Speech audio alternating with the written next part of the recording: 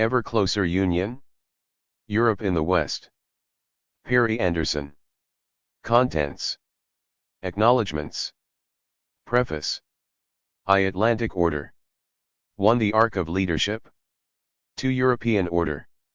2. The Special Advisor. 3. The Rivets of Unity. 4. The Breakaway. Notes. Index of Names. Index of Authorities. Preface. This book can be regarded as a sequel. In 2009 I published a study of the European Union, the New Old World, that brought together an assessment of the nature of continental integration with considerations on the recent history of three leading states of the EU: France, Germany, and Italy, and the principal candidate Turkey for its extension further east. Composed in the years following the Treaty of Maastricht, the New Old World appeared as the hammer blow of the global financial crisis of 2008 started to hit Europe. A decade later, Ever Closer Union was written as the global pandemic of 2020 swept the West, shaking Europe and the United States with comparable severity. The interconnection between the two wings of the Atlantic zone was one of the leitmotifs of the New Old World, which traced the determinant role of Washington in the inception and consolidation of the European community, and a pattern attracting much less notice: the overwhelming predominance of American scholarship in the most original literature, be it economic, political, sociological, juridical, or historical, on European integration. In the altered light of today's conditions, Ever Closer Union returns to these two subjects, the factual and the intellectual weight of the United States in the evolution of the EU. The book's division corresponds to them. In Part I, attention falls on the pivotal role of America in the onset and outcome, not least in Europe, of the global economic crash of 2008.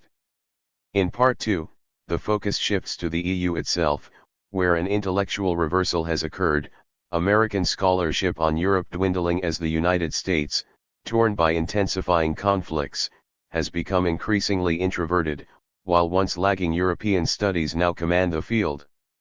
In this division, the impact of two writers stands out as central. Adam Tooze and Luc van Middelaar are the authors of the most important accounts of, respectively, the global financial crisis and the character of European integration which we possess today, crashed, and the passage to Europe.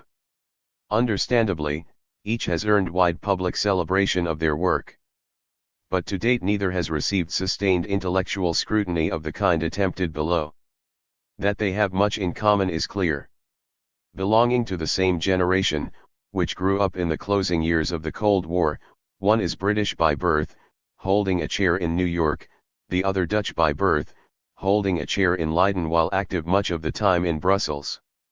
Both are historians by profession, the first an authority in economic history, the second in political history.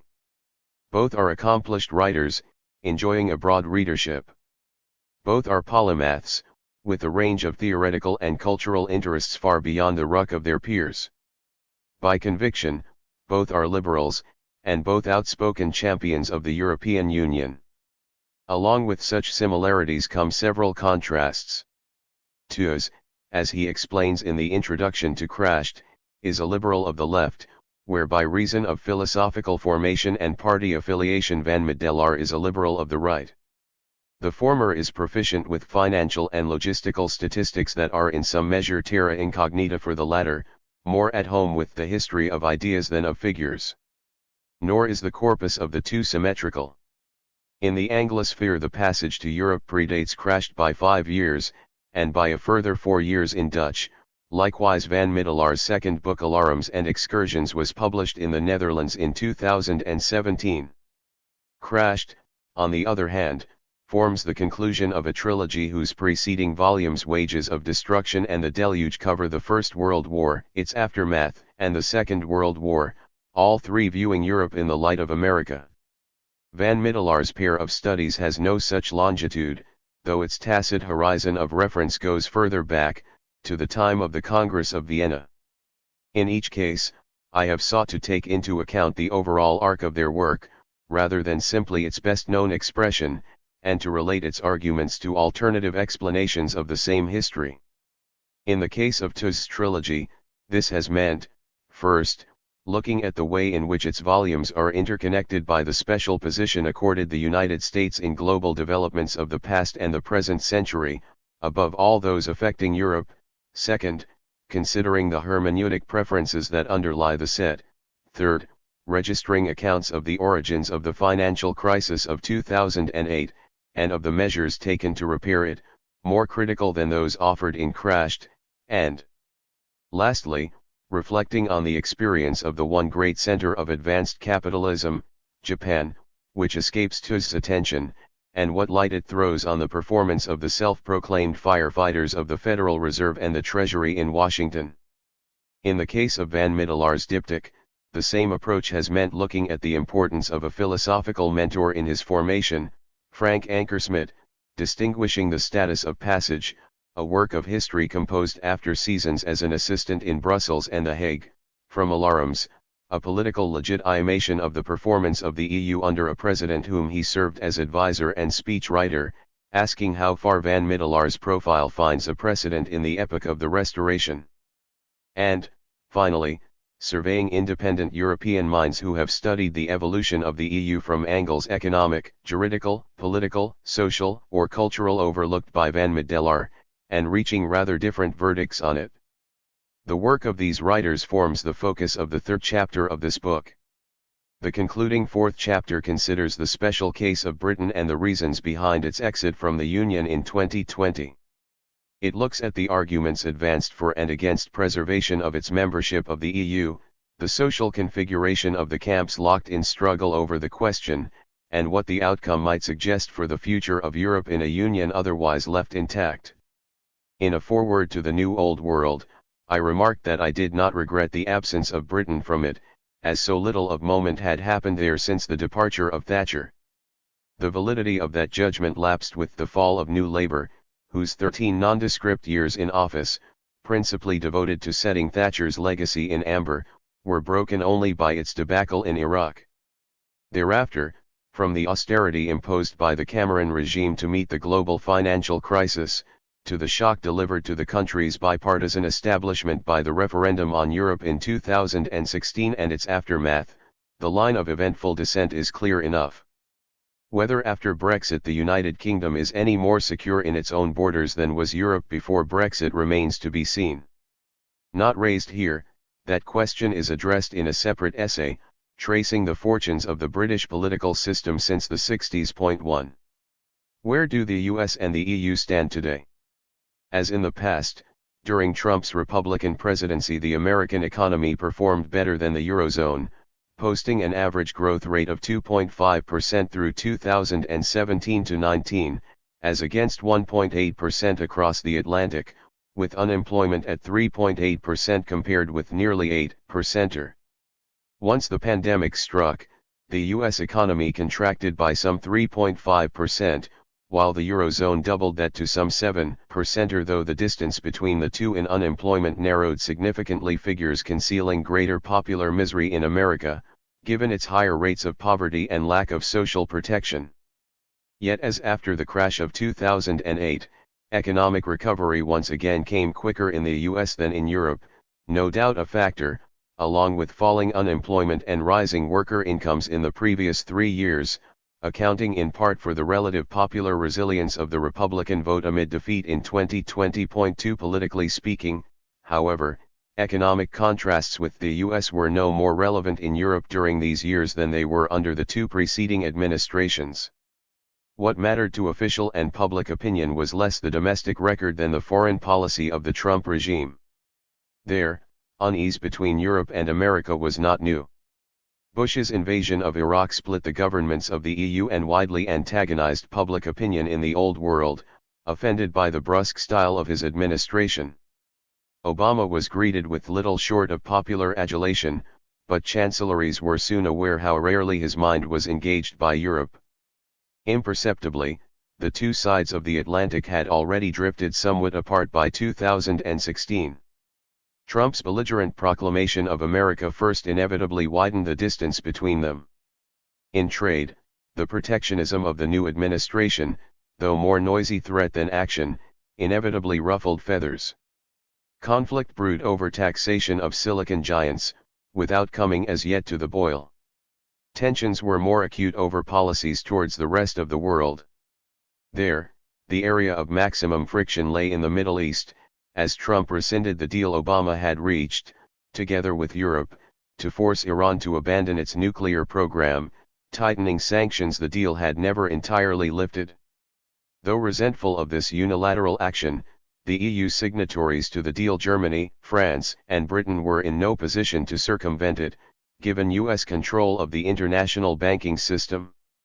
Nor, however much they disapproved, could Atlantic etiquette allow them to protest Trump's relocation of the US Embassy in Israel to Jerusalem, or say so for prospective annexations in the West Bank. The traditional solidarity between Europe and America was strained but not ruptured by these initiatives. Elsewhere, as in the past, it still operated at full bore. In the Sahel, US arms and special forces supported French troops in a common battle against jihadis. In the same cause, French and British bombers supported US air and land power in Syria. In Latin America, the EU closed ranks with the US in recognizing the congressional claimant to the Venezuelan presidency. Along the most important front of all, relations with the two great powers of China and Russia, a more nuanced unity prevailed. Where China was the prime foe for America, against whom Trump declared an all-out economic and political offensive, Russia was treated as a lesser danger. For the EU both were menaces to Western democracy, but the order of battle tended to be the opposite. Viewed from Europe, Russia was not only closer geographically, but perceived as a deadlier threat, whereas China was a more distant power, and notwithstanding its own charge sheet of repression, might if held at arm's length serve as potentially pragmatic partner in questions of commerce and climate. Member states resisting American pressure to cancel the Nord Stream gas line from Russia to Germany, and to defer a trade pact with China, the EU has so far pursued its own economic interests, while joining with the US in resonant demands for an ideologically tough-minded defense of the free world. If much transatlantic ill-feeling muffled at summits, violent in assorted media on the European side marked Trump's tenure of the US presidency, without ever becoming an open rift, diplomatic politesse was not the only reason. For all its verbal belligerence, his administration was aware of the electoral risk of foreign adventures, and in practice was in some ways more prudent than its predecessor. Overtures to North Korea, no surge in Afghanistan, no threats of war on Iran, no subventions to revolt in Syria, no second Libya, no second Yemen, even imports from the PRC continued to rise. Publicly, the advent of the Biden presidency heralds a grand reconciliation between the EU and the US, as that of Obama did in its time.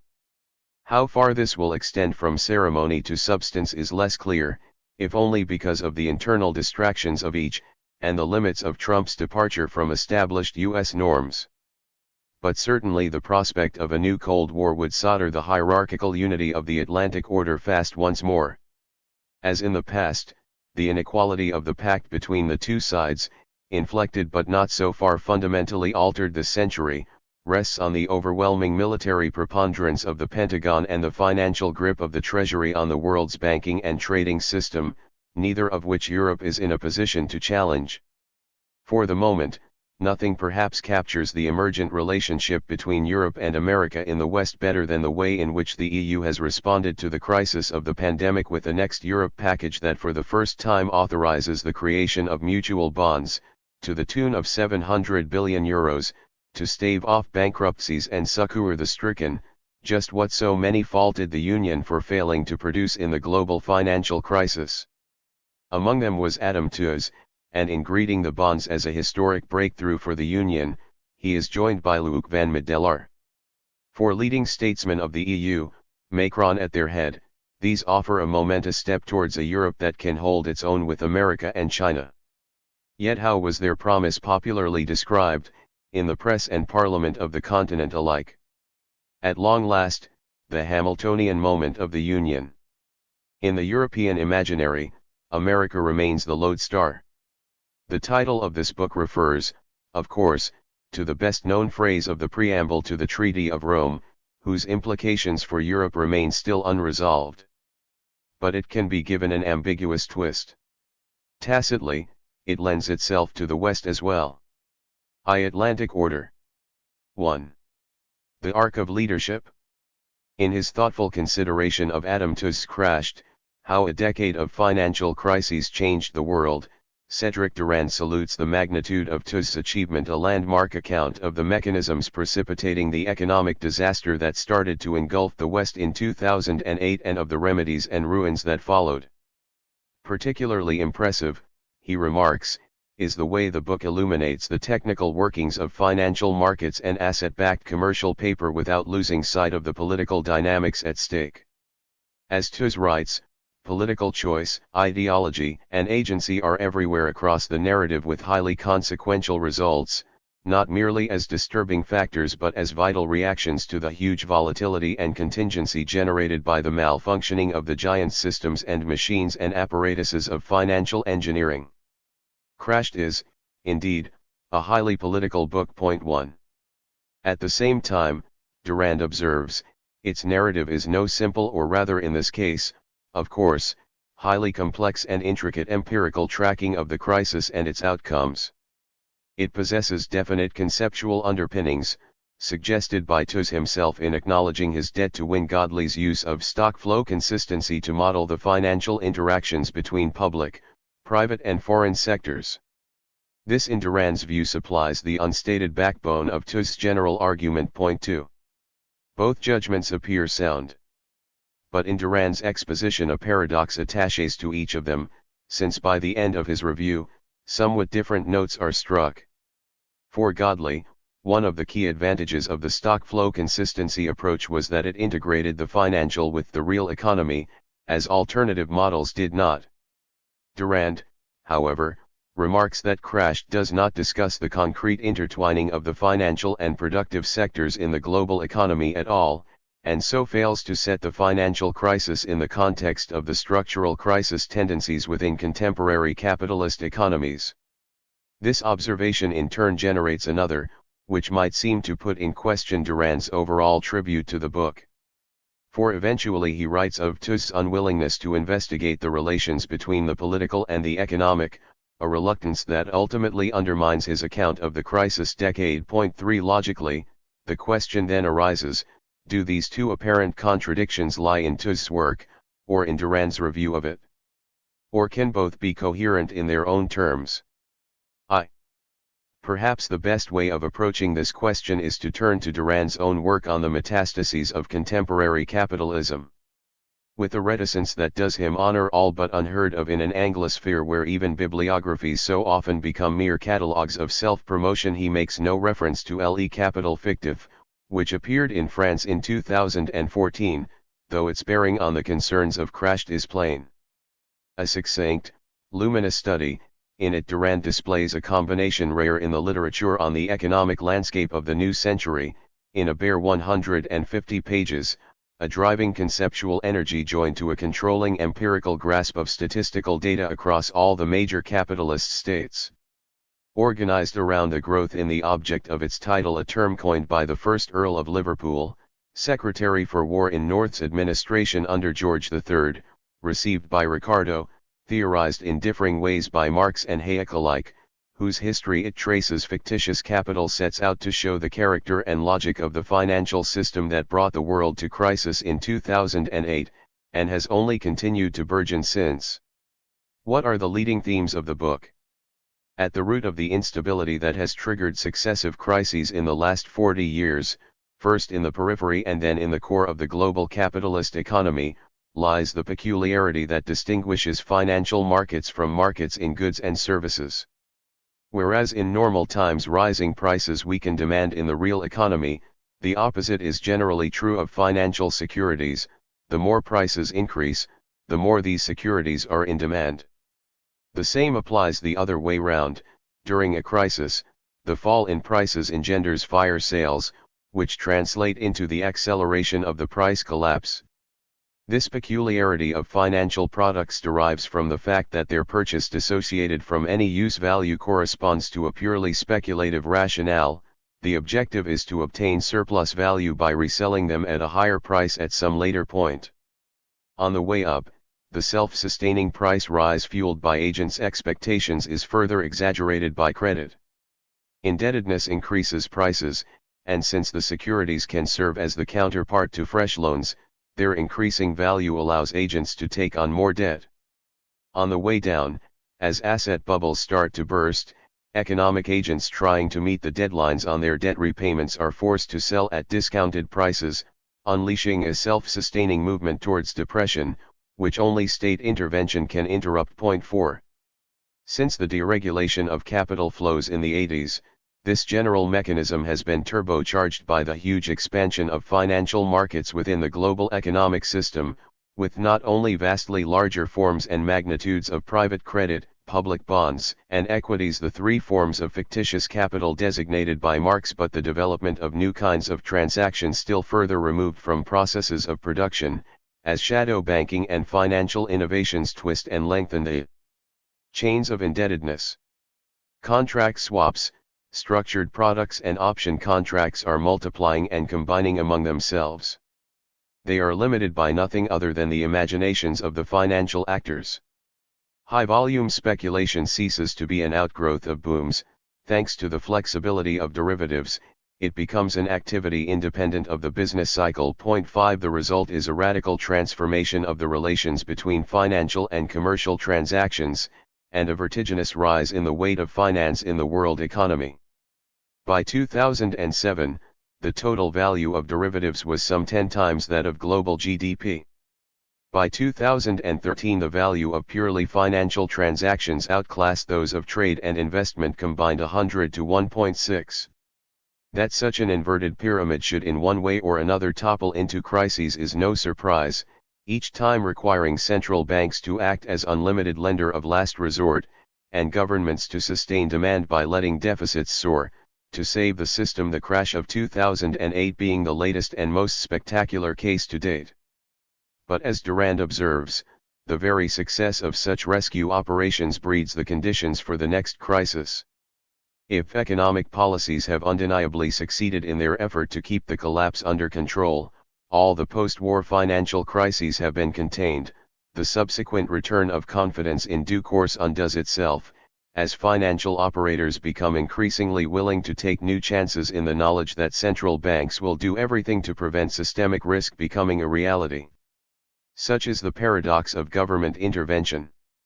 As capacities for crisis management improve and financial actors as well as regulators become more optimistic, financial innovation revives and regulation relaxes, leading to yet more complex and sophisticated products, expanding credit at the cost of the quality of the assets acquired.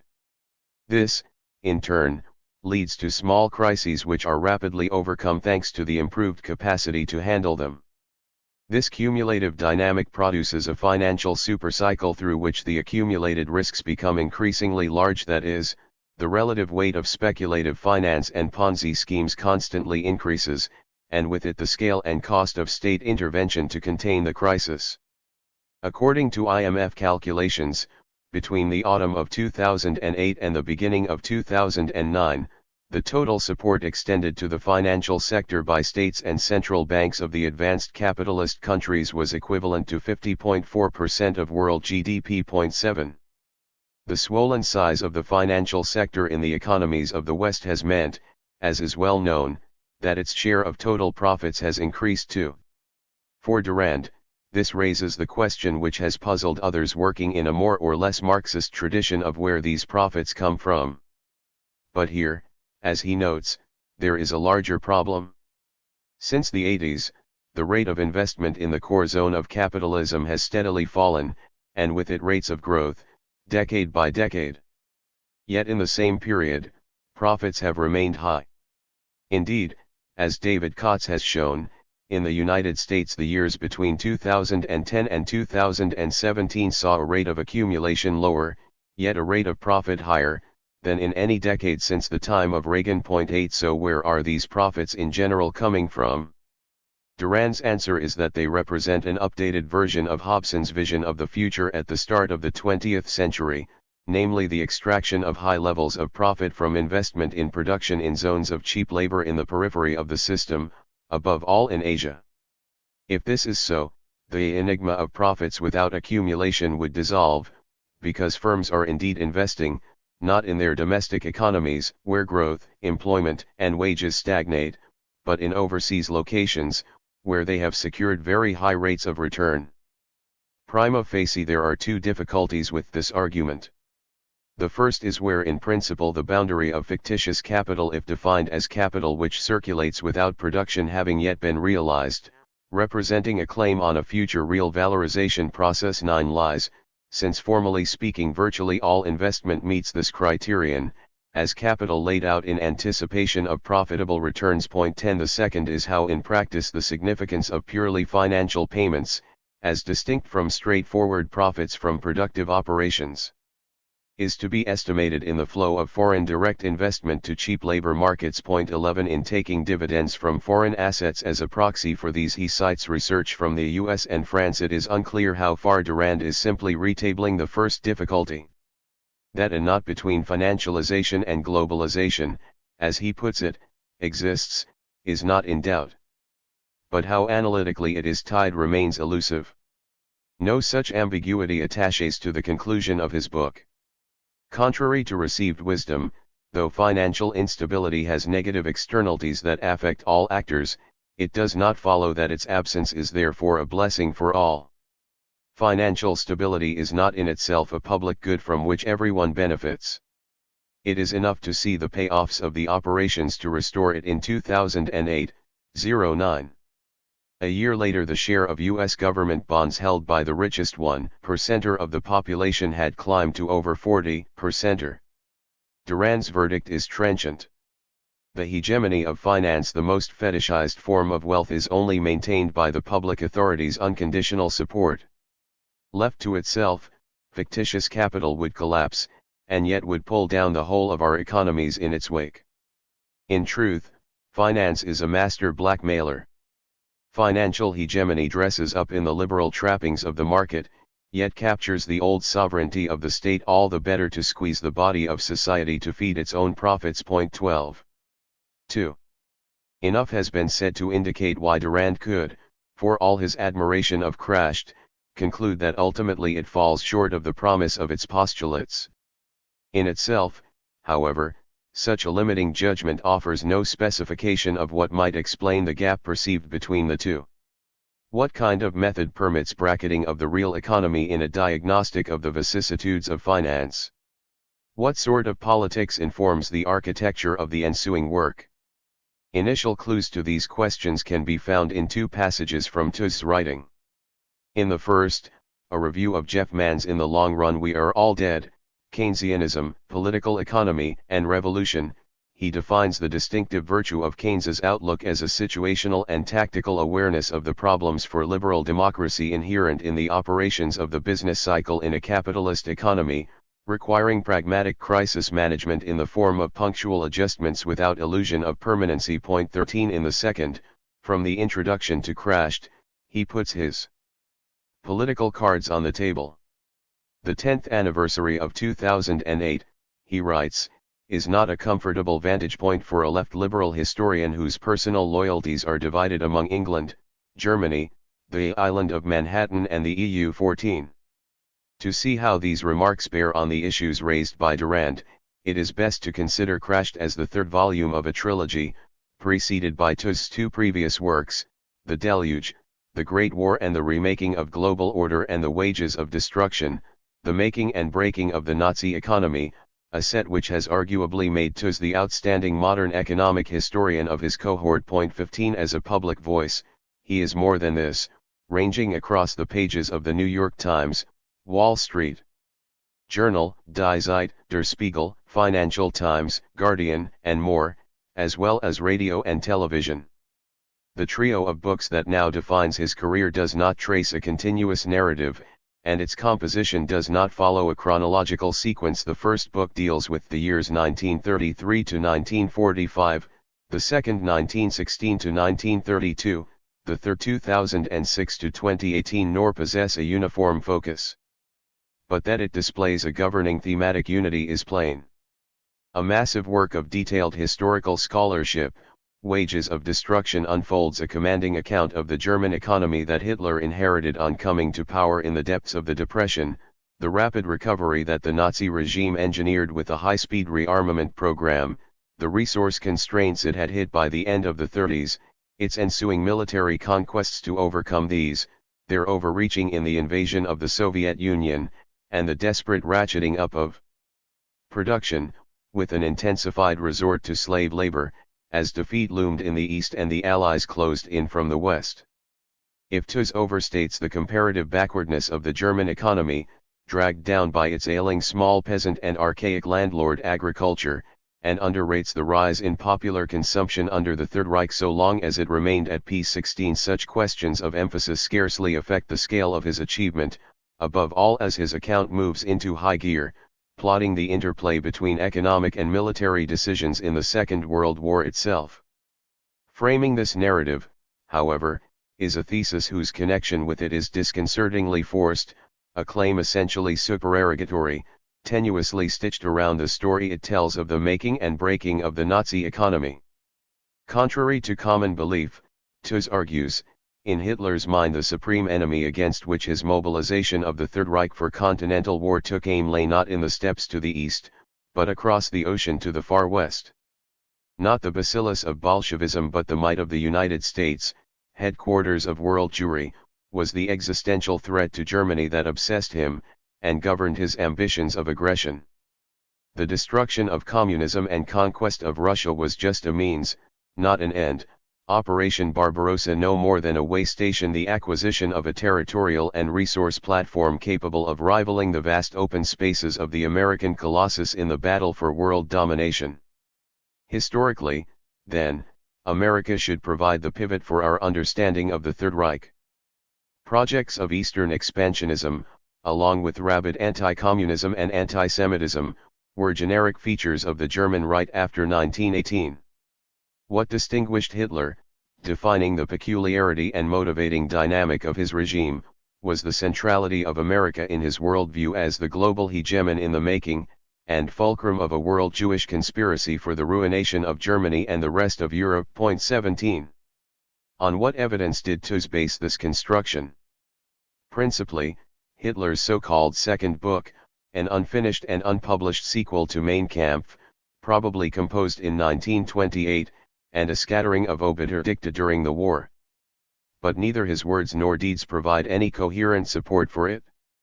Like any European of his time, Hitler knew how large was America's population and domestic market, but in the 900 pages of Mein Kampf, where the infamous mental terror of socialism and the Jewish features of the grinning, ugly face of Marxism have pride of place from the start, the United States is accorded not so much as a single page, even paragraph, while the occasional mentions it earns are not especially hostile.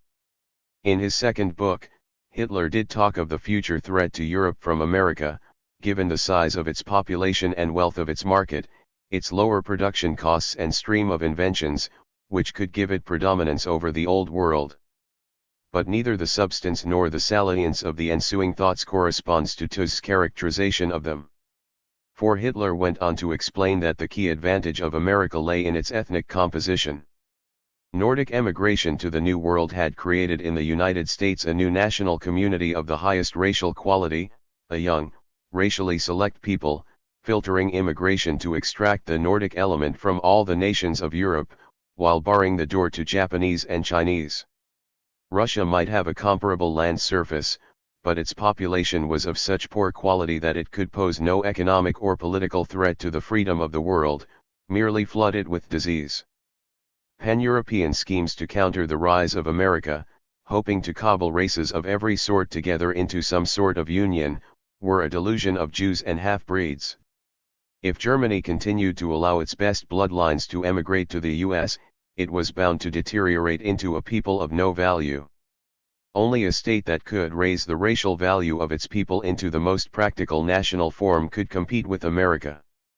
In the future, conflict between Europe and America might not always be peacefully economic in nature, but the nation that would be most in danger from the US was not Germany but England. 18.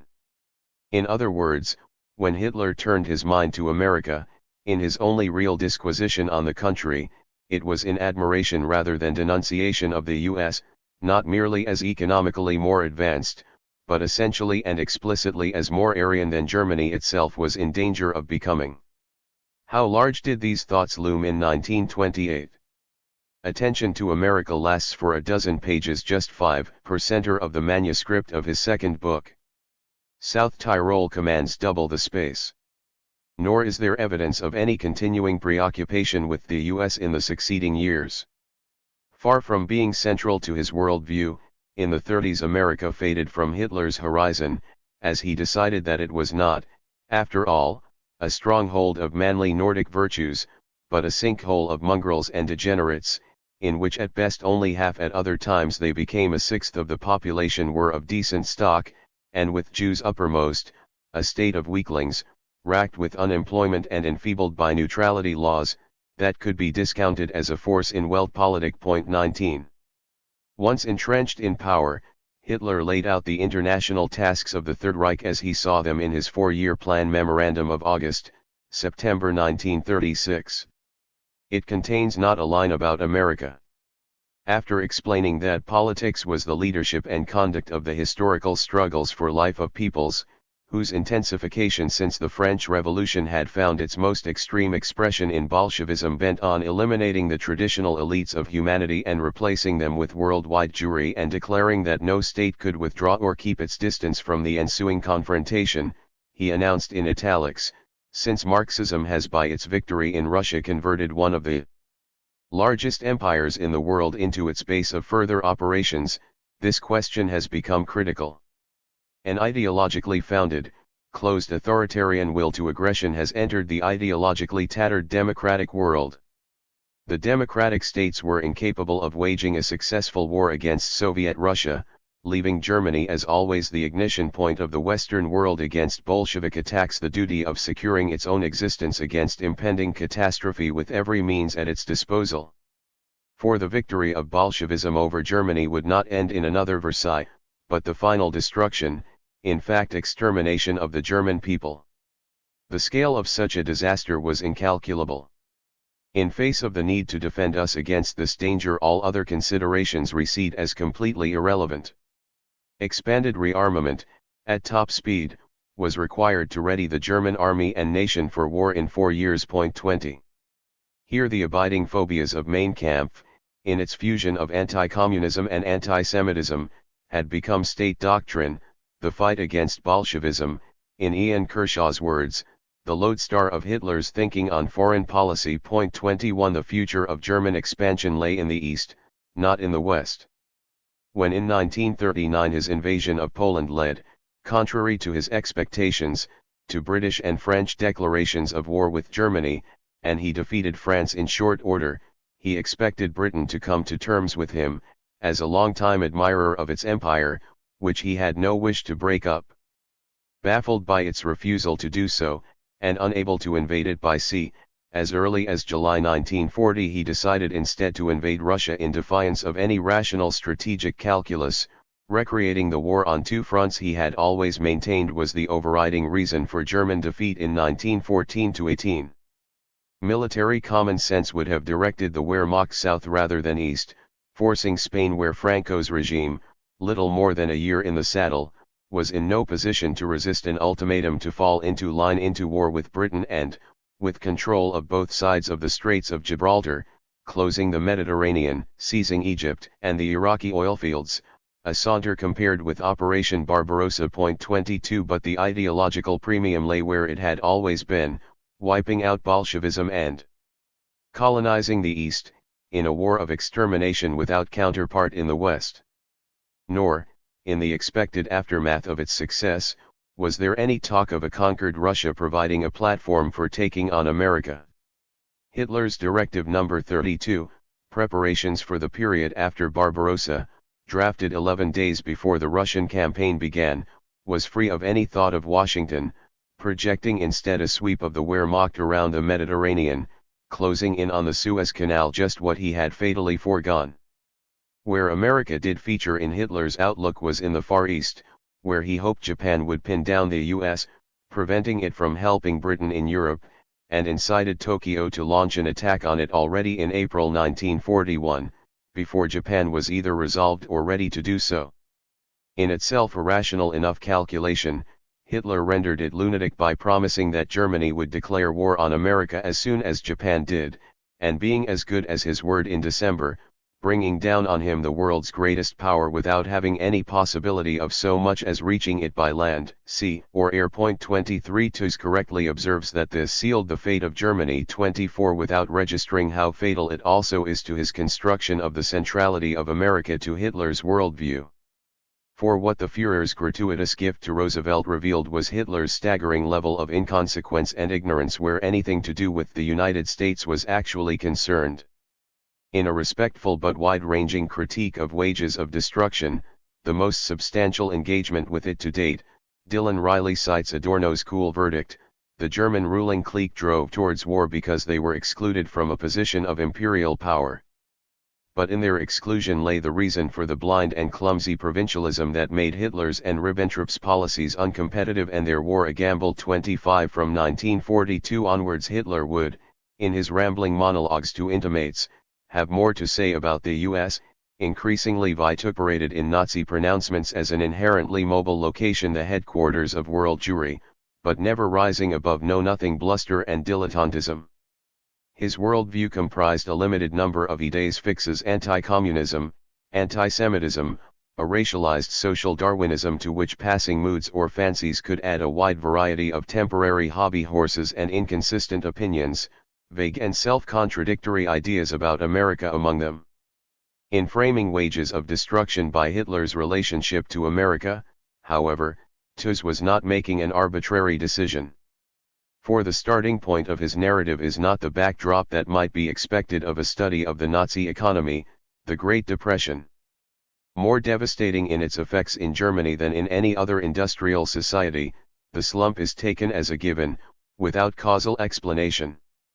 What holds center stage is the tragic failure of the German elites to hold fast to the wisdom of Stresemann, the leading statesman of the 20s, in seeing that the path to recovery after defeat in the First World War lay not in feudal rebellion against the settlement at Versailles but in signaling Germany's willingness to pay reparations, and thereby opening the door to a special relationship with the United States as the dominant force in world affairs, both economically and as a future superpower, with the aim of positioning Germany as a key ally of Washington in a transatlantic partnership. 26 But after the Dawes and Young plans, hopeful steps in the right direction, Stresemann died and Wall Street crashed.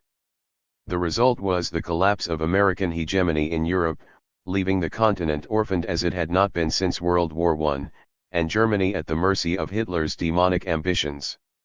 Happily, with the defeat of the Third Reich, Adenauer could realize Stresemann's vision, at last sheltering a German parliamentary democracy in the safe harbor of America, orphanage over. 27.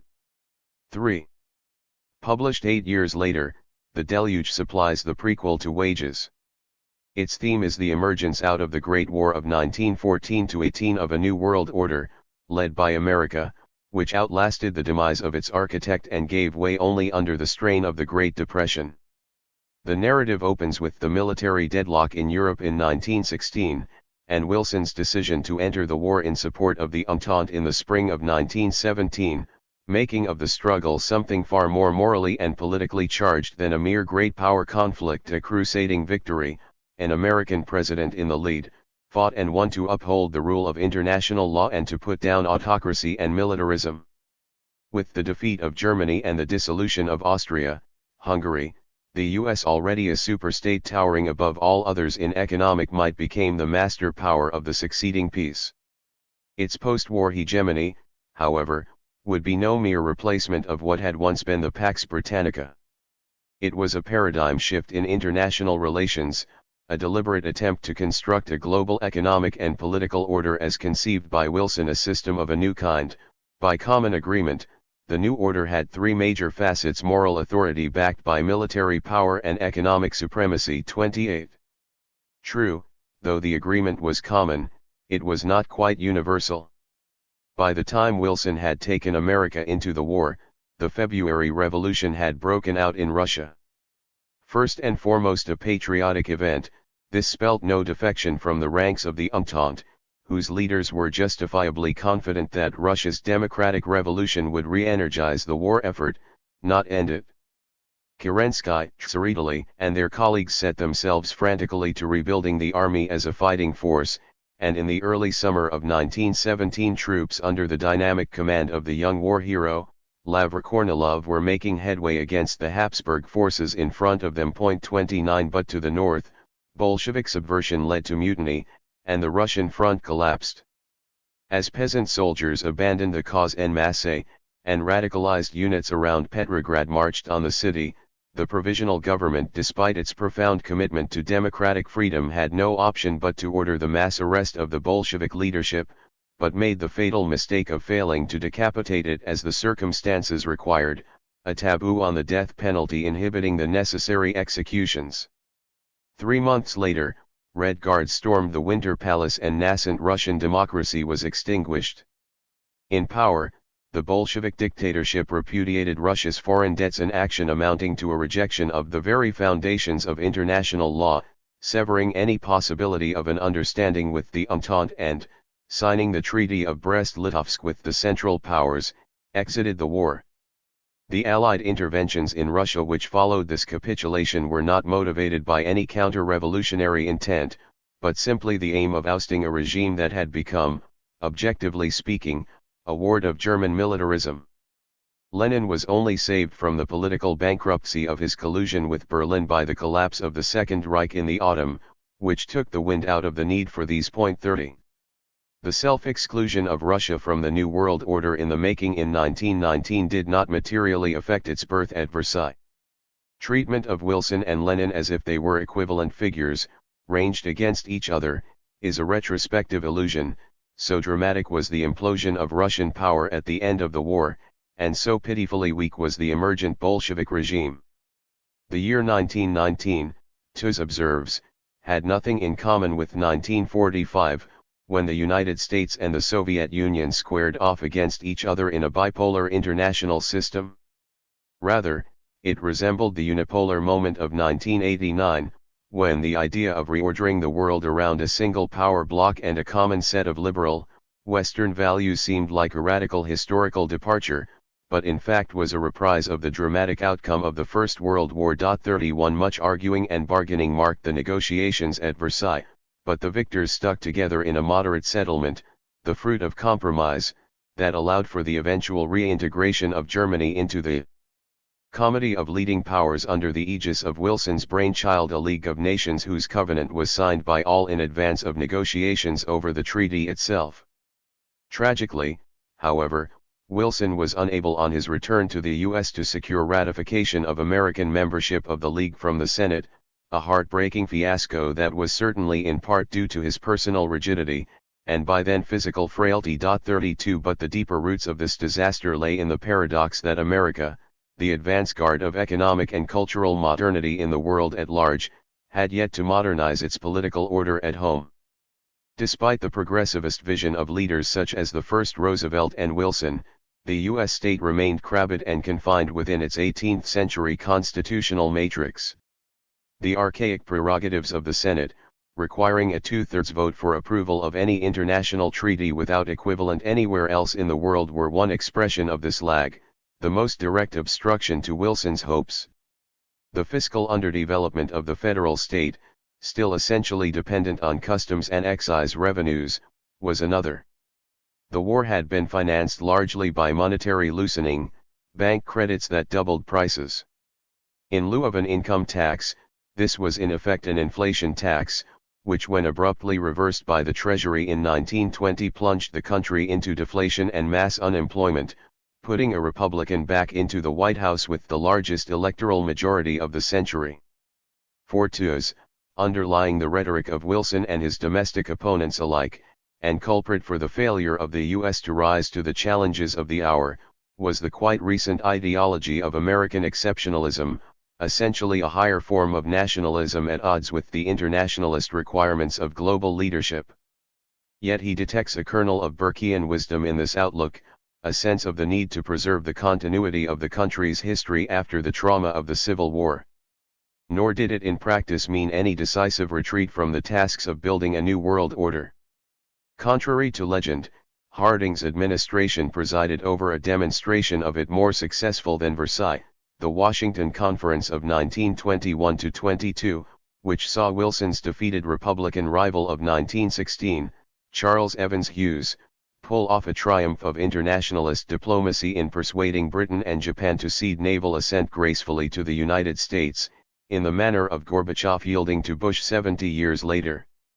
Thereafter, successive presidents and their envoys, public or private, labored to stabilize Europe in the wake of the tensions left by the reparations clauses of Versailles, with constructive proposals for easing financial difficulties in Germany such as the Dawes and Young plans, and eventually even a moratorium offered by Hoover on the war debts of France and Britain to the US itself. Nor were these efforts at pacification of international relations without admirable European, and for that matter Asian, counterparts. In England Austen Chamberlain, in France Aristide Briand, in Germany Gustav Stresemann, everyone and noblest were all convinced Atlantikists, looking to the US as their indispensable partner in the pursuit of peace, so too a resolute Ramsay MacDonald and the courageous Taisho reformers in Japan. Why then was the progressive liberal project of these forward-looking statesmen in the end derailed? Its flaw lay in the limitation of the American hegemony that it required and embodied. For common to Wilson and his successors was a refusal, not of enlightened engagement with the affairs of the rest of the world, but of the ultimate responsibility of leading an international coalition of powers to preserve free trade and collective security. Instead, their basic impulse was to use America's position of privileged detachment, and the dependence on it of the other major powers, to frame a transformation of world affairs, the better to uphold their ideal of America's destiny. 33 A radical vision abroad, tied to a conservative attachment at home. For a decade, the combination yielded impressive achievements. But when the tragic test of the Great Depression came, it was not enough. International cooperation collapsed, and revolt against the once hopeful moderation of the 20s erupted in the fanaticisms of the 30s, anticipated in their different ways by Hitler and Trotsky. But the very extremity of such reactions was evidence of the strength of the emergent order they sought to overthrow.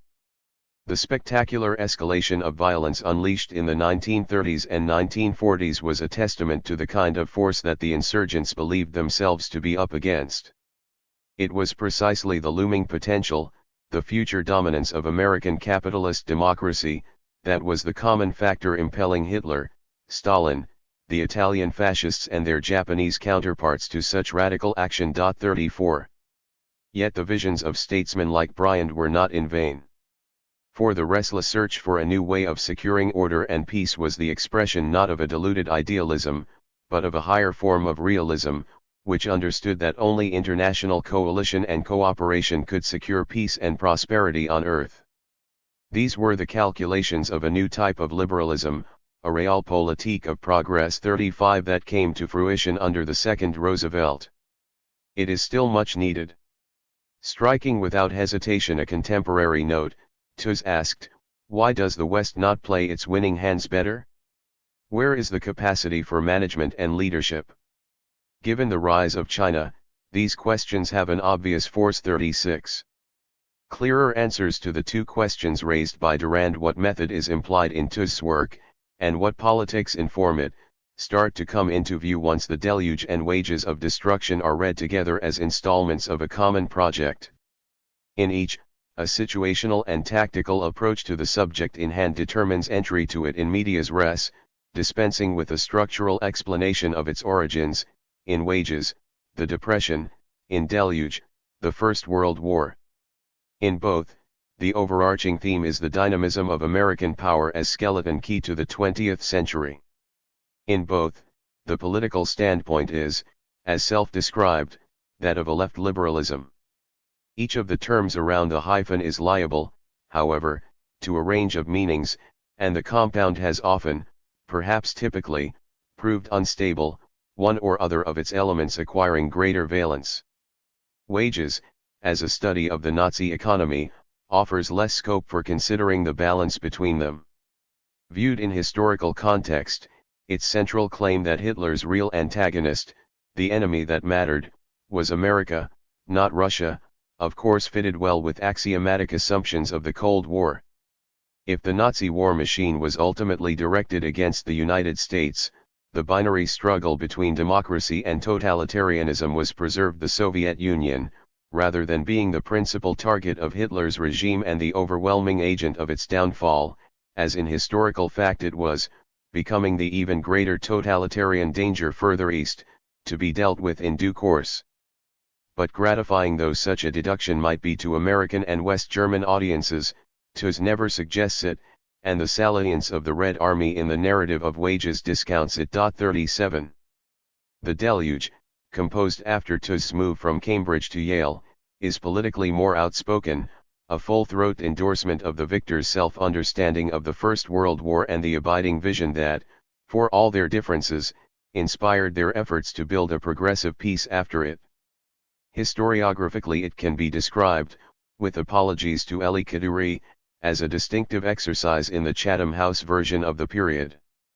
By starting his narrative in 1916, THIRD avoids any reckoning with the question of what determined the outbreak of hostilities in 1914, and so of the nature of the war itself, simply asserting without further ado that American entry, provoked by German aggression, converted it into a battle for democracy and international law. Imperialism, in this accounting, was a very recent phenomenon, global competition just a few decades old. The 7 Years' War and conquest of India might never have happened, and once the war had come to a successful end, the world was confronted with the problem of how it was to be peacefully ordered after imperialism. 38 The narrative is constructed, in other words, by taking for granted the Entente apologetics in contemporary usage, a literature now so abundant that THIRD may have felt it unnecessary to spell out its truths once again, although they have little or nothing to do with a serious understanding of the conflict. The structural reality, as Alexander Zevin has written, is that the First World War took place over empires, for empires, and between empires. 39 For the extent of this bedrock fact it is enough to consult the survey of the combatants in a recent comprehensive account, Empires at War, which covers all of them, down to the Portuguese wing of the East African theater of hostilities, where the British imperial death toll exceeded the total of American dead in Europe. 40 It was the uneven distribution of planetary spoils that precipitated the Great War, in a system where every state took for granted the connection between power and possessions. Germany, the largest and most rapidly expanding industrial economy, surrounded by the 3 largest territorial powers of the continent, had no commensurate share of the plunder, while Britain had such a hugely disproportionate empire, compared with any other, that no stable international equilibrium was possible. As Lenin saw at the time and more critical historians have pointed out since. 41. The sponge that Paleo-Entente justifications pass over the First World War, taken as read by THIRD, permits an enormity to follow. The inter-imperialist slaughter that costs some 10 million lives on the battlefield, and 40 million casualties of one kind or another, is exonerated from any responsibility for the violence that followed it, attributed instead to an extremist rebellion against the pacific strength of the post-war settlement Hitler and Trotsky twinned for the purpose. No word even refers to the scale of the killing unleashed by the liberal civilization of the Belle Époque, let alone to its socio-psychological consequences in hardening the world to more of the same, with scarcely a break after 1918. In treating of the Russian Revolution, THIRD even regrets there was not more of it during the war. Had only a few more tens of thousands of peasant soldiers been able to hold on under commanders like Kornilov, without Bolshevik sedition sapping their patriotism, the solidarity of the Entente would have been saved, and the Central Powers held at bay in the East, instead of acquiring Lenin, foolishly spared the firing squad by the Provisional Government, as their pawn. In Ireland, where extreme Irish nationalists launched a suicidal assault on British power in 1916, damaging the responsible backing of Redmond and his party for the war effort, and the guerrilla war for independence of 1919-21 took a terrible toll, compounded by a civil war provoked by Sinn Féin's apocalyptic radicalism. The upshot of this mayhem stored up violence for the rest of the century. 42 Some 1,400 lives were lost in the war for Irish independence, perhaps 2,000 in the Civil War. Whereas 30,000 Irishmen died in the trenches of France, the Balkans, and the Middle East. Non-violently.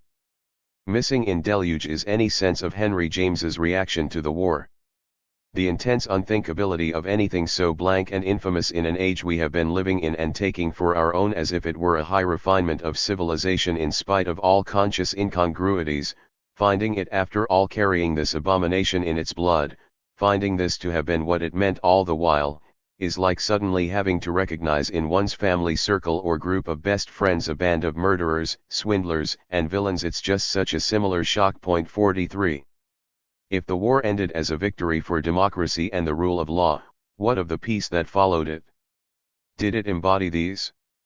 Tooze finds no special fault with the Treaty of Versailles, giving credit to Wilson, Lloyd George, and Clemenceau with particular sympathy for the last for their understandably differing concerns and willingness to compromise between them to impose a satisfactory common settlement on the country they had defeated. Since Germany was the aggressor, the war guilt clause of the treaty, the formal ground for extracting open-ended reparations from it, could be taken as given. What mattered was that Germans, however much they detested it, should in their own interests take their medicine. Keynes's philippic against the treaty, rhetorical tour de force though it may have been, was an irresponsible piece of mischief-making, not only encouraging reckless German resistance to paying up, but poisoning relations between London and Paris, and handing a propaganda gift to Lenin and Trotsky into the bargain. No single individual did more to undermine the political legitimacy of the Versailles Peace, and no danger of the time exercises Tooze more than the possibility that the newborn German Republic would have the nerve to reject the Allied ultimatum that it must sign the treaty on the dotted line. Thankfully, the madness of ultras like Max Weber, who called for guerrilla resistance to it, and even such a moderate social democrat as then Premier Philip Scheidemann who advocated a stance all too reminiscent of Trotsky's neither peace nor war at Brest-Litovsk was at the last minute overcome, and the treaty accepted by Germany.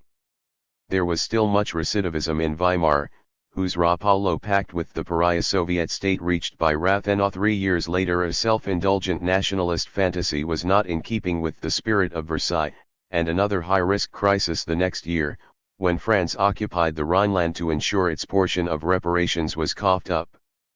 But Stresemann, unlike Rathenau, had understood all along that Germany must look to America to improve its situation, and in 1924 the Dawes Plan, supplying funds from Wall Street to ease reparation payments, rescued German democracy by taking the sting from Versailles.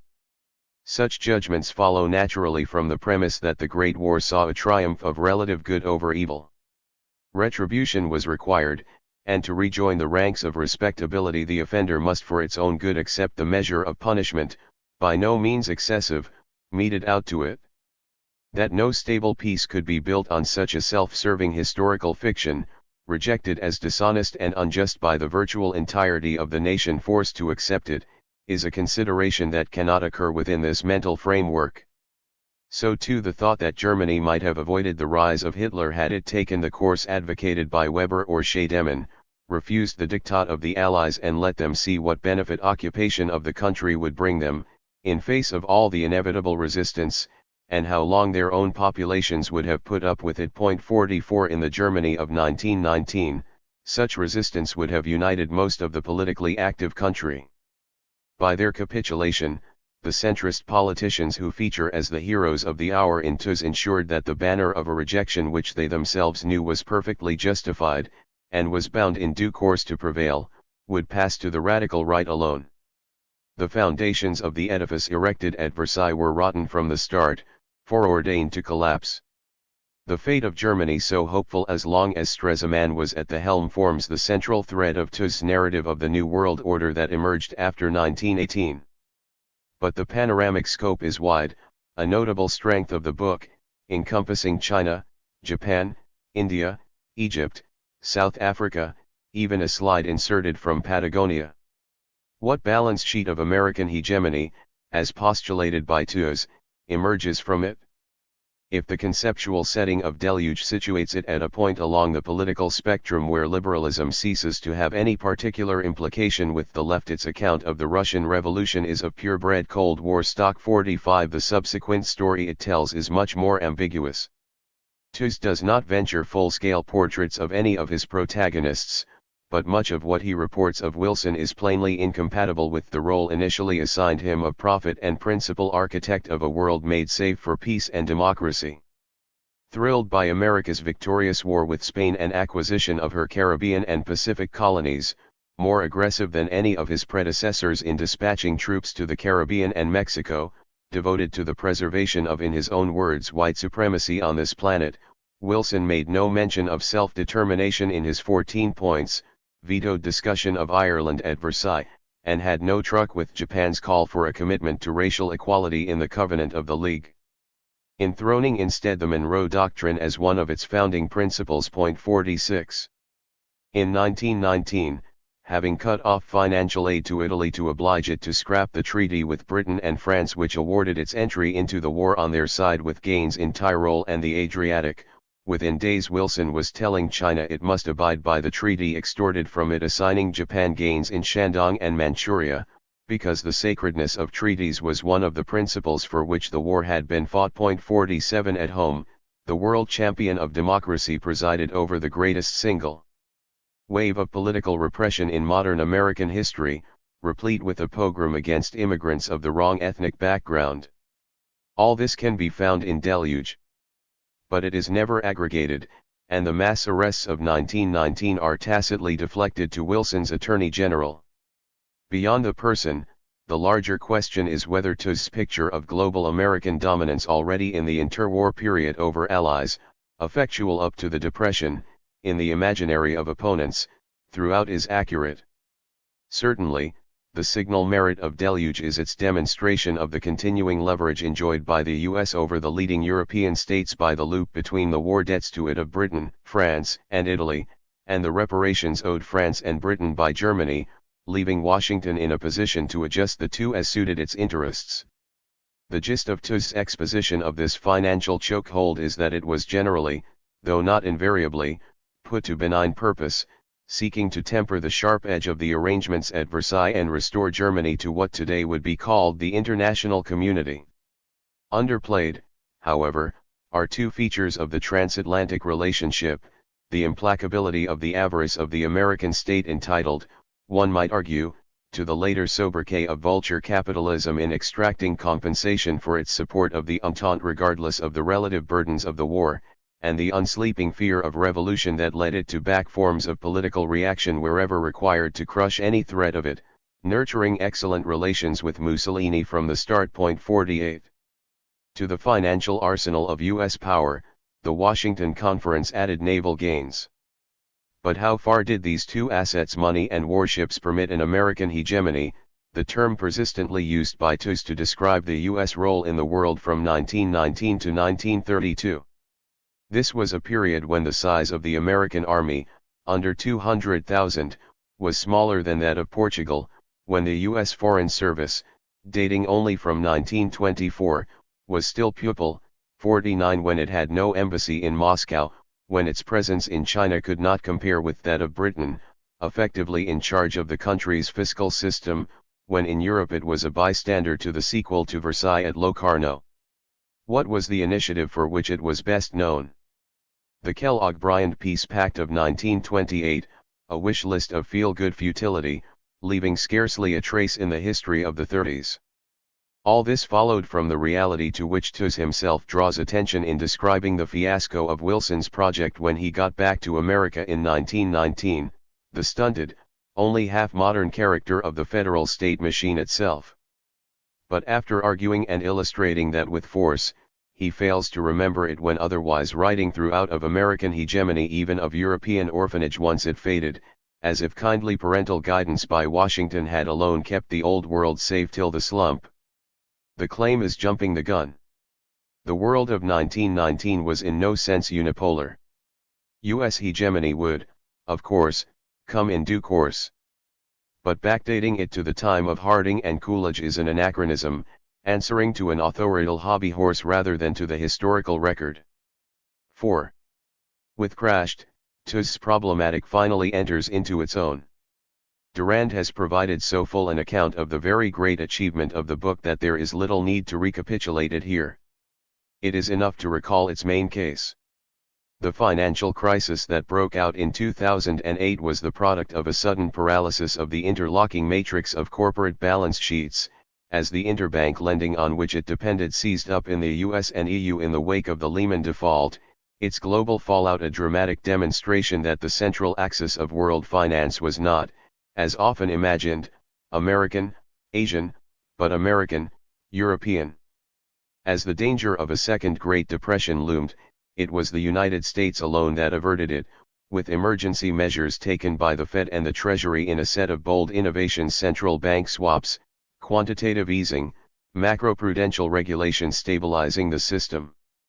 European response, by contrast, was not only laggard but counterproductive, until Draghi repositioned the European Central Bank 4 years later.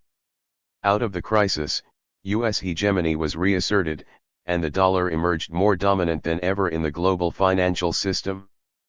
But a pragmatic managerialism that bailed out bankers and stockholders left society as unequal and even more divided than before, detonating populist revolts that have destabilized both America and Europe in a mutation of the crisis that has yet to end.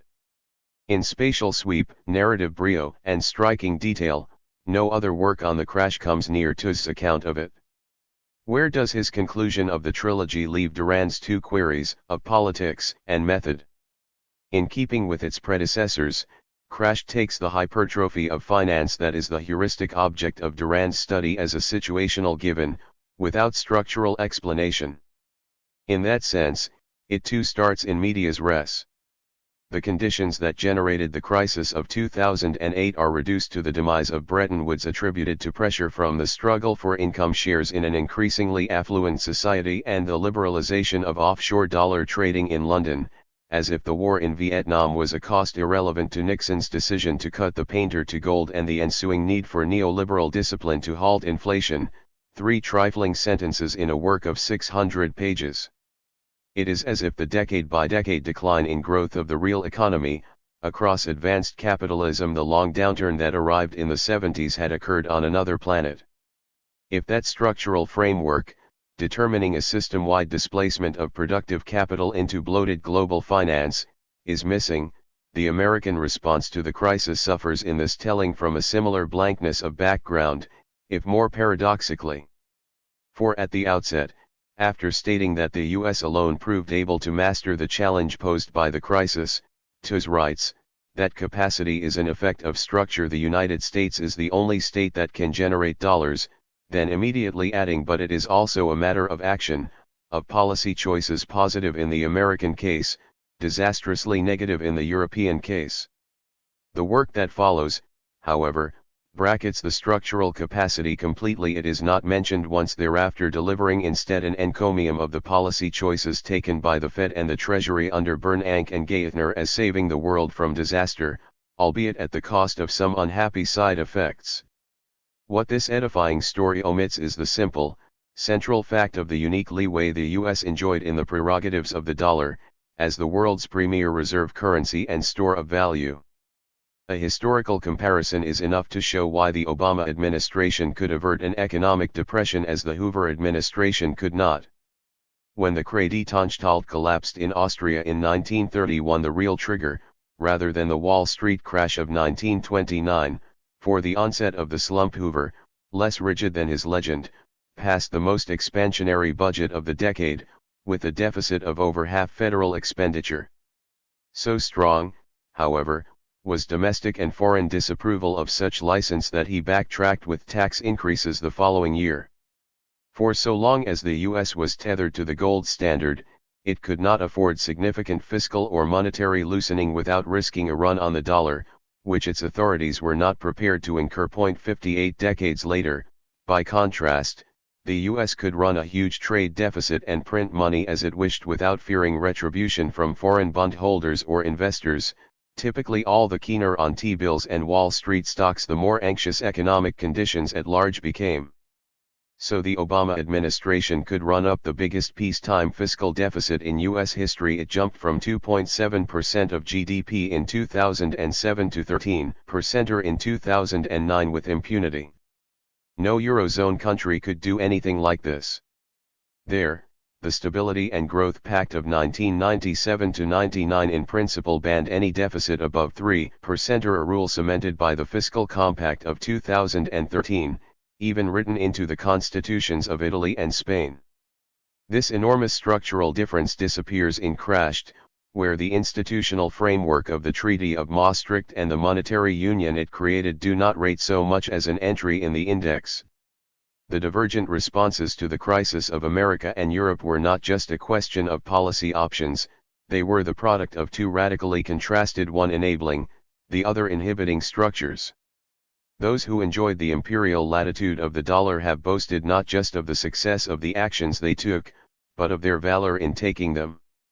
The ghost-assisted memoirs of Bernanke and Geithner, entitled respectively The Courage to Act and Stress Test, present their time in office as a nerve-wracking ordeal, bravely confronted and boldly surmounted, saving the nation with measures of unprecedented novelty as it teetered on the edge of an abyss. Crashed criticizes the implication that they themselves had no responsibility for the dangers they battled with, and that the upshot of their efforts was of undivided benefit to all. But it doesn't seriously question the self-serving pathos of power heroically exercised. 51. V. That is in part because there is a missing piece in the jigsaw puzzle of global finance that THIRD otherwise puts together with such skill. Japan, the third largest economy in the world, is not to be found in crashed. That is certainly not due to any lack of competence or interest on THIRD's part. Deluge pays due attention to the country and its economy in the interwar period. Rather, its omission is a requirement of the narrative, on which its inclusion would have cast a different light. For virtually all of the daring innovations with which THIRD credits the U.S. authorities for stopping the crisis of 2008 and more had been pioneered by their Japanese counterparts, most of them well beforehand, starting in the 90s, and in wider and ampler measure, without resort to chest-thumping. Not only QE central bank purchase of bonds to inject cash into the financial system and forward guidance, but PKO price-keeping operations when an abundant supply of surplus labor from the countryside allowed industrialization based on cheap wages and widening inequality to take off, a golden age when the LTP was reached. As urbanization became standard, labor markets tightened, employers had to raise wages and productivity, and inequality contracted, powering mass consumption and much faster growth. Finally, a pursued stage, post-LTP, when competitors enjoying pre-LTP wage levels yet modern technologies invade the markets of those who are henceforward chased, shrinking their opportunities for domestic investment, and driving firms to export capital to cheap wage locations abroad, depressing growth rates and increasing inequality at home. Workers, exploited in the first phase, pacified in the second, are on their own in the third, deserted by employers and left on their uppers. The United States was the first to suffer from pursuit by Japan and Germany in the 60s and 70s, Japan in turn was pursued by South Korea and Taiwan in the 80s, and now China was the pursuer of all these. Characteristic of the contemporary period, Ku argues, is the quickening arrival and shortening life of the golden ages enjoyed by newcomers, as more and more countries join the global bandwagon. 61. It can immediately be seen how the upshot of this comparative historical schema converges with Durand's hypothesis of the vent of financialization in the pursued economies, as too with Robert Brenner's explanation of the long downturn that set in across them from the 70s onwards. 62. Without taking note of Ku's work, Lawrence Summers has recently offered a scenario that fits it in striking fashion from another angle. What if the standard recipes of the hour for avoiding another crisis, monetary flexibility, fiscal expansion, macroprudential regulation, became inadequate? Then extreme measures might prove necessary. Think of what Japanese macroeconomic policy has had to resort to in order to sustain demand and maintain 1% annual growth over the last 20 years, interest rates, both short and long, close to zero, large fiscal deficits leading to a very large increase in public debt, massive central bank purchases, and recourse to external demand in the form of a current account surplus, the last, crucially, an option that would not be available to other countries if the same weakness were to affect all of them. Were Japan to be a template of things to come for the rest of the advanced countries, what would be needed would indeed be a macroeconomic policy revolution. Was this a realistic prospect? If the United States or Europe were to go into recession in the next couple of years, in all likelihood their situation would look much like that of Japan, with zero rates, large fiscal deficits, below target inflation, and inadequate growth. We may be one cyclical downturn away from the need for a revolution. 63 Cutting the temerities of the Fed drilly down to size, this from the embodiment of neoliberal swagger at Clinton's side in the confident 90s. 6. In the crisis, one monetary innovation which the Fed did claim as its own was its swap line supplying dollar liquidity to European banks, on which THIRD lays legitimate emphasis as an unadvertised transgression of its domestic mandate. 64 Yet the very interlocking American and European financial systems that form the central theme of his book make it clear that, once embarked on bailing out U.S. banks and insurance companies, the Fed had no option but to follow suit with European counterparts, so intertwined were the two, the latter indeed dominating the market in the riskiest layer of securitized mortgages in America. There is no call to make heroism out of such necessity. On the other side of the swaps, it seems fairly clear that European central banks, rather than being startled and overwhelmed by the generosity of U.S. largesse, counted on it in advance. As one of THIRD's anonymous central bankers, perhaps Mervyn King, told him, given our long history of relations with the Fed, we didn't expect to have any difficulty getting hold of dollars. Why this should be described as an astonishingly audacious assumption, rather than its comfortable opposite, is obscure. 65.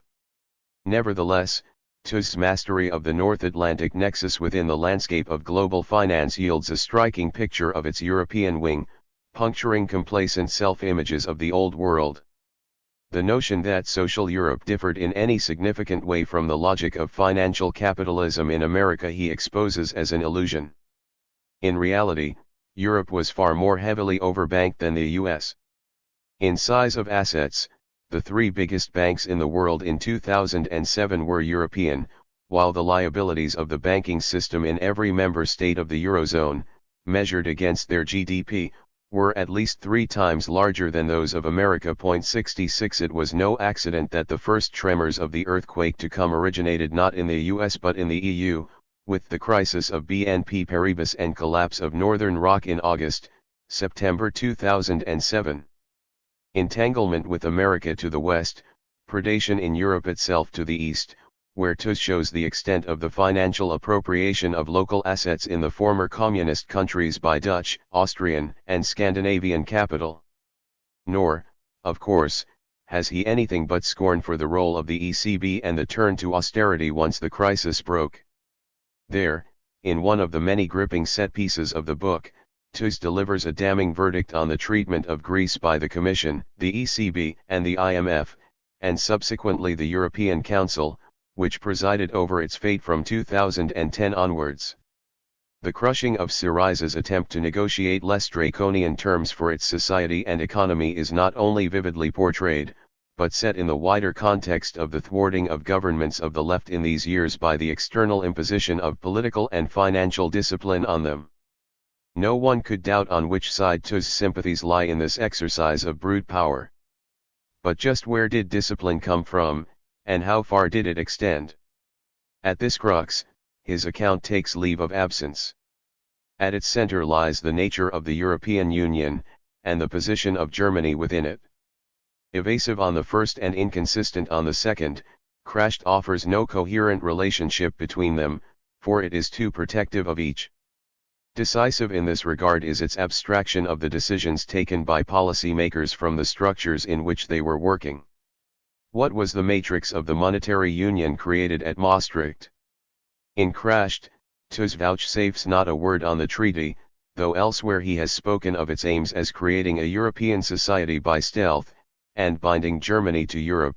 67 Ignored is the carefully crafted ordo-liberal design of a single currency managed by a supranational bank, elevated clear of any democratic electorate, insulating market forces from a popular will inherently destructive of them, advocated by Hayek already before the war, and realized by his Freiburg disciples after it. The intellectual world of Quinn Slobodian's globalists. The sole mandate of the ECB would be price stability, to which a fiscal straitjacket was added in the 90s.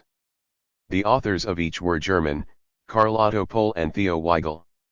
The provisions of the latter were soon flouted by Germany itself, penalties unenforced, of the former with more difficulty, since they prohibited the central bank from purchase of government bonds. But in due course that rule too was circumvented when need arose. 68 QE started under Trichet at the ECB, if far too meagerly for TUS.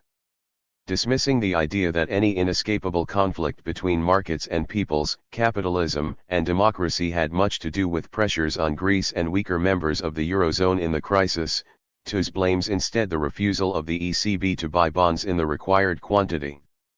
Once it did so under Draghi, however, the squeeze on Greece did not abate, but continued, as he himself notes. 69 His account of the role of Germany in these years contradicts itself no less freely. On the one hand, he insists that its history forbade any strategies of domination or even overly assertive leadership, acquitting its political class of any such temptation. On the other, he is obliged to report that when Papandreou and Berlusconi were ousted as premiers of Greece and Italy in 2011, senior officials in Berlin could be heard boasting, "We do regime change better than the Americans," and to admit that the fiscal compact of 2013 was a straightforward imposition of the German debt brake on the rest of the Eurozone. Even Habermas could speak with dismay of Germany openly claiming hegemony in Europe. 70.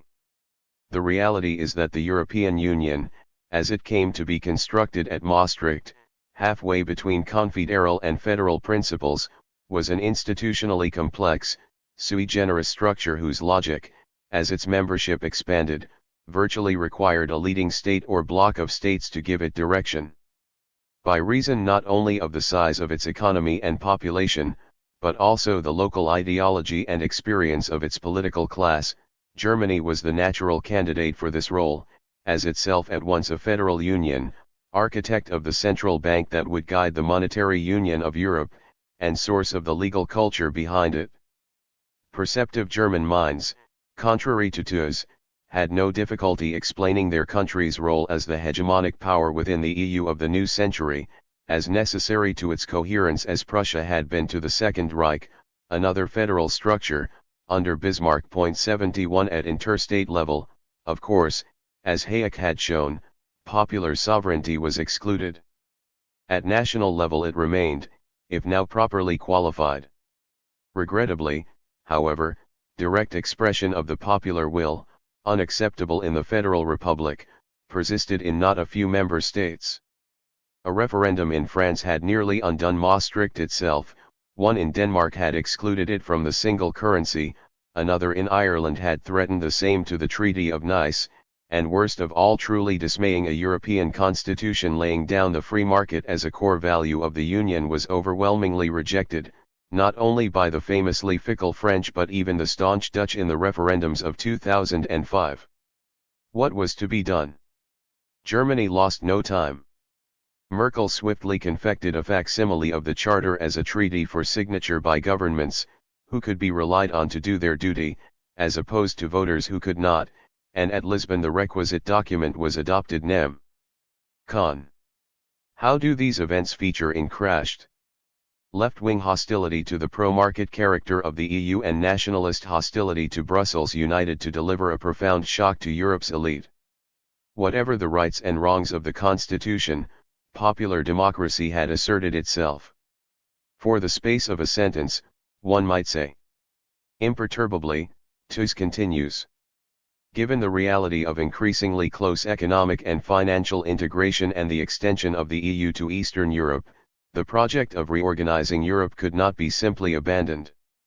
A substitute had to be found. If a true constitution was no longer a viable proposition, Europe would have to proceed by the tried and tested formula of intergovernmental treaty. This gave a key role to Germany, and from November 2005 that meant Chancellor Angela Merkel. 72. In other words, the vital task of reorganizing Europe had nothing to do with democracy, quite the contrary, and the appointed leader in neutering it was not a word of explanation is even required. Who else? The Chancellor of Germany. Its key role was simply given. Not that the nested structures of an ordo-liberal confederation and hegemony of Berlin within it have ever been a complete fit, or that the operationalization of the first invariably requires the second. Elsewhere, THIRD can be blunter about the activities of the ECB, German-designed but whose head has never so far been a German, describing the demand by Trichet and Draghi that the Spanish and Italian governments cut spending and increase taxes in Italy, if necessary by invoking emergency Cold War powers, on pain of being denied purchase of local bonds, as a blatant attempt to shift the balance of social and political power by means of monetary policy. 73 But neither episodes like this, nor the subsequent imposition of the fiscal compact, not by coincidence, grotesquely rammed into the constitutions of Spain and Italy, nor even the racking of Greece, not to speak of the still harsher fate of Cyprus, which is passed over in silence, ever yield a critical overall reflection on the union responsible for them. Of its own accord, a situational tactical narrative excludes this. Behind it, however, in this instance plainly lies a parti pris. The single currency is the ark of a covenant that is not to be questioned. THIRD does not enter into the particulars of its untouchability, depositing allusion to these into a footnote supported by a handful of technical SOS declaring doubts irreceivable. But an extreme susceptibility on the issue is plain from treatment of arguments at variance with this core value as little better than regression to tropes of National Socialism. 74 Evidence of the economic benefits of the euro, hard to come by, is not required. 75 Explaining his pledge to do whatever it took to save it, Draghi did not waste time trying to demonstrate these. He simply told his listeners, in words THIRD might echo, that they should not underestimate the amount of political capital that is being invested in the euro. Political capital, what is that? The investment of the political class in its own immunity from popular jurisdiction within the zone franc of the single currency. Yet though it is taken for granted in crash that the Union of Maastricht is a public good, its performance after 2008 offers THIRD few grounds for satisfaction. If at the end of the day the Eurozone remained intact, it was not of its own doing. So utterly inadequate was its response to the crisis that by 2010, European affairs could no longer be safely left to the Europeans. 76 Only American leadership and example, once the ECB had learned to follow the Fed, could extricate it from floundering. The Eurozone was saved by its belated Americanization. But that was in keeping with the origins of European integration, and the early, heady vision of its future that could now be envisaged once again. America had reasserted a new version of liberal hegemony. Europe resumed the forward march to a United States of Europe it had begun under American guidance in 1947. 77. What then of the United States itself? There, paradoxically, Trump's victory in 2016, a more drastic reversal than any development in Europe, leads to a verdict on Obama's record more caustic and consolidated than can be found in THIRD's treatment of either the institutions or leading states of the EU. Due homage is paid to those who averted Armageddon. But they did so with technocratic fixes and spectacularly lopsided bailouts that made American capitalism even more concentrated and oligopolistic than before, yielding a dismal recovery, one so inequitable that 95% of what growth it generated was annexed by the top 1% of Americans, the remainder seeing virtually no improvement in their income after the crisis. Obama's much-touted health care reform, the Affordable Care Act, even if it had created its own constituency, was by any larger measure deeply disappointing. Little or no support was forthcoming to distressed mortgage holders, unlike the bankers and fund managers among whom Bernanke and Geithner would slide into luxurious berths after departing government service. They were the powerless ones. Centrist liberalism might seem to have triumphed, but its complacency was unwarranted. In 2014 the Democratic electoral rout should have been warning enough. Trump a few months away, Obama was telling people to ignore dark talk about society, and just take a walk in the sun, watch their kids playing and hear the birds chirping, to remind themselves what normal American life was like. 78. Abroad, his administration had rescued Europe from financial breakdown and institutionalized the swap lines between the 6 principal central banks of the OECD. Even as the political scene was deteriorating at home, the global dollar system was being given a new and unprecedentedly expansive foundation. 79 Yet however technically effective, this was an extension of the reach of American power without public authorization, comparable in its way to the electronic surveillance system of the NSA, each in their fashion offering a security blanket for the US and its allies. This pairing, unsettling for any patriot, is followed by the least conventional chapter of the book, a spirited critique of Western policy towards Russia and intervention in the Ukraine, in which the US and EU share the odium of arrogance and blundering. Already unexpectedly laudatory of Putin's response to the financial crisis of 2008, one of the largest in the world, a package of measures dwarfing those undertaken by West European governments. 82 leaves no doubt of his view about where primary blame lay in the descent of Ukraine into civil war 5 years later. When the arrival of a client regime mentored by US proconsuls in Kiev met retaliation from Moscow with the Russian takeover of the Crimea, the Obama administration reached for its weapon of choice with states recalcitrant to the American will, and imposed sanctions. Their first and only appearance in crashed, though from the beginning of its story they were the inseparable, geopolitical face of the global dollar system, whose expansion it records. Steadily ratcheted up by Washington, complemented with follow-my-leader steps from Brussels, and compounded by a steep fall in oil prices, the result was a worse economic crisis in Russia than in 2009, hitting the population much harder. The Treasury's war, as an exultant practitioner has termed it, had racked up another benchmark as Obama exited, a new Cold War with Russia. 81. Crashed ends with a chapter, The Shape of Things to Come, on China. Is that where the epic of American leadership of the world, in the trilogy THIRD has devoted to it, finally encounters its limits, terrain beyond its inspiration or control? By no means was the PRC immune to the crisis of 2008, exports tumbling and unemployment rising.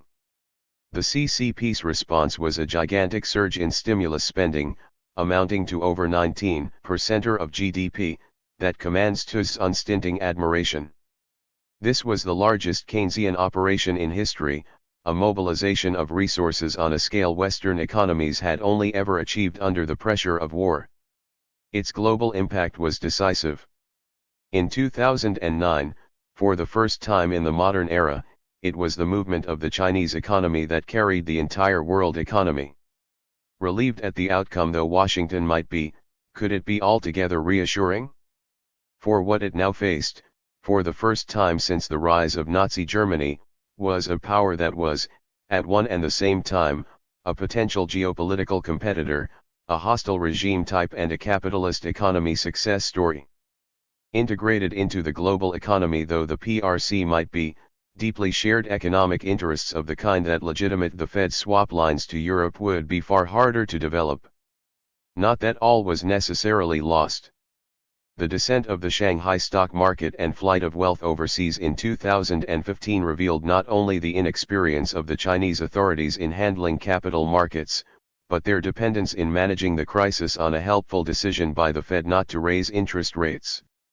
Their solidarity of financial purpose held good. But the Obama administration was not letting down its guard. Its campaign for TPP was clearly designed to contain the PRC.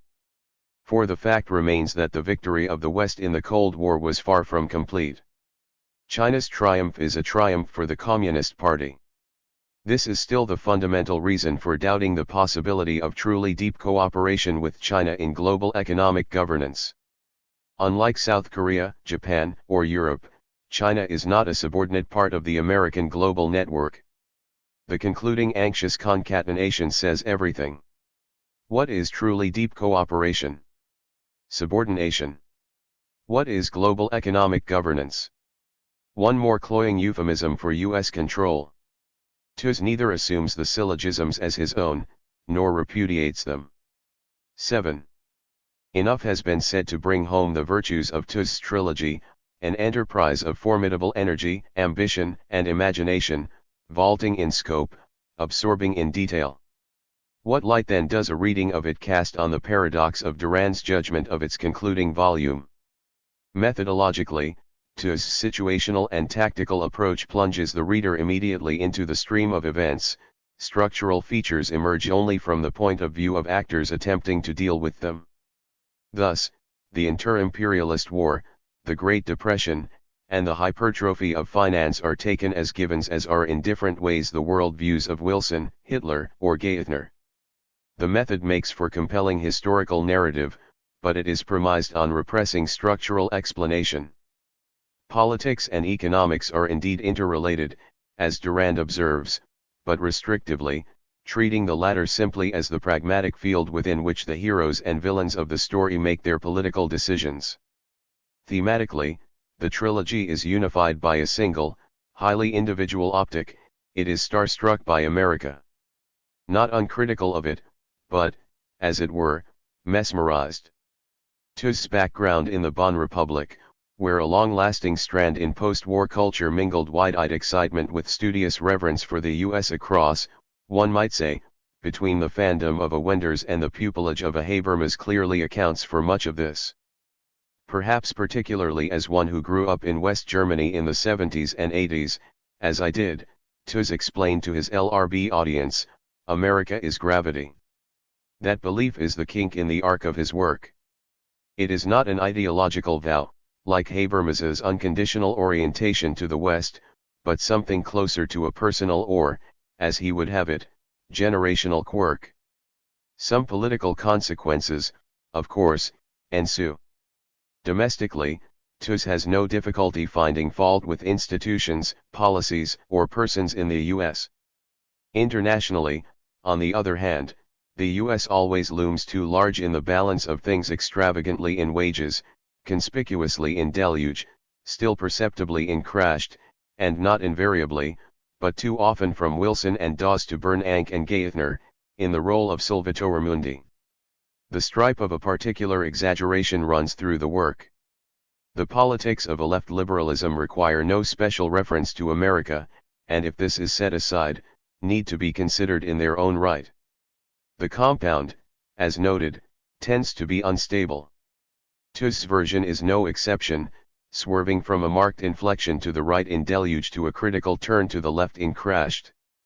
If a single token were to be picked of the change, it would be the disappearance in the latter of the Manichaean establishment binary, dividing the world into moderates and extremists, pervasive in the former. A radicalization is unmistakable. But it is uneven. Certain of its limits can be seen if Crashed is compared with two earlier works covering the crisis of 2008, 09 and its resolution, Simon Johnson and James Kwok's 13 Bankers and Martin Wolf's The Shifts and the Shocks. 82 Neither Johnson, former chief economist at the IMF, nor Wolf, columnist and leader writer for the Financial Times, would think of themselves as connected to a left, however liberal. Yet their treatment of Bernanke and Geithner is more stringent, and their conclusions harder hitting, than anything to be found in Crashed. Opening his book with Bernanke's vainglorious speech of 2004 on the Great Moderation, hymning a world of outstanding stability and superlative monetary policy, Wolf terms it, with polite contempt, quaint. 83 It was the Panglossian confidence of economists like these that, absent exogenous shocks, crises were impossible, which 4 years later generated the crisis. For Johnson, Paulson, Bernanke, Geithner, and Summers chose the blank check option, over and over again. They did the opposite of what the United States had pressed upon emerging market governments of the 1990s. They did not take harsh measures to shut down or clean up sick banks. They did not cut major financial institutions off from the public dole. They did not touch the channels of political influence that the banks had used so adeptly to secure decades of deregulatory policies. They did not force out a single CEO of a major commercial or investment bank. The cost of all those blank checks is virtually incalculable. 84. The difference is palpable, too, when it comes to prescription. What, post-crisis, is to be done?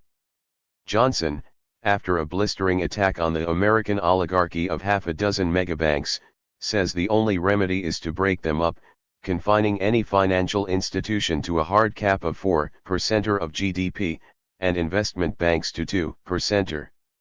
Wolf is willing to go much further, urging renewed consideration of Irving Fisher's plan to abolish the ability of private banks to create money altogether, by obliging them to hold 100% reserves against their deposits, and giving the state the exclusive right to issue money. No comparable proposals of any kind can be found in Crashed. Tooze can legitimately reply they would be out of place in the work of a historian. But as a prolific topical commentator in a wide variety of publications, the same does not apply. There too, however, abstention would seem to be the rule.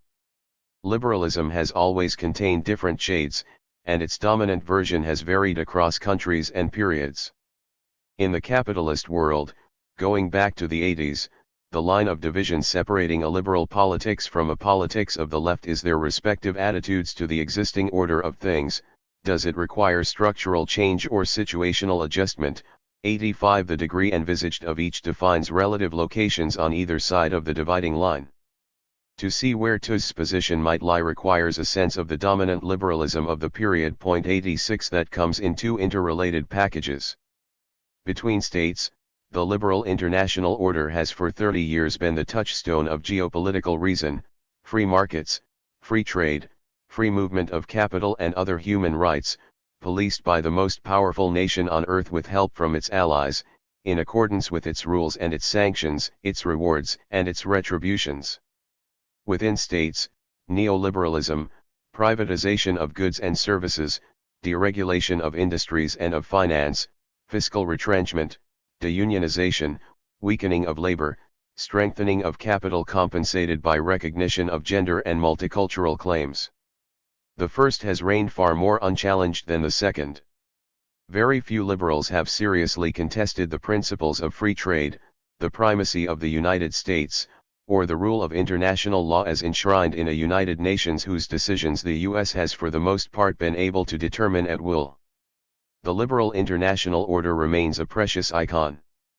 Many, on the other hand, have questioned or resisted the full application of neoliberal measures within their own societies, nowhere implemented in their entirety. The extent to which the first shapes the intellectual universe of contemporary liberalism can be judged by the adaptation of leading minds once on liberalism's left to its requirements, thinkers like Rawls, Habermas, and Bobbio all furnishing apologetic glosses on U.S. wars of intervention against states declared outlaws by Washington, with or without the affidavit of the Security Council. 87 Tooze has never compromised himself in this way. But the language of global economic governance, cleansed of any reference to its most prominent innovation, the proliferation of sanctions to strangle or bludgeon recalcitrant countries into line war by other means, as Ambassador Blackwell candidly describes it, offers a route to much the same. 88. What of the national plane of politics? Tooze has written with all due trenchancy, under modern conditions, neoliberalism is, de facto, an anti-democratic politics, which resolves the tension between capitalism and democracy either by limiting the range of democratic discretion or by interfering directly in the democratic process. 89 He has attacked the escalation of economic inequalities under the neoliberal regimen with no less vigor, and criticized Pollyanna solutions to it. Piketty's well-meaning proposal of a global wealth tax, he writes in Crashed, wasn't wrong. It just sidestepped the reason it was needed in the first place, the brutal struggle for privilege and power, which for decades had enabled those at the top to accumulate huge wealth, untroubled by any serious effort at redistribution. The answer, if there was one, was clearly not technical. It was political in the most comprehensive sense. Power had to be met with power. 90. When writing in this vein, Tooze has certainly earned his place on the left of liberalism. But the compound is label. Elsewhere in Crashed, he can write without demur of Obama's failure to deliver a concerted drive to unify American society around a sustained program of investment-driven growth and comprehensive modernization. 91 Unify American society or power against power, cleave it. If there is no clear-cut resolution of these tensions in Crashed, it is in part because so much rhetorical emphasis falls on the technical complexity of the giant systems and machines of financial engineering, and the vital role of a pragmatic managerialism in keeping them running. Central banks, THIRD has insisted, far from being stoppers of democracy, have often been flywheels of progress. After all, without the good sense of the Bank of England and the Federal Reserve, could the Entente have won the First World War, or the Allies the Second? Without helpful counteractions by Carney and Draghi, could the fallout of unfortunate developments like the victory of Brexit in one referendum, or the defeat of Renzi in another, have been contained? It would be a grave theoretical error and missed practical opportunity if technocratic structures were held to be a diminution of politics. They can enhance them. Think of the astounding flair for the situation magic term, of someone like Mario Draghi. 92. When he writes in this mode, rather than looking to possible avenues of democratic control over them, THIRD explains that there are good reasons to defend technocratic government against the unreasoning passions of mass democracy. It is all too obvious today how important it is to be able to identify matters of potential technical agreement beyond politics. Sanity and lunacy so distributed, how can irrational masses be brought to accept rational decisions taken by the Bernanks and the Draghis? There, vital is it that coalitions be assembled for unpopular but essential actions, not just as a conjunctural, but as a permanent necessity. Building such ad hoc and lopsided political coalitions is what the governance of capitalism under democratic conditions entails. 93. Unpopular but essential actions. THIRD's indictment of the EU brutalization of Greece is searing enough. But does he have anything to say about Tsipras's shredding of a referendum to comply with it? Nothing. A silent sigh of relief can be deduced. For wasn't such surrender the responsible course of action, as Stresemann showed? It is enough to compare Duran's verdict in Fictitious Capital on the overall tale THIRD's book tells to see the difference between them. Finance is a master blackmailer. Financial hegemony dresses up in the trappings of the market, yet captures the old sovereignty of the state all the better to squeeze the body of society to feed its own profits. That note is missing in Crashed. There, blackmail not called as such is regrettable, but acceptable. Ad hoc and lopsided coalitions, to date, the most specific illustration THIRD has offered comes in a recent piece on Germany, his European land of reference, in the London Review of Books.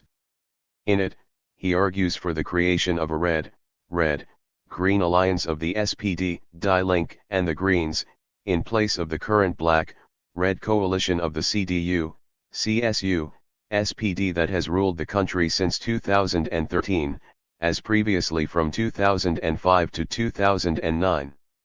Within the alternative block of his hopes, his preference plainly goes to the SPD, hailed as no ordinary political party, but one that for 150 years, from the time of Bismarck to that of Merkel, has stood for a vision of a better, more democratic and socially just Germany, as if these were adjectives that could encompass the vote for war credits in 1914, the use of the Freikorps to dispatch Luxembourg and Liebknecht, the McCarthyism of the Radikaler in the 70s, and the practice of renditions in this century, not the whole record, but an indelible part of it. Today, obstructing the prospect of a red-green alliance is Die Linke's ingrained hostility to NATO. 94 The good sense of the SPD's Kaiser-true fealty to it goes without saying. Such questions aside, what should be the program of a future red-green government? Formally speaking, THIRD's article is a review of 4 recent books on Germany, to which he adds 3 others as he proceeds, though, as often in the LRB reference to them is cursory, none is accorded the dignity of an actual review. Much of the substance of the piece is devoted to the social consequences of Hartz IV, Schroeder's tough new system of welfare and labor market regulation, imposed in 2005. Though TUS prefers a more to a less lenient view of its neoliberal agenda, and complains that the SPD gets no credit for earnest efforts to rebalance its consequences. A minimum wage law has since belatedly ended a situation in which Germany was one of the last countries in Europe without one. 95 He leaves no doubt that the condition of the country is far from ideal, inequality has soared, precarity has spread, and with it social and political unrest. To remedy such ills, what agenda of social repair does he outline for a red-green coalition? Answer: Germany needs a more pro-European government, one capable of responding to the bold vision of Europe's future offered by a charismatic Emmanuel Macron. 96 A leader famously capable of constructing a transverse, if lopsided, coalition and taking unpopular but essential decisions. Nothing else. Europe can ill afford further delay. That empty signifier is all. It would be wrong to make too much of this. TUS spreads himself widely, and his accents and formulations vary from place to place. That's often the price of a growing reputation. La prima donna immobile and shouldn't be taken too seriously. To criticisms of inconsistency, he can in any case reply quite reasonably that nothing he has written falls outside the parameters of a basic commitment to liberalism as it has developed in the West, from the time of Wilson and Lloyd George to that of Geithner and Macron, and no one can accuse Krasht of lacking a social sensibility in keeping with this tradition. Yet in today's world, the question can be asked, how far does that differ from running with the hare and hunting with the hounds? Indignant sympathy for the hare, awed admiration for the hounds. Power must be met with power. Truly. 2. European Order. 2. The Special Advisor. By repute, literature on the European Union and its prehistory is notoriously intractable, dull, technical, infested with jargon, matter for specialists, not general readers. From the beginning, however, beneath an unattractive surface it developed considerable intellectual energy, even ingenuity, as contrasting interpretations and standpoints confronted each other. But for some 60 years after the Schuman Plan was unveiled in 1950, there was a striking displacement in this body of writing. Virtually without exception, the most original and influential work was produced not by Europeans, but by Americans. Whether the angle of attack was political science, economics, law, sociology, philosophy, or history, the major contributions Haas, Moravcsik, Schmitter, Eichengreen, Weiler, Fleistein, Siedentop, Gillingham came from the United States, with a singleton from England before it acceded to the common market, in the pioneering reconstruction of Alan Mulward. This has finally changed. In the past decade, Europe has generated a set of thinkers about its integration who command the field, while the US, now increasingly absorbed in itself, has largely vacated it. Among these, one stands out. By reason both of the reception and the quality of his work, the Dutch philosopher-historian Luc van Middelaar can be termed, in Gramsci's vocabulary, as the first organic intellectual of the EU. Though related, applause and achievement are not the same. The Passage to Europe, How a Continent Became a Union, which catapulted van Middelaar to fame and the precincts of power, is a remarkable work. The tones in which it has been widely received are of another order. There are books before which, a Belgian reviewer declared, a chronicler is reduced to a single form of commentary, an advertisement.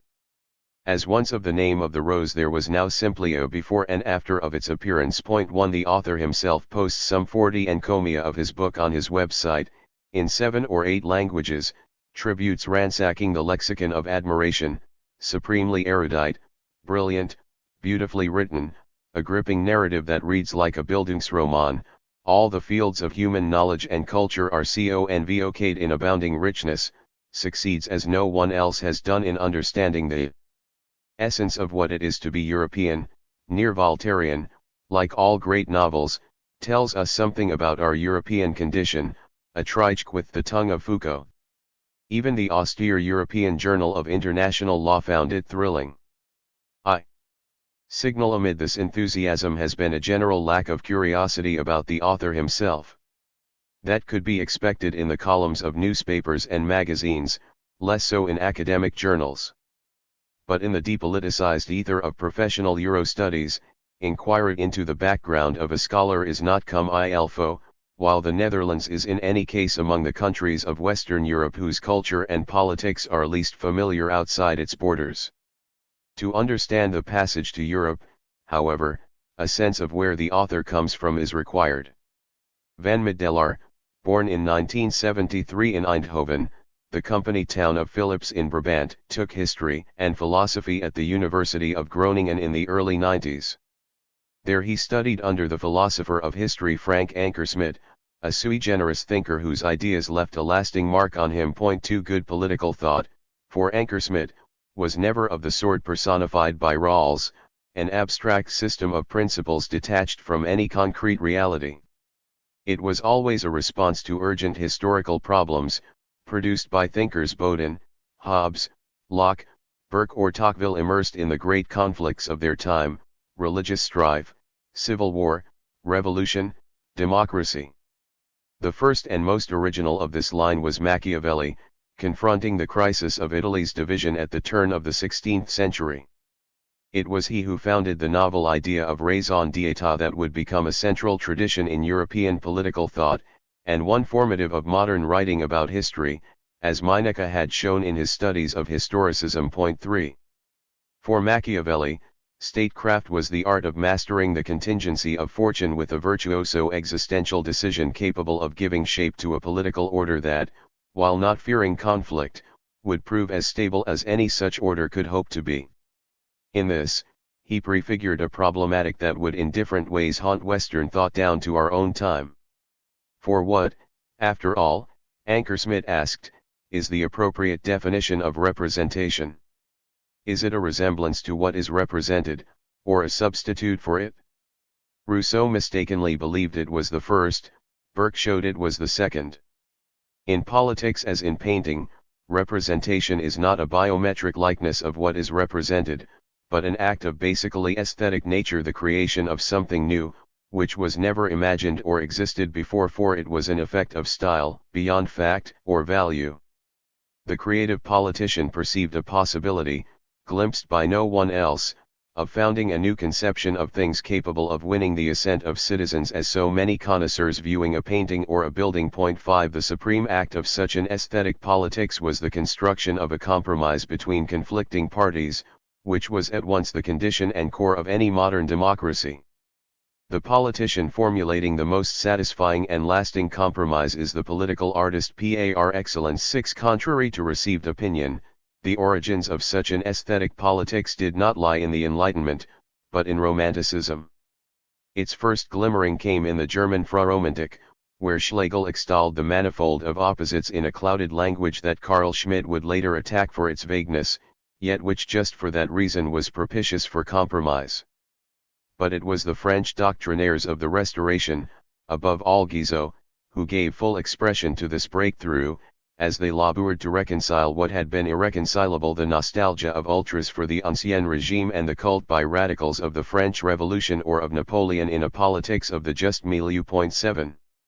Such was the true formula for the parliamentary democracy emergent in the 19th and perfected in the 20th century, the antithesis of the direct democracy preached by Rousseau, which had disinnured representation by extraditing it to the boundless impulses of a collective political libido. 8 After the Second World War, the genius of compromise on which Western democracy rested would reconcile the conflict between capital and labor with the invention of the welfare state, which brought peace between them, while preserving capitalism intact. 9 Today, however, division in society no longer sets one camp against another. Instead, the unprecedented issues of crime, environment, aging, juridification of every relationship, split human beings inwardly, leaving a conflict within themselves. Such problems could only be resolved by a strong though certainly lean state, as the necessary locus of power. Ignored in a Rawlsian matrix concerned only with rights rather than interests, such a state was the indispensable lever of an aesthetic politics capable of restoring the boundaries between public and private realms in the century. 10. Ankersmit terms himself a conservative liberal. Distinctive in the heady brew he offered is the combination of a metapolitics generally associated with the radical right. Mussolini had vaunted a politics of style, and Benjamin concluded that the aestheticization of politics was a trademark of fascism, with a politics of the moderate center, the just milieu of the French liberals of the Restoration, as the last word of democratic maturity. Meinecke, whose historicism is perhaps the most important single influence on Ankersmit, could be described as another conservative liberal displaying something of the same mixture, in 1918 a founder of the liberal German Democratic Party, in 1939 an enthusiast for Hitler's invasion of Poland. In Ankersmit, Les Contraires se touchant in a more theoretically articulated fashion, capable of another kind of imprint on listeners receptive to it. Under his guidance, Van Middelaar set off for Paris in 1993 to write a master's thesis on French political thought since the war. There he would find a local mentor in Marcel Gauchet, a leading light of the anti-totalitarian galaxy of the 80s, who by that time had become a critic of the promotion of human rights to a central position in democratic thought. In 1999 Van Middelaar published the result of his labors in the Netherlands, Politicide. De moord op de politiek en de Frans filosofie politicide, The Murder of Politics in French Philosophy. Perhaps advised that this penny dreadful note might not go down well in France, the book did not appear in the country it was about. Its lurid title, however, captured the crudity of the work, much of it warmed over Cold War pabulum. Touted in the preface as the first treatment of all three generations of misbegotten French political thought since 1945, the Marxism of Merleau-Ponty and Sartre, the Nietzscheanism of Foucault and Deleuze, and the Kantianism of Ferry and Renat, it glossed Vincent Descambais's critique of the first two as vicious derivations of Kojève, and the rejection by Gauchet and others of the third as pious reversions to the thought world of the categorical imperative. Overall, this was a body of thought that invariably led to a defense of terrorism or a declaration of impotence. 11 The two united in a common moralism, active in the Marxists and Nietzscheans, passive in the Kantians, whose effect was to put politics to death. Redemption was to be found in the wisdom of Gauchet's teacher Claude Lefort, whose great work on Machiavelli, taking its cue from the Florentines' masterly analysis of the relations between ruler and ruled, had restored democracy to its proper dignity by redefining it as the empty space of liberty in which contention between different voices and forces could of necessity never end. Little of this was new in the Paris of Aaron and Ferret, Rosanvallon and Descambaise, though it could hardly fail to please. In the more provincial context of the Netherlands, on the other hand, it was greeted as a revelation. Garlanded with prizes, its author was declared a philosophical prodigy, and returned to Paris for further research in 1999. There, meanwhile, the country had been shaken 4 years earlier by the massive wave of strikes against the package of pension and welfare cuts introduced by Chirac's Prime Minister Alain Juppé to comply with budgetary requirements of the Treaty of Maastricht. Confronted with the largest social movement since 1968, the country's intelligentsia split. Bourdieu led widespread support for the uprising. Lefort was among those who supported the government, pronouncing the movement against it infected by rancor and resentment, populism, archaeo-Marxism, Maoism and Sartreism. 12 Unhappily, public opinion did not heed the resuscitator of politics, but expressed overwhelming solidarity with the protests, which ended with a humiliating defeat for the government.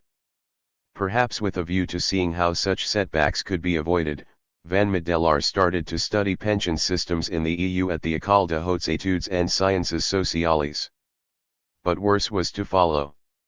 Cycling past the Place de la Bastille a few months after September 11, he was appalled to see a ragtag crowd of youth waving red banners against the American invasion of Afghanistan, and sat down to pen a blistering attack on such idiocy.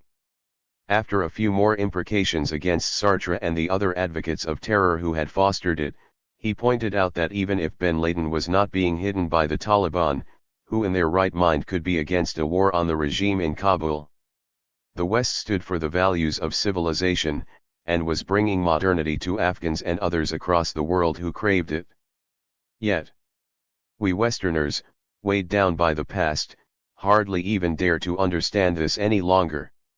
The white man's burden, that heroic civilizing mission depicted by Rudyard Kipling in his proud poem of 1899 as the destiny of the white race, has turned against us and become a true burden, a depressing sense of guilt about colonization, slavery, and economic exploitation of the developing world, which now prevents us from understanding that colonization did indeed mean something good for the colonized.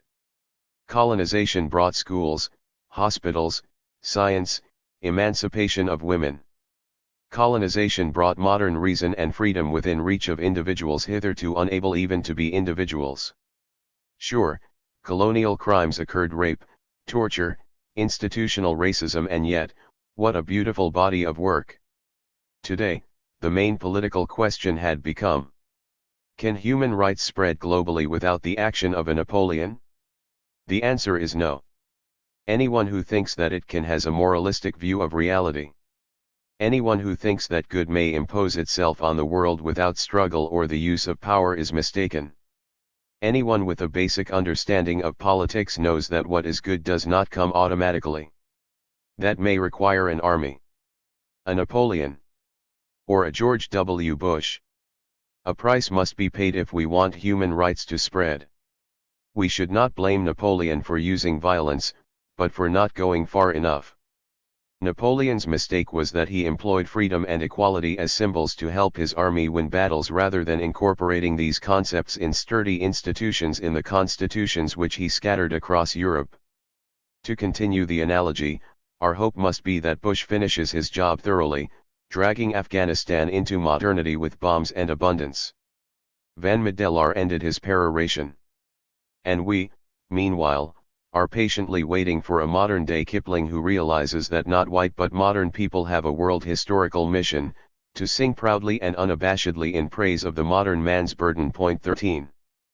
By this time, he had become bored with pensions, and wrote to a conservative contact working with the Dutch commissioner in Brussels asking if he could find him an internship where he might study power close up. An interview was arranged. Van Middelaar has a highly developed sense of self-presentation, which he likes to dramatize. Introducing his politicide a decade later, he would write, "My book did not pass unnoticed. It was a surprise that an unknown 26-year-old should unexpectedly dare to challenge consecrated French thinkers. Without knowing it, I was putting into practice an aphorism of Stendhal: entry into society should be conducted as if it were a duel. And what opponents I had chosen." 14. It took some nerve to pass off this plagiarism from Nietzsche as his own discovery. Van Middelaar's account of his ascent to Brussels is another little piece of theatre. More original and no less theatrical. In another era, on Tuesday, March 27, 2001, I took the train from Paris, where I was living at the time, to Brussels. I was nervous. A student in political philosophy living in a garret of no more than 18 sq meters, I arduously put on a suit that morning. Approaching the metro, I asked a surprised, well-dressed passerby whether he could help me fix the knot in my tie. I was on my way to the European quarters in Brussels, where I was to have lunch with the Dutch European Commissioner and his personal assistant. 15. The commissioner with whom he landed the post that he wanted was Frits Bolkestein. In the Dutch political landscape, Bolkestein cut an unusual figure. Son of a president of the Court of Amsterdam, after a polymathic education degrees successively in mathematics, philosophy, Greek, economics and law, he joined Shell, serving it for 16 years as an overseas executive in East Africa, Central America, London, Indonesia, and Paris. In 1976, prompted, as he would later explain, by his experience in handling trade unions in El Salvador, where he was posted during one of its various death squad regimes, he became interested in politics, and quit Shell to run for parliament on the ticket of the VVD, the Dutch variant of a liberal party. By this time the original pillar system of post-war Dutch politics, in which the electorate was divided into 4 columns: Catholic, Protestant, Labour and Liberal, had been simplified by the merger of Catholic and Protestant forces into a Christian Democratic Party along biconfessional German lines, and voting had become more fluid. The liberal sector of the system, upper-class and originally anti-clerical, rooted in business and the bureaucracy, was politically the weakest. Though the party was a standard, if not invariable, fixture of the coalitions on which all governments were based, there had never been a liberal prime minister since the time of the First World War. The hallmarks of Dutch political culture, as first criticized by the political scientist Hans Daalder, and later celebrated by the American Arend Leefart, were an imperative of consensus, a requirement of secrecy for reaching it, and a cult of practicality. Consensus demanded a permanent disposition to accommodation between parties. That was best reached behind closed doors. Business-like deals negotiated discreetly precluded a battle of ideas.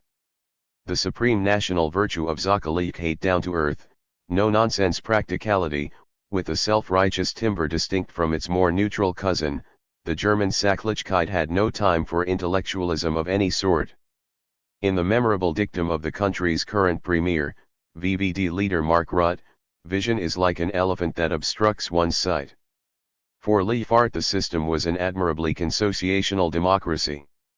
For Daalder, it was a legacy of the regent mentality of the country's pre-democratic patriciate, a merchant class facing neither a powerful nobility nor a fractious plebs, settling affairs of state comfortably among themselves without need of concepts or credos, confident of the passivity of the masses. The political elite of post-war Netherlands was their complacent descendant. 16. Into the scene Bolkestein burst like a bazooka. He had plenty of ideas, and, a fluent writer and eloquent speaker, no inhibitions in aggressively expressing them. He soon made his mark.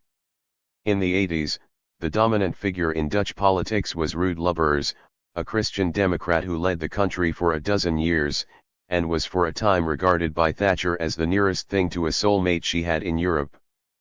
But to her disappointment he domesticated rather than crushed the trade unions, and mindful of the golden rule of consensus, administered only moderate doses of privatization and welfare reduction. Bolkestein, by contrast, had read his Hayek and was contemptuous of such paltering. What the economy and society of the country needed was a true neoliberal makeover, breaking the clammy grip of corporatism and welfare dependence to release the creativity of the free market. Nor were these tears the only threats to a modern liberalism. Culturally speaking, the Dutch elites had surrendered to a local New Left, floating harebrained schemes and upending moral restraints in the 60s, and were now failing to stem an inrush of Muslim immigration whose religious beliefs and customs were incompatible with Western values. There, Huntington and Crystal were needed to fortify Friedman and Hayek. With this combination of neoliberal and neoconservative ammunition, Bolkestein did battle within the VVD too, and as he did so he caught the tide of a new right that swelled a season later than in the Anglosphere, generating Pim Fortuyn and Geert Wilders as successive tribunes of a libertarian economics and Islamophobic politics. Both were formed in the VVD, Wilders serving for a time as Bolkestein's chief of staff. 17. Though by 1990 Bolkestein led his party in parliament, a position which did not automatically make him its candidate for premier, he remained in a minority within it. The party, moreover, was now in a coalition headed not even by the Christian Democrats but by Labour, in a cabinet of which Bolkestein declined to become a minister. Invigorated by him, the VVD increased its vote in 1994, and in 1998 achieved its highest score ever. But it was still in second place behind Labour, and believing that the Labour leader Koch would refuse him the foreign ministry, Bolkestein quit parliament.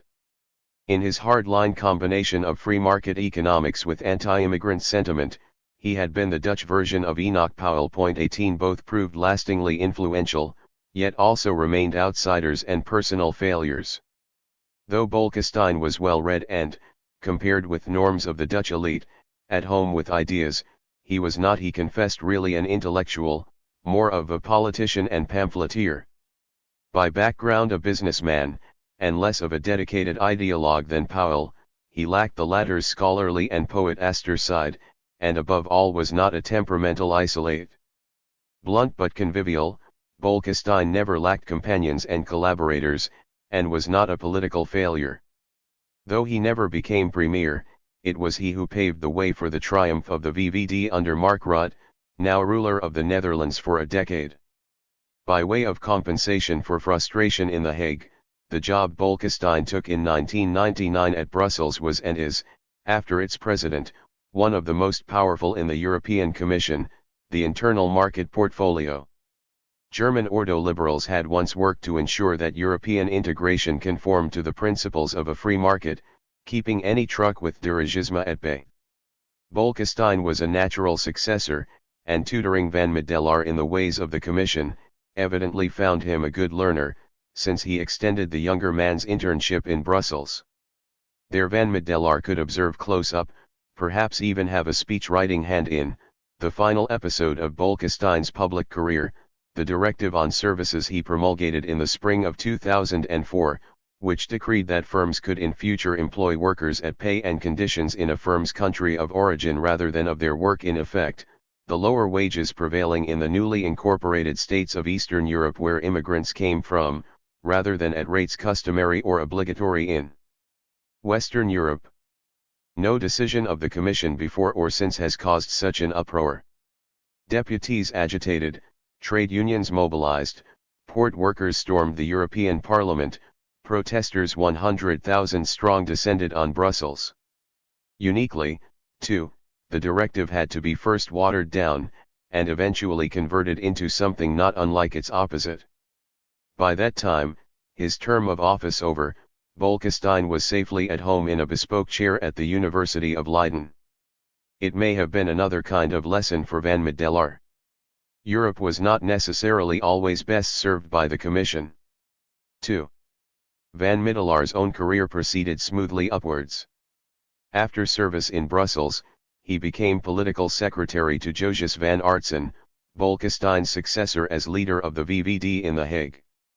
There, the muffled world of the Binnenhof, where the Dutch elite transacted discreet business between consenting parties, was revealed to him an eye-opening opportunity, he explained to a friend, to dwell for a time at the center of power. Van Aartsen, averse to Bolkestein's tranchant, came from the temporizing moderate wing of the party to which Van Middelaar readily adapted, rising high in his chief's confidence. When a commission including Ankersmit was formed to produce a new manifesto for the party in 2005, Van Middelaar wrote the final 80-page document for freedom, a carefully weighed composite of liberal themes. Ingredients included calls for a flat tax and clearing beggars off the streets, a directly elected prime minister and curbing of quangocrats, private pensions and strict compliance with the EU's Stability Pact, help for the neediest but no truck with a basic income.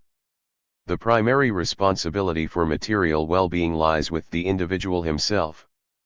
Private initiative, self-reliance, entrepreneurial spirit and willingness to roll up one's sleeves are completely normal and in principle accessible to everyone. It is preeminently the hard-working middle class who embodies these liberal virtues. 19. The VVD could be proud that when immigration and integration were still taboo topics, it was the first to see that the unregulated influx of asylum seekers and the uncritical embrace of multiculturalism would cause major problems. 20. It did not countenance Islamophobia, but warned Muslims what could be coming to them if they sought to introduce fundamentalism into the country. In 1535 a group of Anabaptists rebelled in Amsterdam, seeking to build a religious theocracy. The city council crushed this radical uprising, to the great satisfaction of most citizens. 21. This was a century to which people should look back for inspiration. The Dutch were now doing well. On average, they were satisfied or very satisfied with their lives. But they should always remember that the desire for freedom is the foundation of our nation, as was not the case with their neighbors. The origin of our country does not lie in an elusive distant past, as in the case of England or France. Nor was the country forged from above by a strong will, like Germany or Italy. No, our country was born at the end of the 16th century from the tough, concerted effort to wrest freedom from the authority of a tyrannical Spanish king. Freedom and tolerance ignited the light of our golden age. These two enabled the miracle of a country inhabited by barely 2 million people that left every other European country far behind in entrepreneurial spirit, culture, science, and political philosophical wisdom. Point 22. Every country has its own brand of smugness. But patriotic uplift and pledge of regressive taxation were of little avail to the VVD, which under Van Aertsen's stewardship was steadily sinking in the polls. 6 months later, after telling just two intimates Rutte and Van Middelaar that he would resign if the party fell below 14% in upcoming municipal elections, Van Aertsen quit when it failed to do so. Rutte became leader, the manifesto was forgotten and Van Middelaar was out of a job.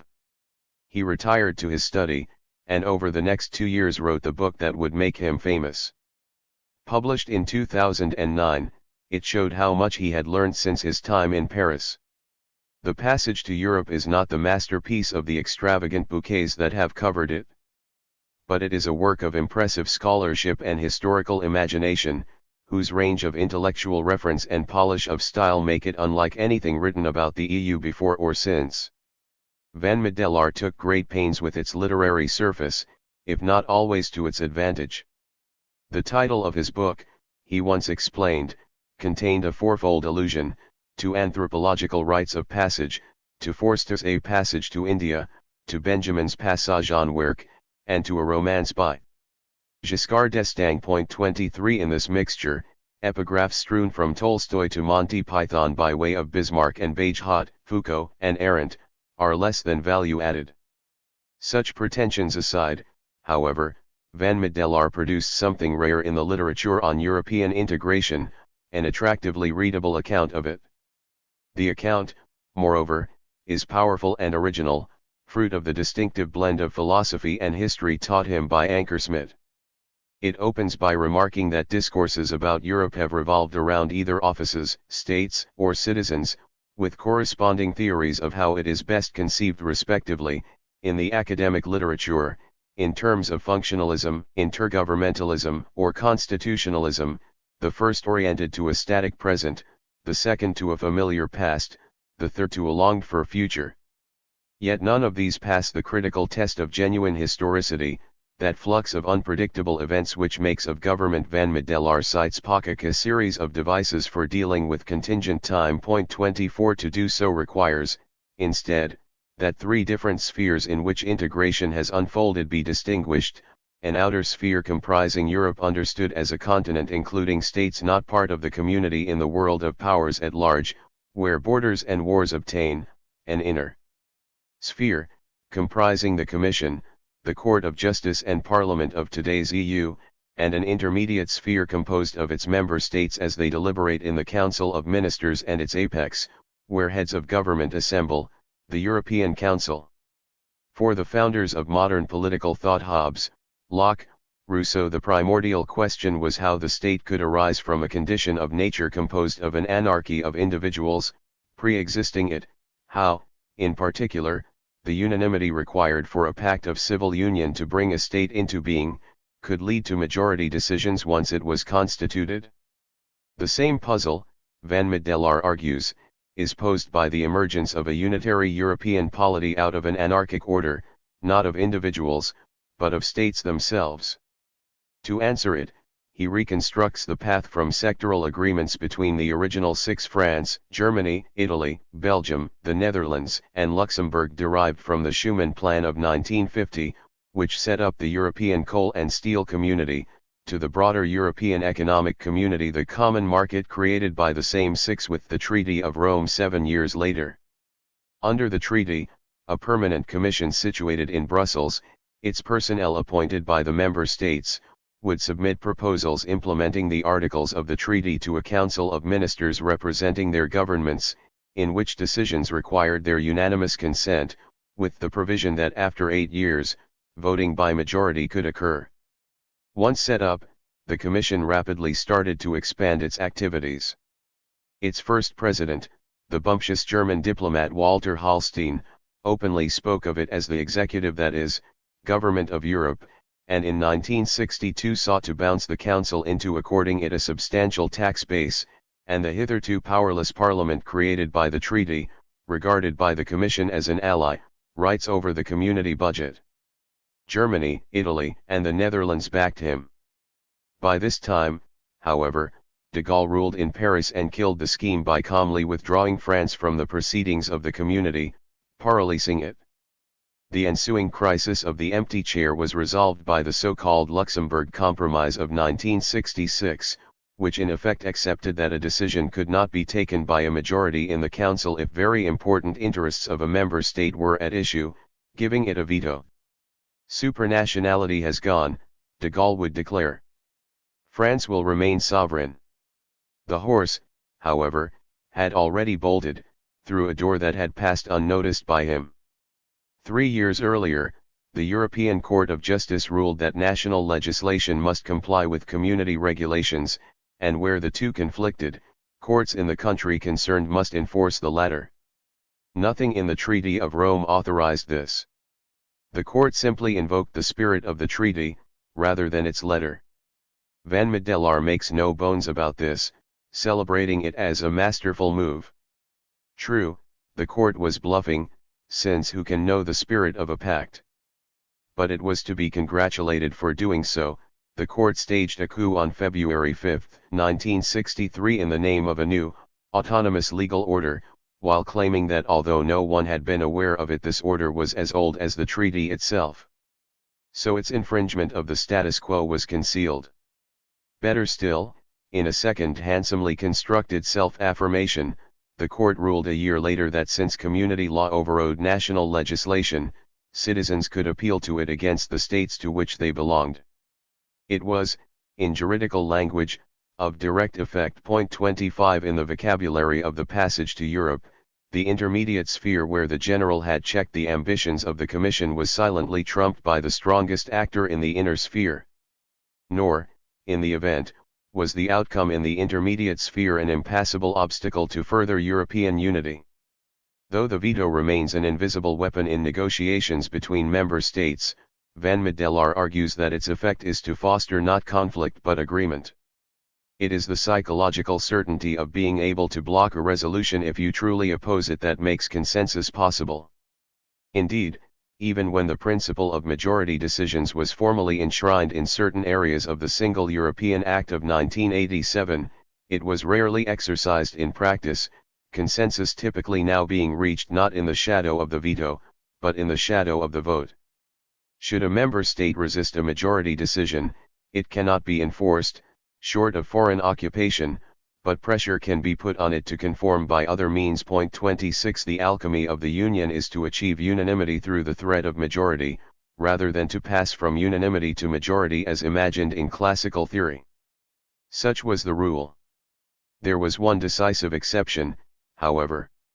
In 1985 the European Council met in Milan to discuss whether, in order to facilitate the proposed Single European Act, essentially intended to extend the common market from goods to services, the Treaty of Rome should be amended to convert the community into a union, which required an intergovernmental conference to do so. Led by France and Germany, which had been secretly planning revisions beforehand, 7 out of the 10 member states of the time were in favor. 3 Britain, Denmark, and Greece were opposed. By the convention established at Luxembourg, which rarely even needed to be invoked, that was more than enough to block the move. Overnight, however, Italy, host and chair of the meeting, suddenly announced, in the person of its premier Bettino Craxi, that since convening an interconference was a procedural rather than substantive issue, he was putting it to the vote. Thatcher, along with her allies Papandreou and Schluter, was outraged. Craxi was not deterred, and the motion passed 7-3. Thatcher was furious, but she lived to regret this, did not use her veto because she regarded the sea as in some degree her own liberalizing handiwork, as it was. Van Middelaar can scarcely contain his enthusiasm at the outcome. Taking the opportunity to capitalize on the flow of time, the brilliance of Craxi's bluff had delivered a magnificent moment of passage, opening the way to Europe's permanent renewal and endowing the community with a robust supreme authority. How was it done? Secret, a coup disguised as a procedural decision. 27. After Milan, the gate was unbarred to successive treaty revisions 1986, 1992, 1997, 2001, Lisbon, each one approved by a unanimous decision of the heads of government, each a step further towards a compact European Union, with juridical authority over its member states. The only national court daring to question this constitutional supremacy, the German Bundesverfassungsgericht, after emitting a few grumbles at the Treaty of Lisbon, sensibly set legal niceties aside, since these would have caused an acute political crisis, and took no action. 28 Lisbon now empowers the European Council, via the discreet device of a passerelle, to make ongoing treaty alterations without any need of special conferences or ratifications, merely the Italianate blessing of a unanimous non-refusal by national parliaments, which would prove so useful during the Euro crisis. If these were the critical episodes that brought the Union as we know it today into being, what of the capacity of Europe to act as a single political body in the face of the outside world?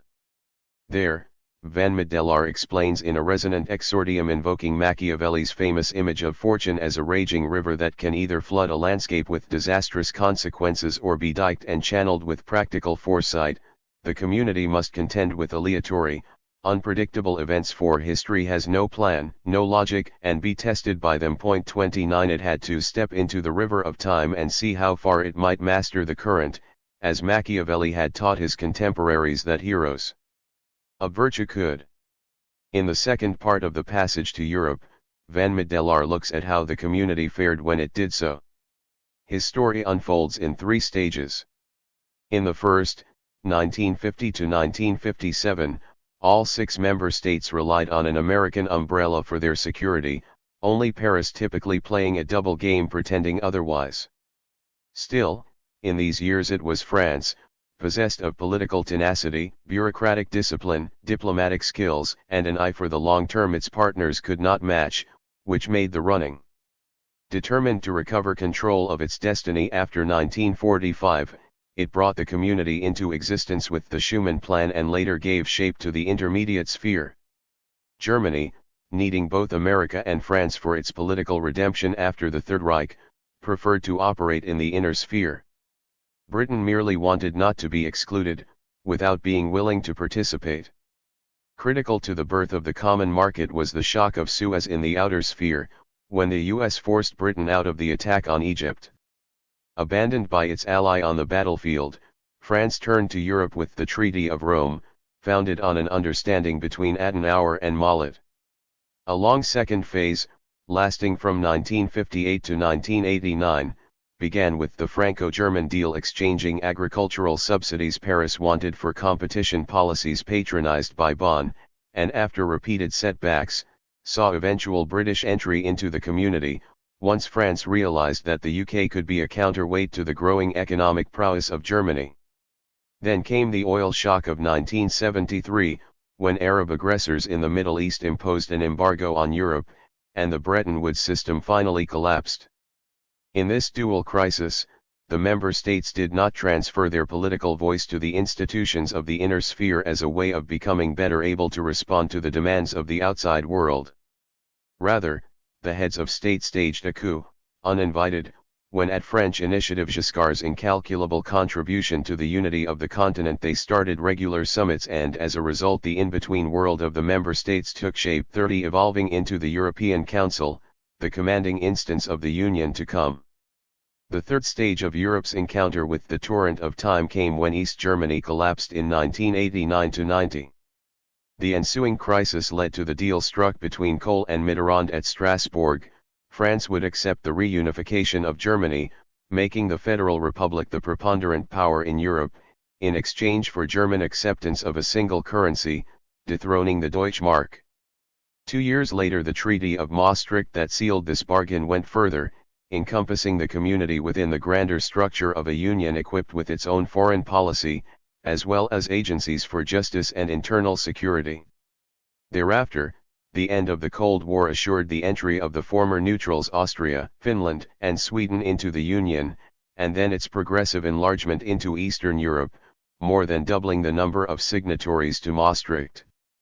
An important side effect was to qualify the juridical fiction that all member states were equal by introducing weighted voting in the Council of Ministers, to ensure that newcomers from the East did not by mere number rise above their real station in the Union.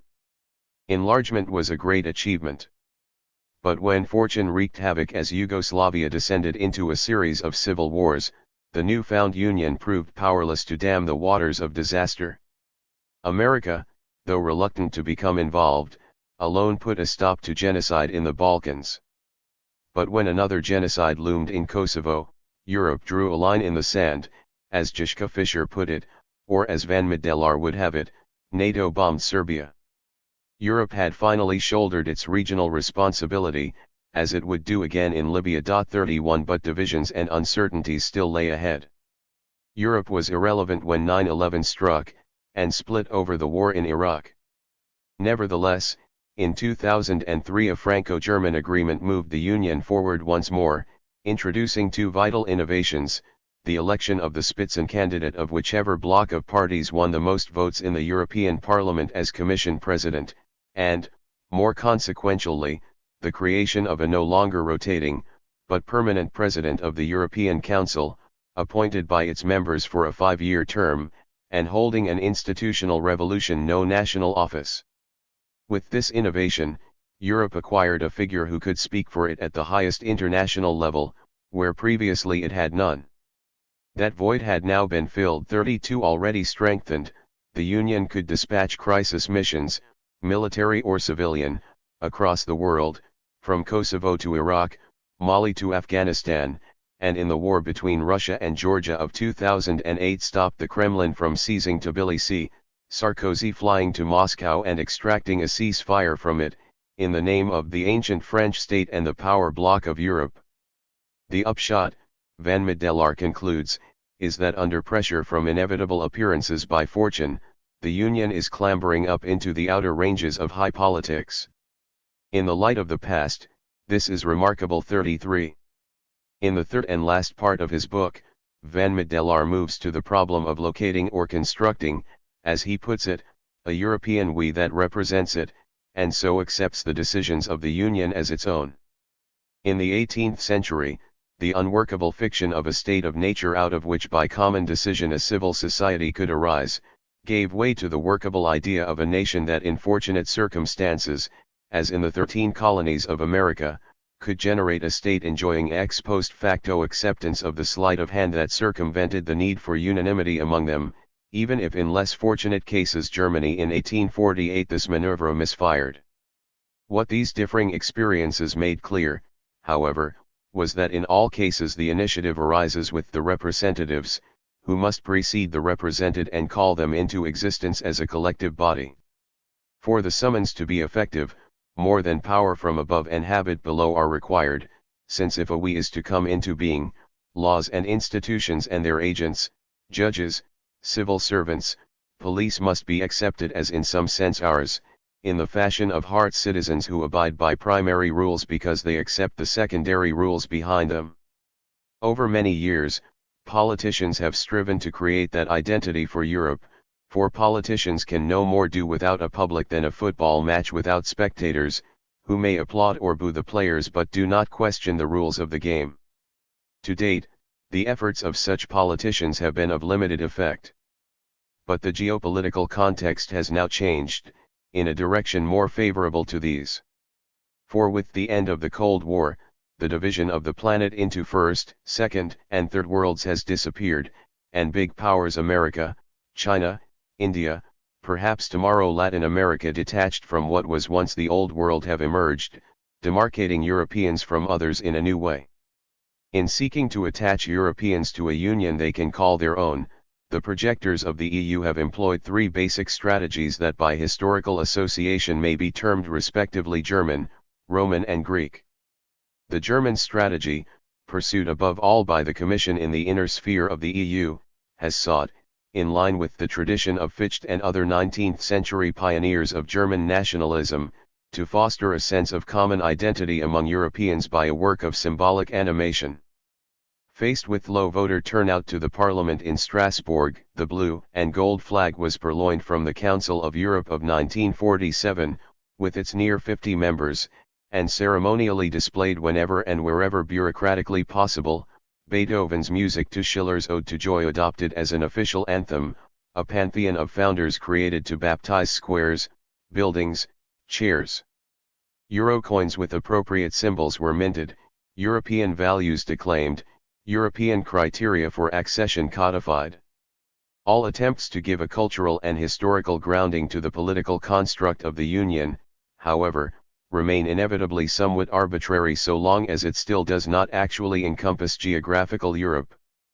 Only when all its states are safely gathered under the roof of the Union could the German strategy come to a natural fruition. By contrast, the Roman strategy relies, as once the empire founded by Augustus, on material benefits in classical times, order and provision, protection from barbarians and distribution of grain supplies. Protection is no longer an issue. It is provision that can inspire citizens with loyalty to the Union. Unimpeded travel across borders, inexpensive phone calls, access to hospitals anywhere these are familiar, everyday advantages conferred by the EU, available to anyone. Rights to live and work anywhere in the Union, though universal too, are more ambiguous, a boon for elites, less so for the masses. Benefits that involve redistribution so winners and losers are inevitably more divisive than symbols. Cap recalls the corrupting clientelism of ancient Rome, cohesion funds are a source of geographical dispute, compulsory solidarity reawakens national animosities. Europe is always a benefactor to some at the expense of others, typically taxpayers in the better-off countries, creating little sense of fellowship. 34 Only the UK ever regarded European integration as legitimate simply by economic gains. The Eurobarometer readings of the Commission can measure only Roman-style acclamation. The Greek strategy banks not on the creation of a sense of Europe as our people, along German lines, or to our advantage along Roman lines, but as a matter of our concern. For in ancient Greece the public was at once spectator and participant, not as a player, but like the chorus in Greek tragedy, whose part lay in its voice, which Nietzsche held more original and important than the action itself. So, what a political body in search of a Greek-style public can give it is a voice, that is, a say in decision-making, or a drama that captivates it. Europe, Van Middelaar assures his readers, has made a huge effort to grant its population a say in decision-making. 35 But can there be Greek legitimacy without German identity, a European democracy with no demos? Commission and Parliament have befriended each other in their quest to become the executive and legislature of the Union. Yet though the Parliament has acquired more and more powers since 1979, it has not won the favor of voters, who have shown less and less interest in it. Bestowal of a European citizenship on them which confers no new rights is little more than a marketing gimmick. The Parliament is not a tribune of the people, it acts like a court musician. The truth, Van Middelaar confesses, is that European politics fail to excite the public, is bored by them. To become engaged, it needs conflict and drama, where the Union proceeds by consensus. In the past, de-dramatization of the European project was a great merit of the Commission. Monet's flight from history into bureaucracy was far-sighted, allowing Brussels to operate out of sight on low issues of the economy after more ambitious schemes like the European Defence Community had collapsed. 36 Meetings of the Council are somewhat more visible, but in these two disagreements are muffled. So, the public still has its doubts about the project. But it is necessary to be realistic. In an existing democracy, citizens come first, electing representatives who come into being at their decision. But the foundation of a democracy reverses this order: first come the representatives, who speak before they are appointed to be such, then come those whom they will represent in the polity they found, or, as Van Middelaar more expressively puts it, first the players, then the chorus. The parenthesis is a tribute to his candor. The upshot. We could come straight out with it and call this second version the coup sequence.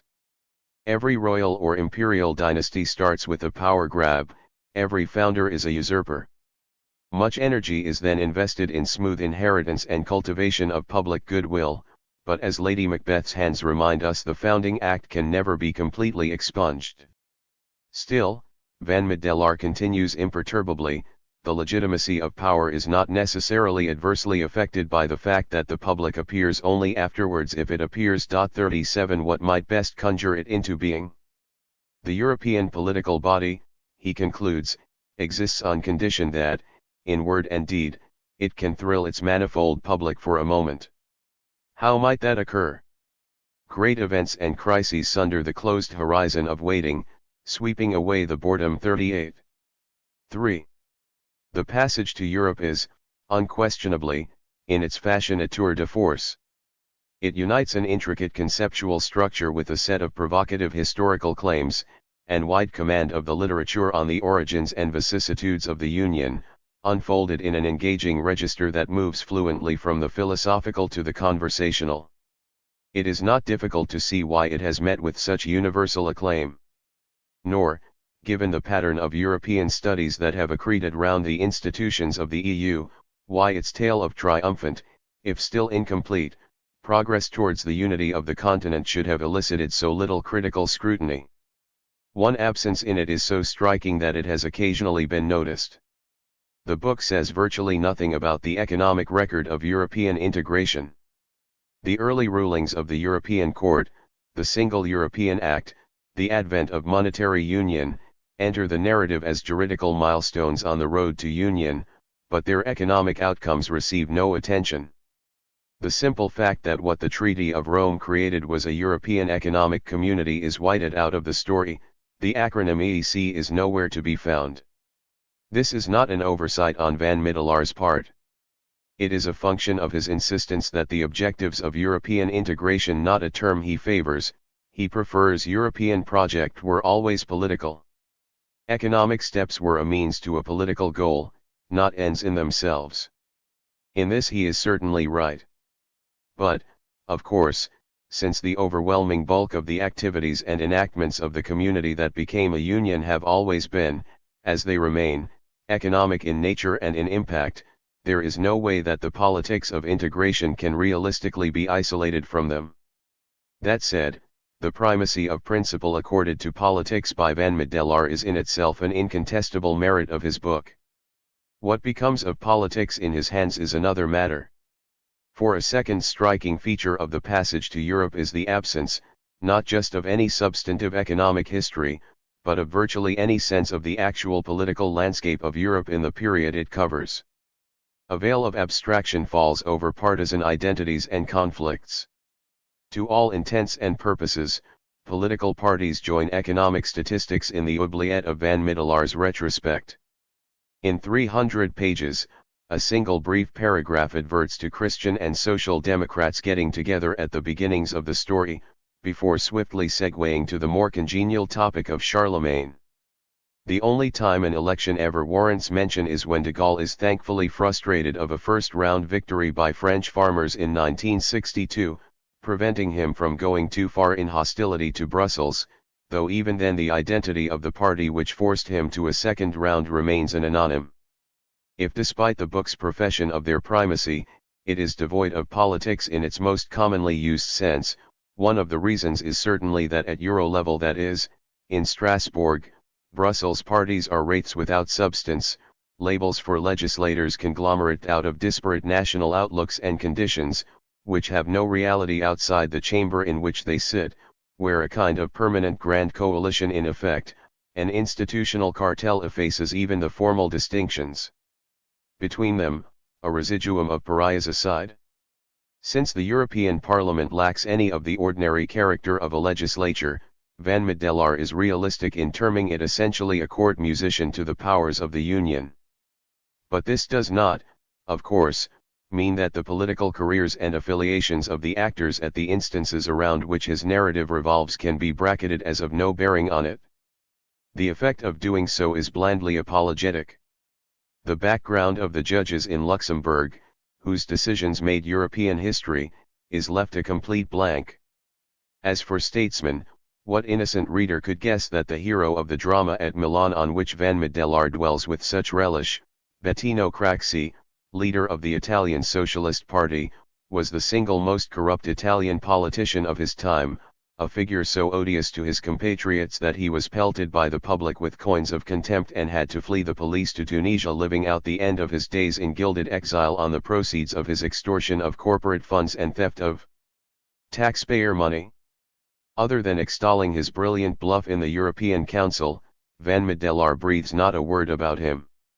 In the world of princes, lowly though a court musician may be, the part of a courtier can be more demeaning. Where politics does intermittently kick into the story, it is as diplomacy, the relation between states as distinct from electoral fronts or social forces.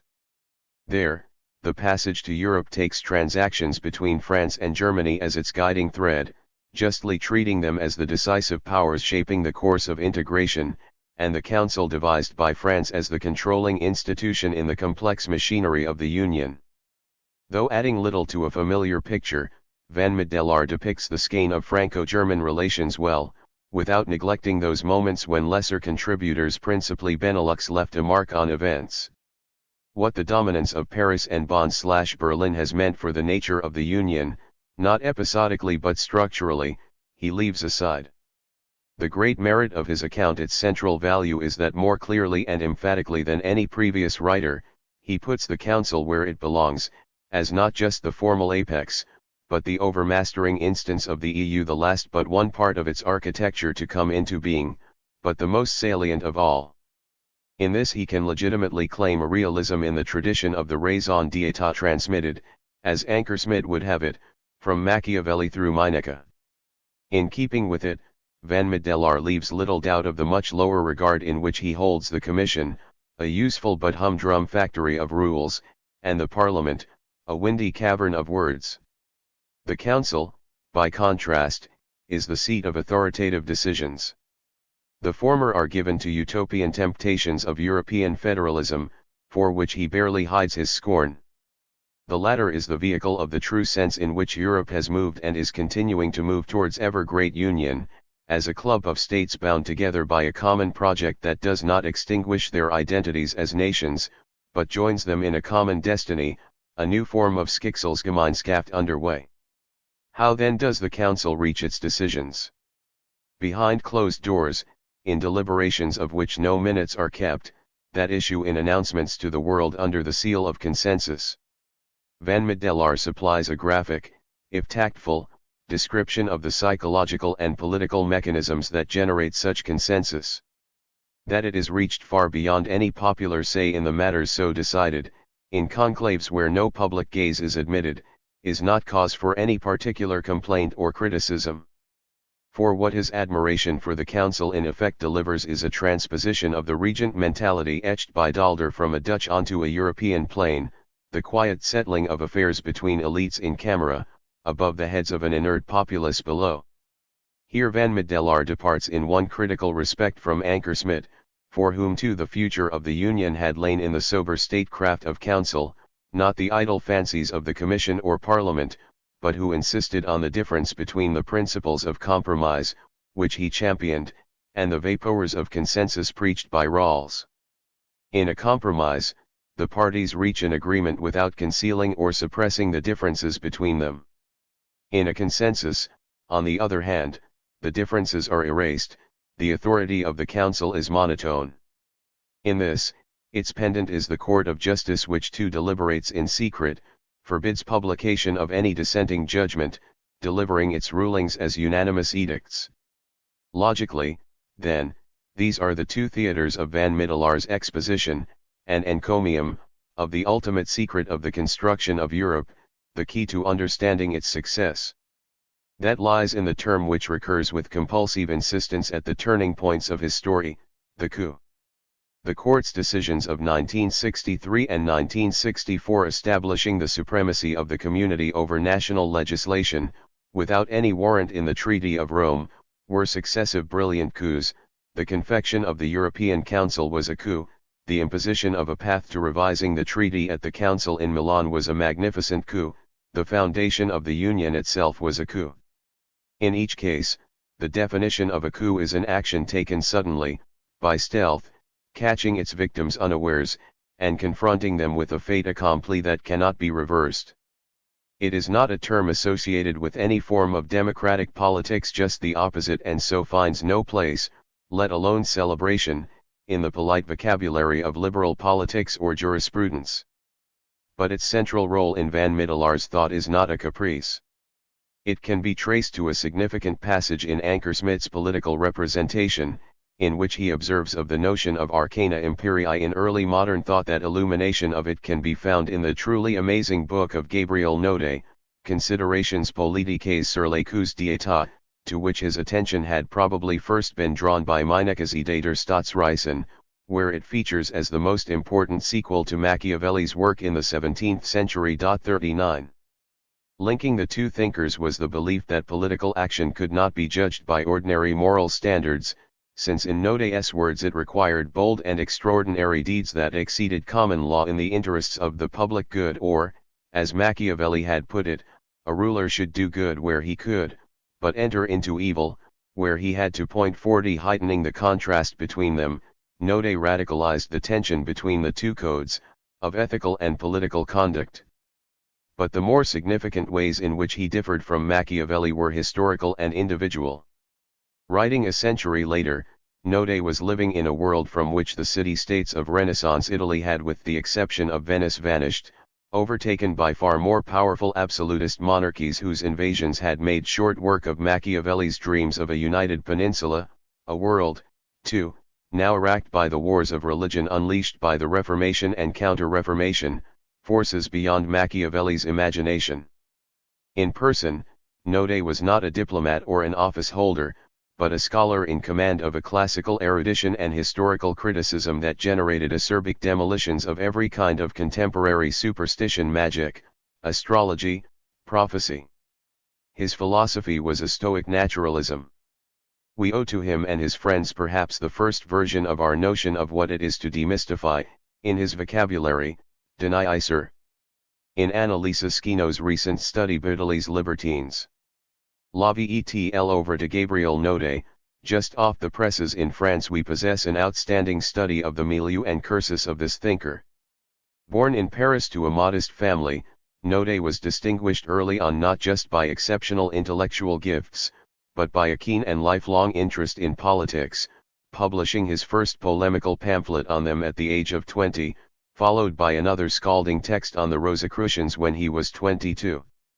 He spent a brief season at the University of Padua, where he befriended the philosopher Cesare Cremonini, the colleague of Galileo who had warned him against leaving the city, which belonged to the Republic of Venice, to return to the temptations of ducal Florence. 41 Back in Paris, still in his 20s, he published a remarkable manifesto for a library that would include everything in print or in manuscript and be open to all who wished to come to it, announcing what would become the principal passion of his life. 42 Departing from Paris again in 1631, this time as assistant to Cardinal de Bagno, papal nuncio to France reassigned to duties in Italy, Naudé was soon active in Gallic and Francophile circles in Rome, an acquaintance of Poussin, correspondent with Mersenne, Grotius, Selden, and Peiresque, in due course an intimate with Campanella. A firm if unspoken atheist, apprehensive of the power of the Inquisition, he watched with concern the tribulations of Galileo, to whom he paid homage when he was blind, and studied the early Hobbes with a mixture of admiration and disquiet at the daring of his theological heterodoxy. An unrelenting foe of religious and every other sort of imposture, he was a champion of intellectual and practical progress, of which he thought the 17th century a particularly favorable period. Machiavelli composed The Prince Outside Florence as a handbook of power in the hope of winning favor with its Medici rulers. Circulated only in manuscript during his life, once published posthumously it rapidly went through multiple editions. Naudé wrote Considerations in Rome as librarian for a cardinal who had been the Vatican's envoy in Paris. They begin a literary unicum, Saint Beauvais thought with the word but. 43 An identification with Lucretius follows on the opening page. Machiavelli had broken the ice in treating mysteries of state, but made the mistake, he thought, of revealing them to the world at large. 44 Naudé had his work printed ostensibly, perhaps really in just 12 copies, as too explosive for public consumption and falsely as if produced in Rome, in fact probably in the safety of Leiden. Many of Machiavelli's maxims are familiar worldwide, but his governing concepts virtue and fortune have lost currency. Node's much more restricted focus gave the world a term that has lasted. His usage of it was wider than its current meaning, a coup d'état denoting not just the sudden overthrow of a regime, but any comparably unexpected action undertaken to found, preserve, alter, or aggrandize a state. What defines such a stroke here? Node departed from Machiavelli was always stealth. Just ruthless, violent actions to seize or defend power many celebrated in the prince did not qualify as such, since they might often be announced in advance, and conducted in broad daylight. Prior declaration or intimation of any kind was incompatible with a coup d'état, whose essence was not just suddenness, but secrecy. It must come as a complete surprise. Two further features follow, neither to be found in Machiavelli. The first and most conspicuous form taken by what the 18th century English translation of Node called masterstrokes of state was spectacularity. Where princes are forced to take extraordinary measures in difficult and desperate circumstances, there could be no reasons, manifestos, declarations, and all that might legitimate an action, precede its effects and operations. 4. In coup d'états one sees the thunderbolt before one hears it growling in the clouds, it strikes before it flames forth, matins are said before the bells are rung, the execution precedes the sentence, everything is done à la Judaique. He receives the stroke who thought to give it, dies who thought himself quite safe, suffers who never dreamt of pain, all is done at night, in obscurity, in fog and darkness. 45. Such political bolts of lightning, the Sicilian Vespers, the massacre of St. Bartholomew's Day, the foundation of Islam, were comparable to those prodigies of nature that do not show themselves every day. Comets appear once a century, monsters, floods, eruptions of Vesuvius, earthquakes occur only rarely, and this rarity gives luster and color to many things that would lose them if used too frequently. 46. Terrifying, awesome, overpowering, such coups were a Baroque version of classical cataplexis. But coups could also take an opposite form, hidden too, but so inconspicuous as to be at first near invisible. The greatest enterprises or empires could be brought to birth, or to ruin, by means that are of almost no consideration, like those great rivers that flow impetuously nearly from one end of the earth to the other, and are ordinarily so small at their source that a child can easily step across them. 47. Nature could produce from a tiny atom of semen an elephant or a whale. It is the same in politics, a small neglected flicker often starts a great blaze. What else was that upheaval of the world, the extraordinary changes and revolutions in government and politics caused by the spite of two monks armed only with their tongues and a pen? Had Charles V acted in time, buying off or disposing of Luther, the spark could have been stamped out before it spread. 48. Savonarola, another monk, had sought to bring a revolution to Florence, but in Machiavelli's judgment a prophet without arms was fated to be destroyed.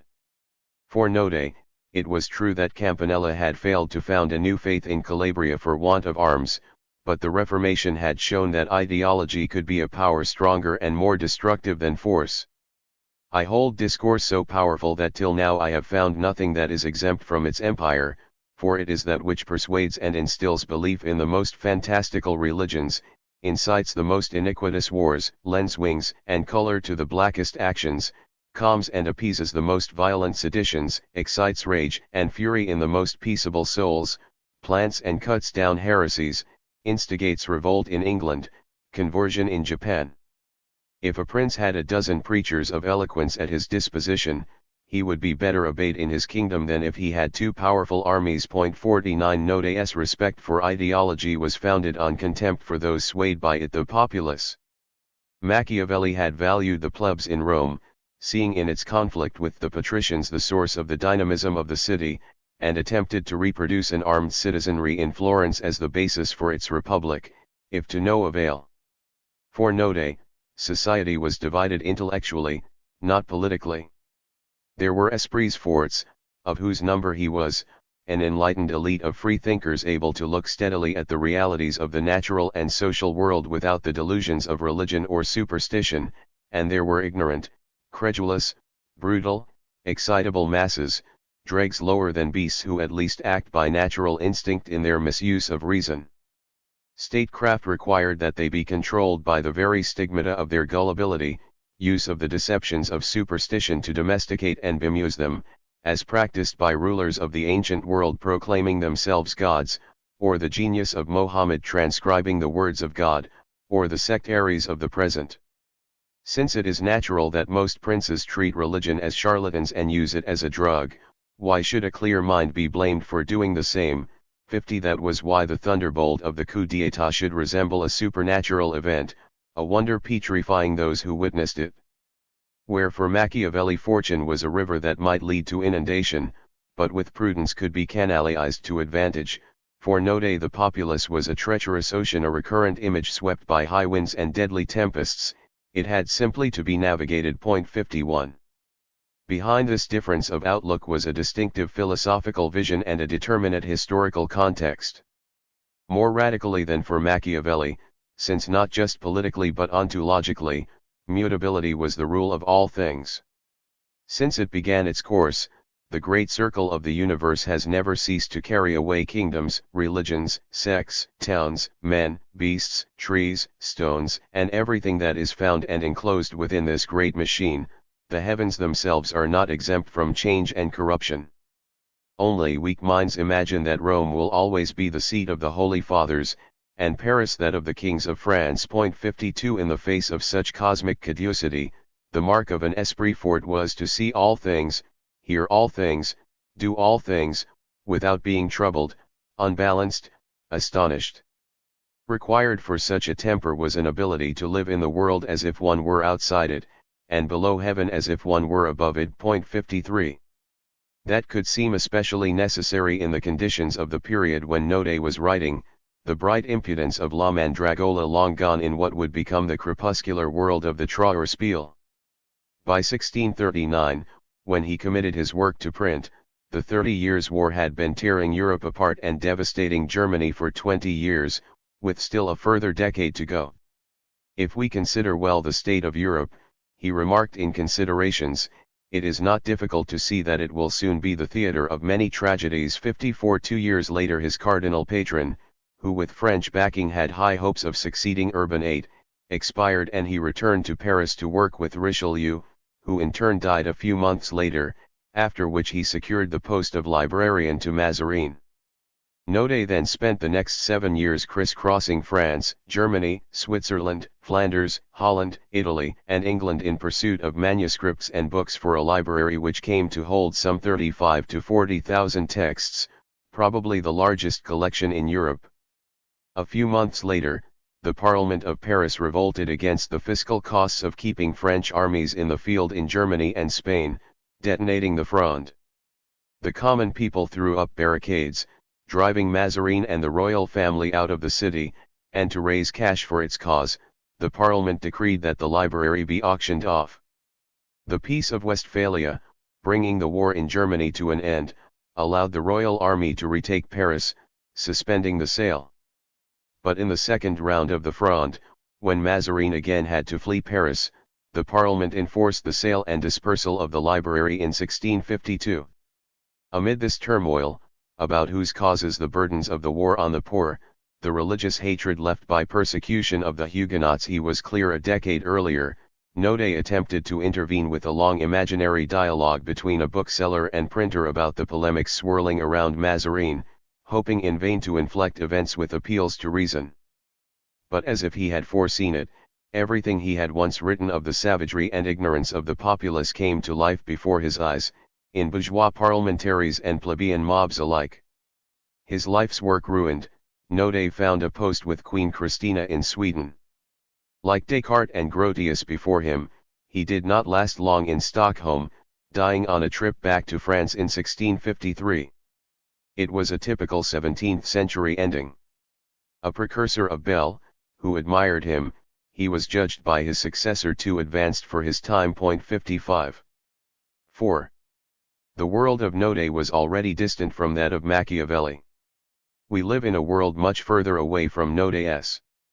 Militarized absolutism and religious fanaticism, princely generals, feudal estates and clerical ministers, civil wars and urban barricades, famines and witch trials, excepting plagues, what have they in common with the tranquil landscape of ballot boxes and opinion polls, shopping malls and social media, product regulation and quantitative easing, vegan picnics and emancipated pronouns?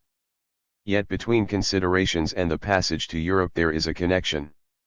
Coups d'état, in the now received sense of a military putsch have, of course, long since disappeared from the continent. The last came in Greece in 1967. But Node's definition was ampler, and did not require violence. What links the two works is the celebration of a coup as the courageous founding act of a positive statecraft.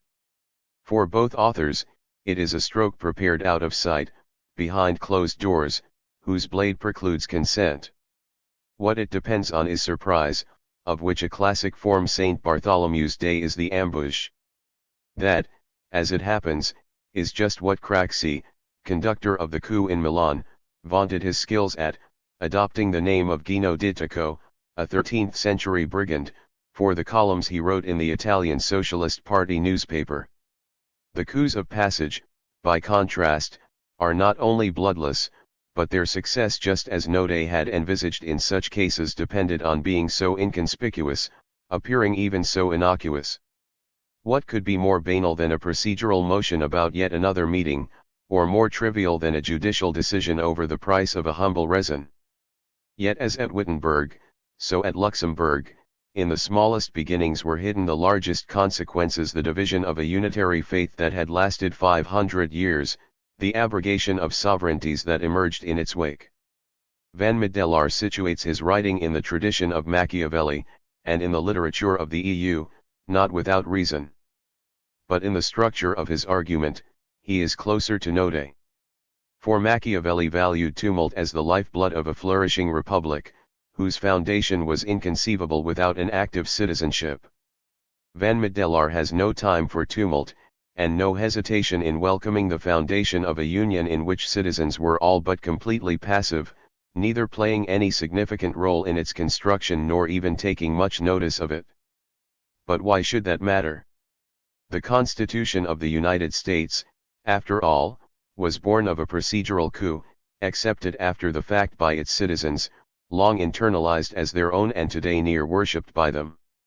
Why shouldn't the European Union reproduce the same happy outcome? 56. The answer is plain enough. The 13 colonies had fought a victorious revolutionary war and already declared themselves an independent nation. The colonists, united in a prospect of continental expansion, were of one language and origin. The Constitution did not undercut such democracy as uniquely in that time each of the states possessed, but assembled and centralized it in a federation.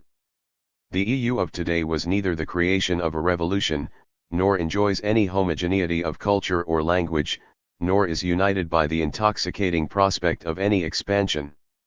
Moreover, and decisively, what degree of federation it has achieved has been bought by crippling rather than enhancing what democracy its constituent nations possess. Comparison with 1783 is a paralogism. That to date the EU has been unable to reproduce the bonds of identity and loyalty which tie Americans to the United States and Europeans to their nation-states, Van Middelaar readily acknowledges, and supplies the memorable concluding meditation of his book, with its taxonomy of approaches for overcoming the lack of them.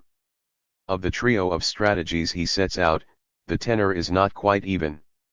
All are approved, but German and Roman lines of advance, creating companions in destiny and securing clients, are treated more briefly and sceptically than Greek, on which the final emphasis falls, under the aegis of a solemn epigraph from Hannah Arendt on the historically unique character of the polis, where the other two have to make do with Julian Benda and Monty Python. Here, it could be thought, democracy would at last acquire its place, hitherto all but entirely absent, in the problematic of the passage to Europe. What part does Van Middelaar accord it? Since the Greek public, he explains, was at once spectator and participant, Its example offers two opportunities for a political body in search of an analog today. First, politics can give the public a say in decision-making. Second, politics can provide the public with drama, with on-stage action that captivates it. The genius of Athens bound these two aspects together, inventing both democratic freedom and a public arena. 57.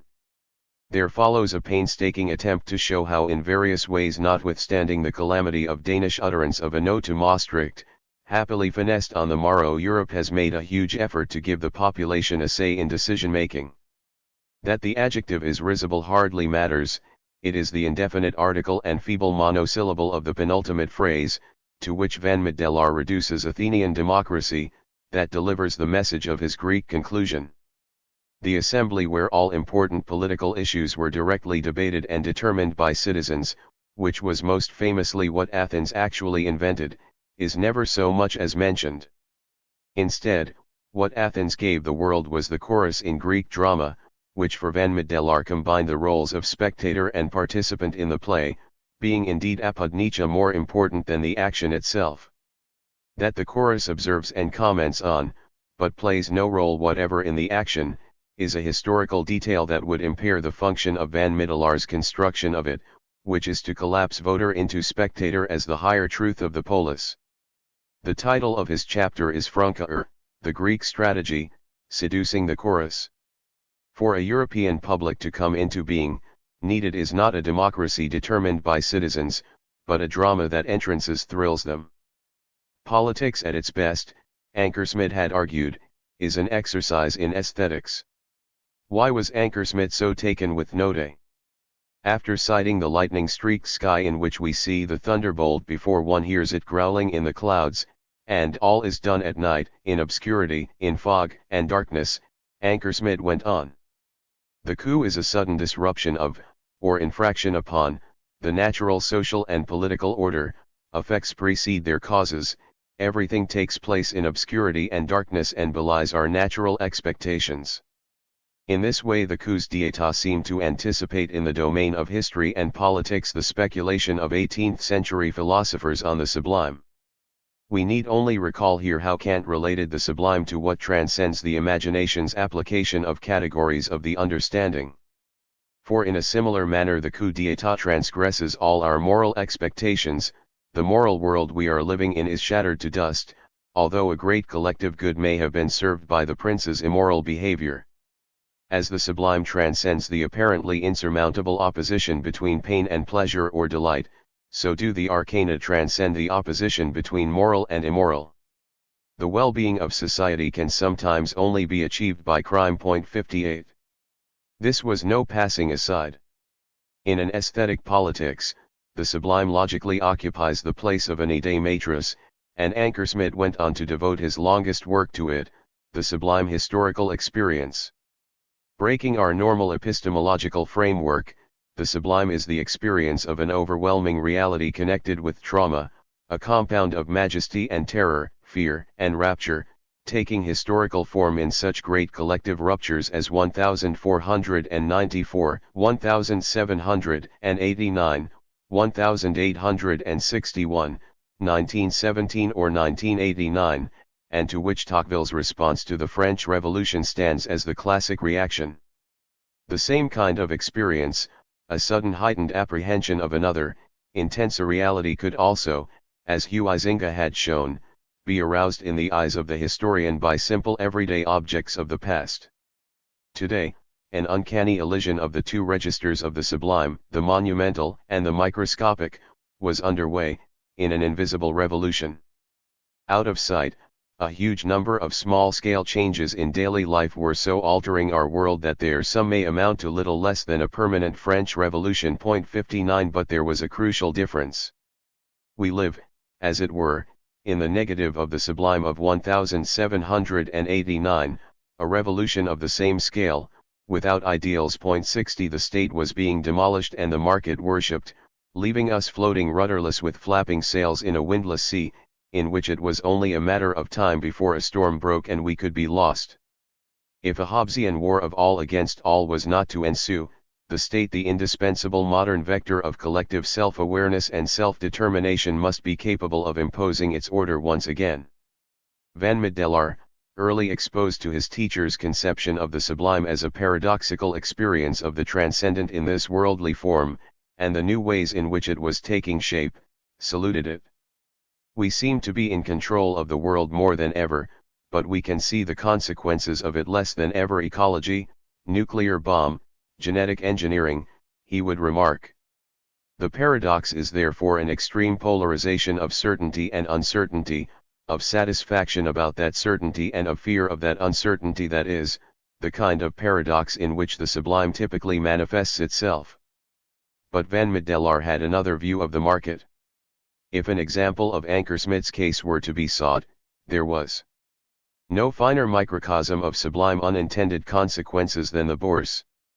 All its traders have the same goal, to get richer, but at times the paradoxical result of this joint endeavor is that they all lose a great deal of money in one fell swoop. That was not their intention. But it is exciting. Last Monday, the impending stock market crash in Amsterdam was definitely a sublime spectacle, the animal roar of the traders and the delighted smile of redhead AEX director George Mahler, who thought it beautiful, remarking, "We're now waiting for Wall Street to open this afternoon." Long News may have held that slaves of money were insensible to the sublime. But today, mammon itself is an important source of the sublime. Pessimists may think their view that the chances of moral elevation by the sublime are smaller than ever. They are wrong. The 1st-century rhetorician and the 21st-century stockbroker learn the same lesson from the sublime, respect for indomitable reality. 61. That was in 2000, fresh from Politi's side. When Van Middelaar returned to Ankersmit's work after his time in Brussels and The Hague, he was characteristically no less upbeat, but now the object of his admiration, and difference with Ankersmit, had altered. The fall of the Berlin Wall and 9/11 had changed international relations, permanently. They were ruptures of the kind Ankersmit had written about. But did that mean the state was on the way out? Far from it. Before these great events, Europe had become a mere marketplace between East and West. Now, however, states were taking more collective responsibility for the destiny of the continent than ever before. The flight from politics and history that Europe was for so long is over. 62. The sublime was reverting to a more traditional decor. V. Published in Dutch in 2009, The Passage to Europe had a triumphant local reception. Though still unknown to a wider European public, its success in the Netherlands was enough to secure Van Middelaar the post of speechwriter and special advisor to the Flemish politician Herman van Rompuy when this Belgian Prime Minister took office as the first full-time President of the European Council, a position newly created by the Treaty of Lisbon. Van Middelaar would now step onto the stage of the great events to which he had looked forward at the end of his book. Earlier that year, hailing Obama's inauguration in Washington, he set out their global context, updating his conception of the modern man's burden. Obama makes America more powerful. The ability to cast the national interest in terms of a universal mission is deeply embedded in American consciousness. America is a force for good. That is its imperial trump card. Anyone who can credibly identify power with virtue is strong. The president himself knows this very well, and spoke to it in his masterly inaugural speech. Why did he move hundreds of millions? Certainly, because of the color of his face, the sound of his voice, the moment in time. But also because he said that America, the wealthiest and most powerful nation on earth, is and will remain a beacon of light and freedom, a country that is a friend of every nation and willing to lead again. Obama's audience, inside and outside America, yearned for this message. 63. That was all the more important since anti-Americanism had been gaining ground worldwide. The Statue of Liberty was no longer the symbol of America, but Guantanamo Bay. That's why Obama decided to remove that blemish immediately. Symbolism is power politics. That the Netherlands, which had relied on America for its safety since 1945, should refuse to help polish up the American blazon by accepting a few Guantanamo prisoners was completely incomprehensible. It was in the Dutch interest to strengthen our military protector against rivals like China or Russia. But there was more to U.S. paramountcy than simple might. Just as barbarians had been attracted to Rome by its aqueducts, villas with underfloor heating, and fine wines, so, besides its military and economic superiority, America's power lies in the global appeal of its lifestyle, racial equality, and education. In this sense, Obama won on November 4 not only because he was able to promise a New Deal-like break with a deep crisis. It was striking that not only the poorest but the wealthiest voted for him. For in the long run the richest too served the cause by the display of their lifestyle. Equipped with these background convictions, Van Middelaar made his way to Van Rompuy's cabinet, and out of the 4 years spent with him, produced Alarums and Excursions, improvising politics on the European stage. 64 Reception has matched that of Passage, some 30 plus dithyrambs posted on his website, pre-publication superlatives galore, this time topped by the incumbent president of the European Council himself, Donald Tusk, and Britain's former ambassador to the EU Sir Yvonne Rogers. But the two books are not on the same level. The Passage to Europe could legitimately claim to be a work of political realism. It laid bare central arcana imperii of European integration, as Node reproached Machiavelli for having done of princely practice not all of them, of course, nor with any of his predecessors' sense of moral ambiguity, but as no other of the plethora of eulogies, official or academic, of the Union had ever done. Alarums and Excursions, though a sequel awash with many of the same tropes, is a different kind of exercise. During 70 years, the book begins, the preconditions of the miracle play that is a free society disappeared from view, while talk in Europe was all of growth, education, healthcare, and such like, with little care for the overarching questions of state and authority, war and strategy, security and the border, citizenship and opposition. Then suddenly, crises came one after another, banks collapsed, the euro wobbled, Russia attacked Ukraine and annexed Crimea, vast numbers of desperate people attempted to cross into Europe, and Donald Trump pulled the U.S. security rug from underneath the European continent. Faced with this political cataract, new qualities were required to save the Union: speed and determination, visible gestures and authoritative words, leadership. After some missteps, these were forthcoming. The Brussels backroom rule-making factory is giving way to political drama on a continent-wide stage, just as he had hoped would occur in Passage. The title of its sequel, an Elizabethan stage direction indicating tumult and clamour, captured the nature of the spectacle which this kind of drama offered its audience. No longer Sophocles, Shakespeare. Conveying the feverish mood when action becomes imminent, Alarums and Excursions tells the inside story of Europe's political metamorphoses and deciphers its consequences for political actors and the public alike. Happily, all would end well, as through its ordeals the Union reached political maturity. By 2017 we saw Europe's new politics rise to its full height, not just improvising and taking shape despite itself but acquiring self-knowledge and vitality. 65. First had come the troubles of the single currency. There, Merkel's declaration that if the euro fails, Europe fails was decisive, heralding the rise of Germany's power in the Union. Did the measures which followed respect the Treaty of Maastricht? No, and so much the better. Europe trumped Maastricht. For Merkel's seemingly naive words concealed a rarely noticed truth: the states had committed themselves at the Union's foundation not only to adherence to Union law but to the continued existence of the Union as such. In emergency situations, therefore, breaking with the rules could actually equate to being true to the contract. The same held good of the tough financial and political measures taken by Berlin, Frankfurt, and Brussels to oust weak governments in southern Europe, crack down on the gambler verificus, and circumvent the blackmail of Britain's opposition to the fiscal compact. Responsibility and solidarity were the root melodies of the Union in conducting Europe away from the incalculable risks of a Greek exit from the euro, while Tsipras's acceptance of medicine harsher even than that just rejected by voters was true to their deeper desire, which was not for a return to the drachma, but the preservation of their dignity. Miraculous was the green light for banking union won in 2012. Draghi's bond purchasing program to prop up the euro was likewise a miraculous mixture of solidarity and responsibility.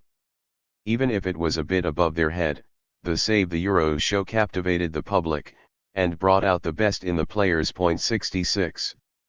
In the Ukraine, admittedly, the Commission overreached itself at the outset, failing to realize how important the country was to the Kremlin.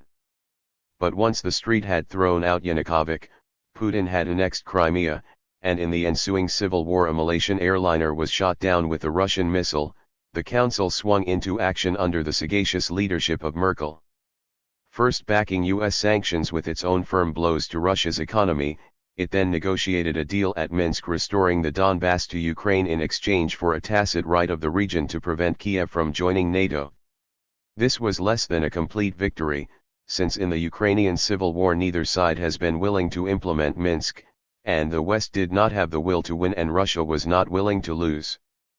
But it was a watershed in Europe's role in the world, marking its geopolitical emancipation from America as an authoritative strategist in its own right, one that had come to understand the tragic dilemmas and hard choices of power politics. 67 Just as the Council had mastered the euro crisis by discarding orthodox rules in the interests of financial stability, so by bracketing the issue of Crimea at Minsk, in the crisis of the Ukraine the Council discarded rigorous enforcement of international law in the interests of peaceful stability. But sanctions were not slackened, they would remain until Russia disgorged its prey. Refugees posed an even more tragic dilemma for Europe, since they fostered so many tensions between the northern and southern, western and eastern member states of the Union. The task confronting the EU was to set an ethics of responsibility alongside an ethics of conviction. After the Commission blundered with bureaucratic overreach in trying to set quotas for the reception of refugees, it was left to Merkel to resolve the crisis by reaching an agreement with Erdogan that may have been ethically and legally questionable, but was vital to prevent populist reactions threatening Schengen within the Union.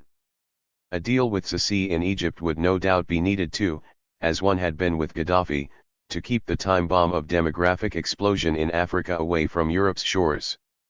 Warning of political catastrophes if the Union's borders were not secured, no one saw the magnitude of the problem more clearly than Donald Tusk, or expressed more eloquently the pride of Europe in nurturing during these difficult years a spirit of love and freedom. 68.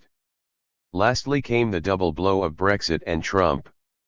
As Pocock had shown, it was out of the experience of a democratic republic's own transience and mortality that there may arise a political will to manifest itself as a sovereign player in historical time, remaining morally and politically stable in the irrational stream of events. 69 So it was with the EU.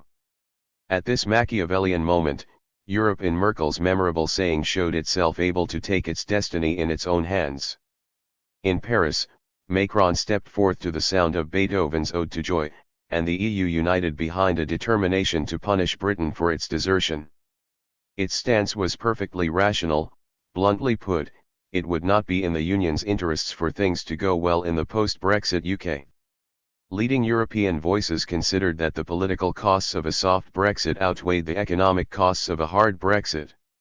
So Tusk gave Ireland a veto on the withdrawal process, with Brussels compactly behind Dublin. Yet it was above all the awakening of the decisive power of Germany to the stakes at issue that made Brexit the Union's finest hour, enabling it to perform more convincingly than in any of its previous crises. 70. Alarums and Excursions ends with an assessment of the balance sheet of these years for the character of the EU. What they had wrought was a transition from the politics of rules to the politics of events. 71 Unforeseeable events, requiring improvised responses. The institutional consequence was to deepen the change in the relationship between the Union's constituent parts that had begun with the formation of the European Council in the 70s and been a leading theme of passage. In its day, the rule factory of the Commission in Brussels had done sterling work as an unrivaled pacifier and creator of prosperity, and now with Brexit continued to show its value by revealing to the public at large just how difficult it is to escape its clutches. 72 Yet though technically it retained a monopoly of legislative initiative, in practice its proposals often originated in the Council of Ministers. The Commission might then elaborate them, but its federalist instincts had become counterproductive. It was no longer the site of development and renewal. That had passed to the Council.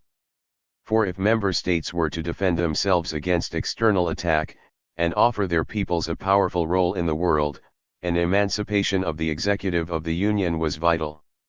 Meeting 6 to 10 times a year as something like a provisional European government, the Council handles chef sachin the stuff of high politics, not low regulation in closed sessions. At these, Van Middelaar can report, all 28 heads of government call each other by their first names, and can find themselves agreeing to decisions they had never imagined beforehand, then emerging together for a beaming family photograph before the cameras of the 1,000 reporters assembled to hear their tidings, whose presence makes failure impossible, as every summit ends with a message of common hope and resolve. Flanked by its trusty Eurogroup of finance ministers and above all by the European Central Bank, a monetary version of the passage to Europe's new politics capable of equally decisive action in defense of the single currency, this is a council not to be garlanded with the academic ribbon of mere legitimacy. For what it now wears is something older, firmer, and more capacious, the uniform of authority. 73. True, the Union still wants for one final compliment. Opposition is oxygen for political life, lack of it a danger to any system. The technical, legal, and procedural workings of the Commission and the Court were low profile, but their dullness was a price worth paying to subdue national resistances, idiosyncrasies, and pretensions. For a time, depoliticized progress towards a closer union was valuable, but by obstructing protest it eventually had the unfortunate side effect of driving it into mobilization outside the arena of Brussels. The Council does not proceed so bureaucratically. But even the politics of events as opposed to rules can be depoliticizing, its decisions presented as so many necessities imposed by a series of emergencies, making opposition impossible. The risk of declaring measures alternativos, a favorite formula of Merkel's, is the same. A strategy of fates accomplis feeds scepticism. The public hears this as like it or lump it. What is to be done? It would be better if opposition could be fostered democratically within the system, to stage manage and pacify social and political conflicts symbolically. But that could hardly take the form of partisan division in the Union, since the diversity of politics in its member states precludes uniformity of governments in the Council, or blocs in the Parliament, since left or right parties never prevail simultaneously across the EU. In the Council and Parliament alike there is, on the contrary, always a de facto grand coalition of conservatives, Christian Democrats, Social Democrats, and liberals. Only political fringes on the far right and far left lie outside it, but these hold power nowhere in Europe, and their polemical opposition is futile, as Syriza and Podemos have discovered. So where is the right sort of opposition to be found? These problems are not easily resolved, Van Middelaar concludes lamely, his last pages tailing away into the tritest of bromides from Brussels. The Union, of course, needs dissensus inspired by the conviction that what unites us as Europeans on this continent is bigger and stronger than anything that divides us. In effect, consensus by any other name smells as sweet. 74. 6. The product of services to Van Rompuy at the apex of the EU, Alarms, belongs to a subclass of literature of which the new Machiavelli, How to Win Power in the Modern World by Jonathan Powell and The World as It Is by Ben Rhodes are other recent samples, what might be called spin doctorates of the equerry. Van Rompuy was never a ruler in the sense Blair or Obama were, and Van Middelaar never enjoyed the power of Powell and Rhodes. He was, on the other hand, incomparably more intelligent and literate, so Alarms is a superior exercise in the genre, without need to beat the personal chest typical of it. But the deterioration since passage is plain. The first book was the work of a historian who was an enthusiast for the EU, the second is the product of an apologist in its service. the difference lies in the quotient of evasion and hyperbole in each. Alarums retains flashes in its description of the EU response to Brexit, its depiction of the operations of the Council and complexities of the institutional machinery of the New Europe, its emphasis on the strategy of the fait accompli in the Union method of the realist candeur that was the leading virtue of passage. Talk of coups is, naturally, no longer acceptable. But the gist of the story is still the same. With the demotic touch required of any decent publicist, this time Van Middelaar places at the head of his book an epigraph not from Tolstoy, but from Miles Davis. It reads, "I'll play it first and tell you what it is later." The politics of the EU encapsulated in a pop one-liner. But the price for these moments of frankness has risen. For along with acknowledgement of the coercive consensus of the Council meetings, the charades of Union summitry, the demotion of the Commission, now come longer and more labored efforts to magic into existence of public at one and the same time spectators in a gallery and actors in the scene they are watching. The contradiction in terms, hazily sketched in passage, where the image of choice is a Greek chorus, becomes an extended comedy in Alarums, whose concluding chapter, the largest in the book, is entitled "The Opposition Takes the Stage," only to reveal that there is no such opposition. Deontologically, it would be nice if there were, provided it was not polemical, but so far it hasn't materialized in any acceptable form. Nothing could be worse than expressions of the popular will that contravene the Union method. Think of the referendums on the draft European Constitution, mere destruction, not opposition. As for the main burden of Alarums, Europe rising to its full height in dealing with the crises besetting it, the roll call of triumphs rarely rises above the language and level of public relations. Saving Europe, by saving the euro, by withstanding Grexit. Restoring dignity to the Greeks, by cancelling their votes. That the Union was never in danger from a departure, or Schaubil's proposal a suspension of Greece from the single currency, only the stake of German and French banks in its debt.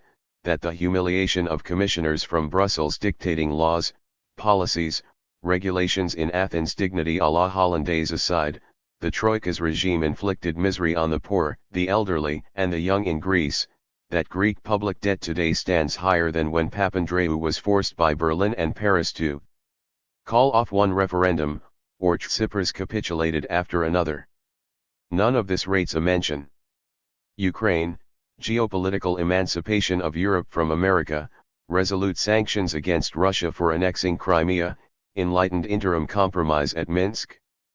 The realities: EU sanctions tailed US sanctions, uniting stupidity and hypocrisy. Stupidity. Does any Western politician, no matter how ignorant, really believe that Russia will ever relinquish Crimea, an accidental province of Ukraine, whim of a paper shuffle by Khrushchev for a couple of decades, when it was a hallowed part of Russia for over 2 centuries, populated overwhelmingly by Russians? What possible gain could come from making relations with the country an indefinite hostage to the fiction that its recovery could be reversed? Hypocrisy. Europe has never lifted a finger over the annexation of East Jerusalem and the Golan Heights by Israel, South Sahara by Morocco, or the occupation of half of Cyprus by Turkey, though in all these cases seizure was against the will of most or all of the population, enforced by violent repression and ethnic cleansing, unlike Crimea where it was undoubtedly welcomed by a majority, if one exaggerated by Moscow. Borders are inviolable only when it suits the West to say so. As for Minsk, its upshot has been zero. Refugees, what is there to be proud of in the European record? Attacking Libya, bombing and fighting in Afghanistan and Syria, with the well-known result of increasing refugee flows in each case, a copybook case of the ethics of responsibility. Bribing Erdogan with €6 billion to block fugitives from getting to Europe by penning them within Turkey, under a regime boasting 100,000 or so political prisoners, an exercise in the ethics of conviction? Not a line on the payoff to Erdogan in Alarums, though it mercifully spares us Eurocant on human rights, confining itself to talk of love and freedom, as internment camps fester in Lesbos and boats capsize off Lampedusa. Brexit, a triumph of European statecraft? If the Union's great breakthrough was to advance beyond a politics of rules to one of events, overturning one rule after another in pursuit of financial stability and border security. Wouldn't it have made more sense to concede Cameron the brakes on migration he was asking for to win his referendum, rather than risk Britain's desertion by invoking immovable principles that are continually being moved? If, when necessity calls, the Treaty of Maastricht's precise and detailed clauses on budgetary discipline and prohibition of central bank purchase of government debt can be dismissed in the shake of a lamb's tail, why not the far vaguer provisions of the Treaty of Rome on the free movement of labor? From the realpolitiker standpoint advertised by Van Middelaar, the logic of pragmatically dodging the blow to the EU from across the Channel should have been obvious. No such thought crosses the mind of alarums. In effect, the expressions of the Union's new political maturity saving Europe by dignifying Greece, breaking strategically free from America, reconciling responsibility and morality in the Mediterranean, treating sagely with Britain belong with the splendor of white man's colonialism, the abundance that bombs would bring to Afghanistan, the closure of Guantanamo by Obama, the global beacon of America's racial equality, figments in the mazes of magical realism. But it would be a mistake to dismiss their author on that account. Fantastications can be politically functional, if they answer to the needs of rule. Van Middelaar occupies a unique position in the landscape of the Union today, as the one significant theorist of Europe to marry long-range thought with proximity to power. The balance in his work between genuine insight and glib ideology may form a shifting terrain, but not one that is to the detriment of his ambition. Having served with Bolkestein and Van Rompuy, he has since attached himself as special advisor to the new Vice President of the European Council, Frans Timmermans, another Dutch bruiser who would probably now be its president, had he not after years spent buttering up Erdogan as the Commission's point man in the Union's cash for stopping fugitives deal with Turkey. He claimed most of them were just economic chancers hectored Poles and Hungarians too stridently for failing to uphold the rule of the law. A loudmouth transfuge from D66, a Dutch equivalent of Britain's SDP of old, who is today operative on the right wing of the ultra-moderate Dutch Labour Party, Timmermans was the most vociferous champion of the European Constitutional Treaty, of which he was one of the drafters rejected by Dutch voters in 2005, and a key figure in sliding its core back into the Lisbon Treaty of 2010. Alongside him is a natural birth for an intellectual with an eye to a yet more organic future, as special advisor to Europe itself. 7. With whom might such a figure be compared? Not to any contemporary, but there is a historical parallel. Mutatis mutandis, the person and career of Friedrich Gentz, Secretary of Europe, as Golo Mann dubbed him in an admiring biography of 1946, suggests a resemblance. Bourgeois son of the director of the Prussian Mint, after studying under Kant in Königsberg, where he corrected the proofs of critique of judgment, Gentz won fame by producing the first European translation of Burke's Reflections on the Revolution in France, with an impassioned preface amplifying its summons to battle against the despotic Synod in Paris, whose theories were bent on rooting out all that gave happiness to millions, published single-handed a historic journal with an international readership, in which he wrote the first systematic comparison of the American and French revolutions, translated into English by John Quincy Adams, and set out in his Political Condition of Europe before and after the French Revolution the first strategic theorization of the need for the ancient regimes of Europe to transcend traditional balance of power politics for a confederate accord to stamp out subversion wherever it raised its head. Without consideration of borders or sovereignty, 75 today's droit d'ignorance, before it was draped in human rights. Hired as the best political writer in Germany by the court in Vienna to sway public opinion in favor of the Habsburg monarchy, he was lionized in London. By then he was on Pitt's secret payroll too, where the French envoy observed that if there is one man who can be called the champion of the counter-revolution, it is he. An implacable foe of any settlement with Napoleon, who had trampled on the balance of power in Europe. 76 He became an early associate of Metternich, serving as the secretary to the Congress of Vienna, and under the Restoration drafted the famous circular of Troppau authorizing the assembled monarchies to invade any country afflicted by revolutionary disturbances and crush them in the common interests of order and tranquility in Europe. For 15 years Jens was Metternich's closest continuous collaborator as policy advisor and propaganda chief, roles in which he displayed, according to Metternich, real genius. Contrasts in background and character set the two men apart, in a common commitment to legitimism. 9 years older than his patron, Jens was an outsider in the social and political system of Austrian absolutism, as a Prussian and a commoner of no independent means. Metternich was a wealthy aristocrat from the Rhineland, scion of Vienna's plenipotentiary in the Austrian Netherlands when the French Revolution broke out, a consummately cool, controlled and self-confident diplomat and politician, where Jens was explosive and emotional, a gambler and spendthrift, class differences aside, a lesser temperament. In the current hagiography by Wolfram Simon, Metternich features as a prince in name and nature alike, visionary statesman of peace, masterly strategist of war, pioneering modern capitalist, impassioned humanitarian, devoted husband to his wife, yet as a connoisseur of women, tender lover of many another, before his time in understanding the intellectual equality of the sexes, not to speak of the true path to responsible liberty and prosperity.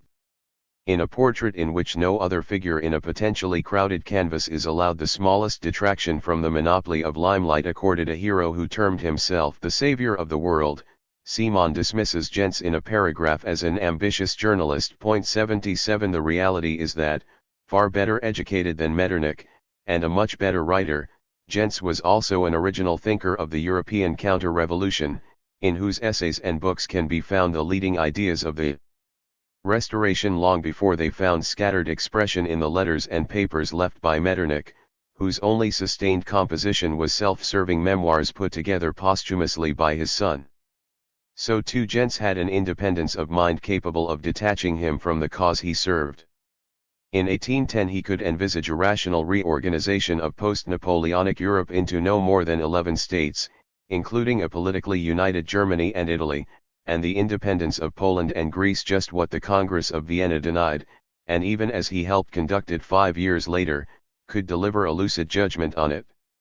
The magniloquent phrases about restitution of the social order, the recovery of European politics, enduring peace based on a just apportionment of power and so on were trumped up only to quiet the masses and to confer on the Congress some semblance of import and dignity. But the real sense of the gathering was that the victors should share with one another the booty snatched from the vanquished. 78. Jens was never a steadfast follower of the grandee he came to serve, writing of Metternich and Austrian policies to a Scottish friend in 1813, "They are not what I am, what I would like to be, so while I can defend Metternich and his system in certain respects from the false opinions others have of them, I will never adopt or espouse either out of my own conviction." 79. Towards the end of his life, he could see the ultimate futility of the enterprise on which he and Metternich had embarked.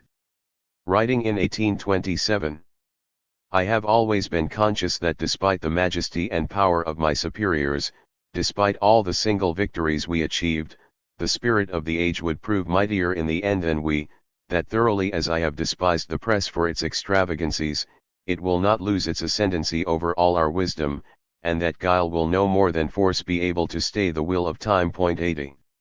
Such reflections were beyond Metternich, whose encomiast takes care not to let them ruffle his pages. The Memoirs of the Prince, ending in 1815 and devoting 200 of their 265 pages to his opinions and defeat of Napoleon, offer a self-satisfied story much of whose tenor, like his official papers, is nondescript and evasive, unlike his private correspondence, which is often terse and vivid. The exception is a striking portrait of Napoleon, acute, elegant and balanced, well above the level of what surrounds it. Forming a separatum within the text, its composition is dated 1820, whereas the memoirs were completed in December 1844. There is no doubt that its substance corresponds to Metternich's view of Napoleon, whom he justly says he knew better than any other statesman of the period, having served as Austrian ambassador at the emperor's court for 3 years, on the friendliest of terms with him. Significantly, however, in 1825 Metternich addressed a letter to "My dear Jens," in which, After characteristically explaining that I alone possess the clue to the greatest events of modern times, he confessed how little I think of my talent as a writer and how much better you would express what I wish to think and say than I ever can. Asking him to read and polish it without changing the features of my Napoleon, who would otherwise cease to be mine, he urged gents not to weary of the work, assuring him that if we learn in the other world that my picture of Napoleon is the most successful, I will proclaim you as its author. 81. What is clear from Metternich's pronouncements on Napoleon is that, unlike any other of the architects of the emperor's downfall, he had felt a real attraction towards him. There was a charm in his conversation and an appreciation of him as the one man who had mastered the revolution, as neither Louis XVI nor Louis XVIII was able to do, and became deservedly popular in France for doing so. Napoleon could have been a pillar of a satisfactory European order after Austerlitz and Wagram, but his thirst for conquest was unslakable, and its hubris undid him.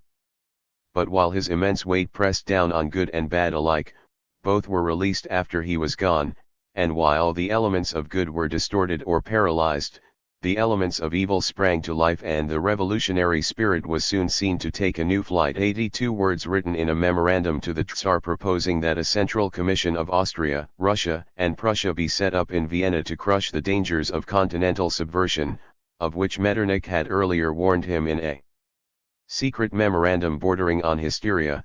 They were faced with total ruin of the glorious efforts of the Restoration and indescribable calamities to society if the moral gangrene of the middle classes, with their talk of constitutions and reform, to be heard not only in Spain, Germany, and Italy but in England as well, was not checked and the secret societies plotting the overthrow of the established order not vigilantly repressed. 83.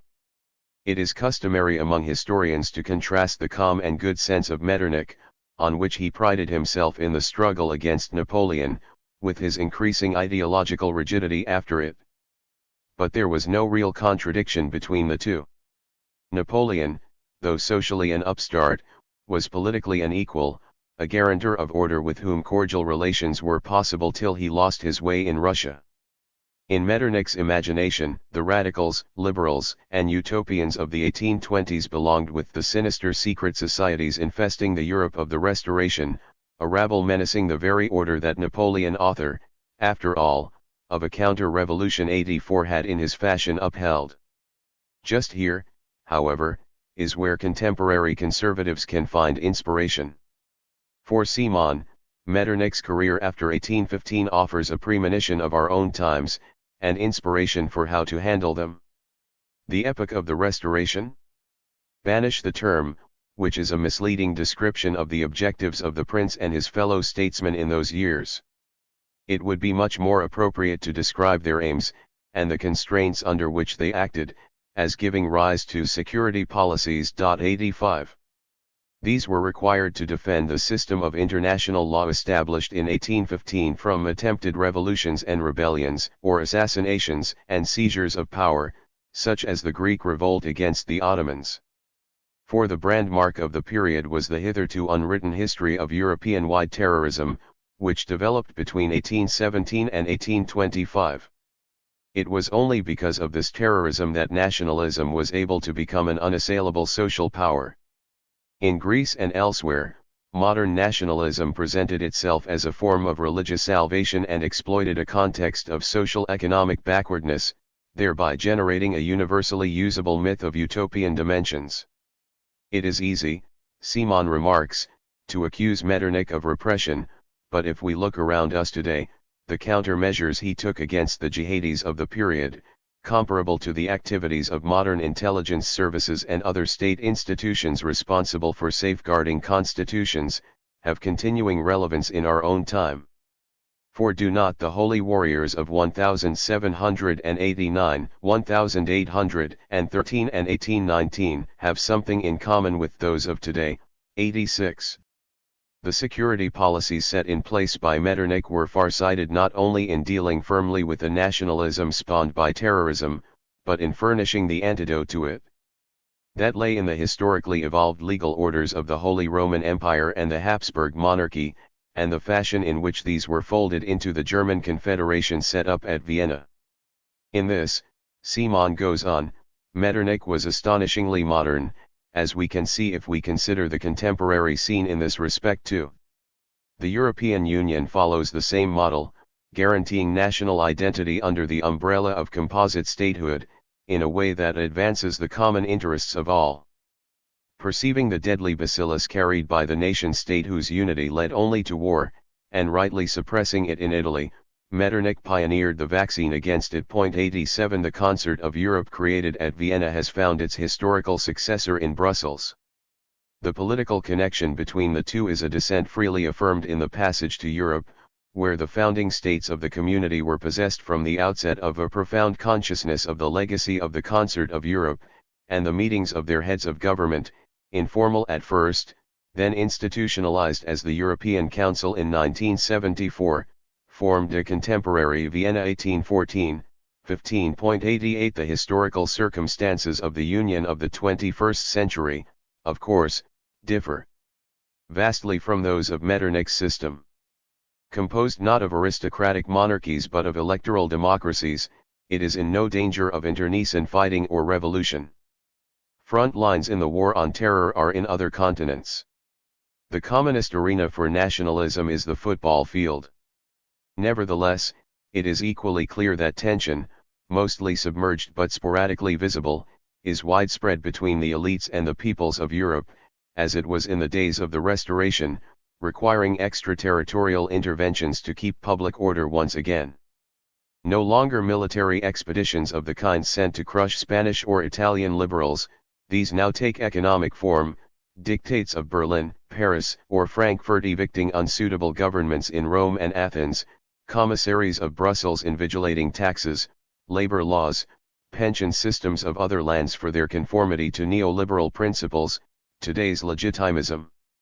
In defending and illustrating this system, Van Middelaar is the closest thing the Union has produced to a modern gens. Like the Secretary to Europe, he won his spurs with a philippic against ideological toxins coming from France, the ideas of 1789, the ideas of 1917. Politicide, denouncing latter-day philosophers of terrorism, was his translation of Burke for moderns. Both propagandists, yet also original thinkers, each would combine gifts of literary eloquence with calculations of raison d'etat. Both would enjoy a European reception for their political writing beyond that of any contemporary. Gents exercised real power. Metternich's first modern historian thought his overall system could equally well be called Gent's, though always as a subordinate, never in his own person. Van Middelaar to date has not. On the other hand, compared with Gent's prolific writing, remarkable though it was in its age, Van Middelaar's work is of another order of intellectual complexity and sophistication, as befits the distance between the relative simplicities of the Congress system and the labyrinths of the EU in the pedigree of descent linking them. If Ankersmit gave the original impulse to Van Middelaar's outlook in much the same way as Burke to Gent's, can it be said that in exalting the Restoration as the cradle of democracy, Ankersmit offers another connection between the worlds of the two? Not exactly, since his restoration was that of Guizot, not of Metternich, the censitary rather than absolutist variant of oligarchic rule. In that nuance lies a difference between the teacher and his pupil. Ankersmit transmitted to Van Middelaar, along with a conventional anti-communism and commitment to capitalism, his distinctive conception of politics as fundamentally an aesthetic enterprise, his lofty sense of the state, and his cult of the sublime. But Ankersmit has also in his way been politically anti-elitist, attacking what has become of democracy in the West as an elective aristocracy. 89 That note is entirely missing in Van Middelaar's writing. There, the enemy is, on the contrary, just what the elites of Europe themselves decry, and fear, most, populism. Democratic systems have effective oppositions, that one day may govern. The European Union is organized in such a way that it does not. But since it is good form to regret its democratic deficit, it would be better if it at least appeared to do so. Hence Van Middelaar's successive attempts to supply an ersatz opposition, a chorus, a gallery, an audience that could offer a facade of democracy to the construction he extols. No thinker agitated the young Van Middelaar more than Jean Baudrillard. but the public invoked in protean guises across so many of his pages is always in substance the same, as depicted by Baudrillard, the neutered onlooker of a spectacle. European democracy?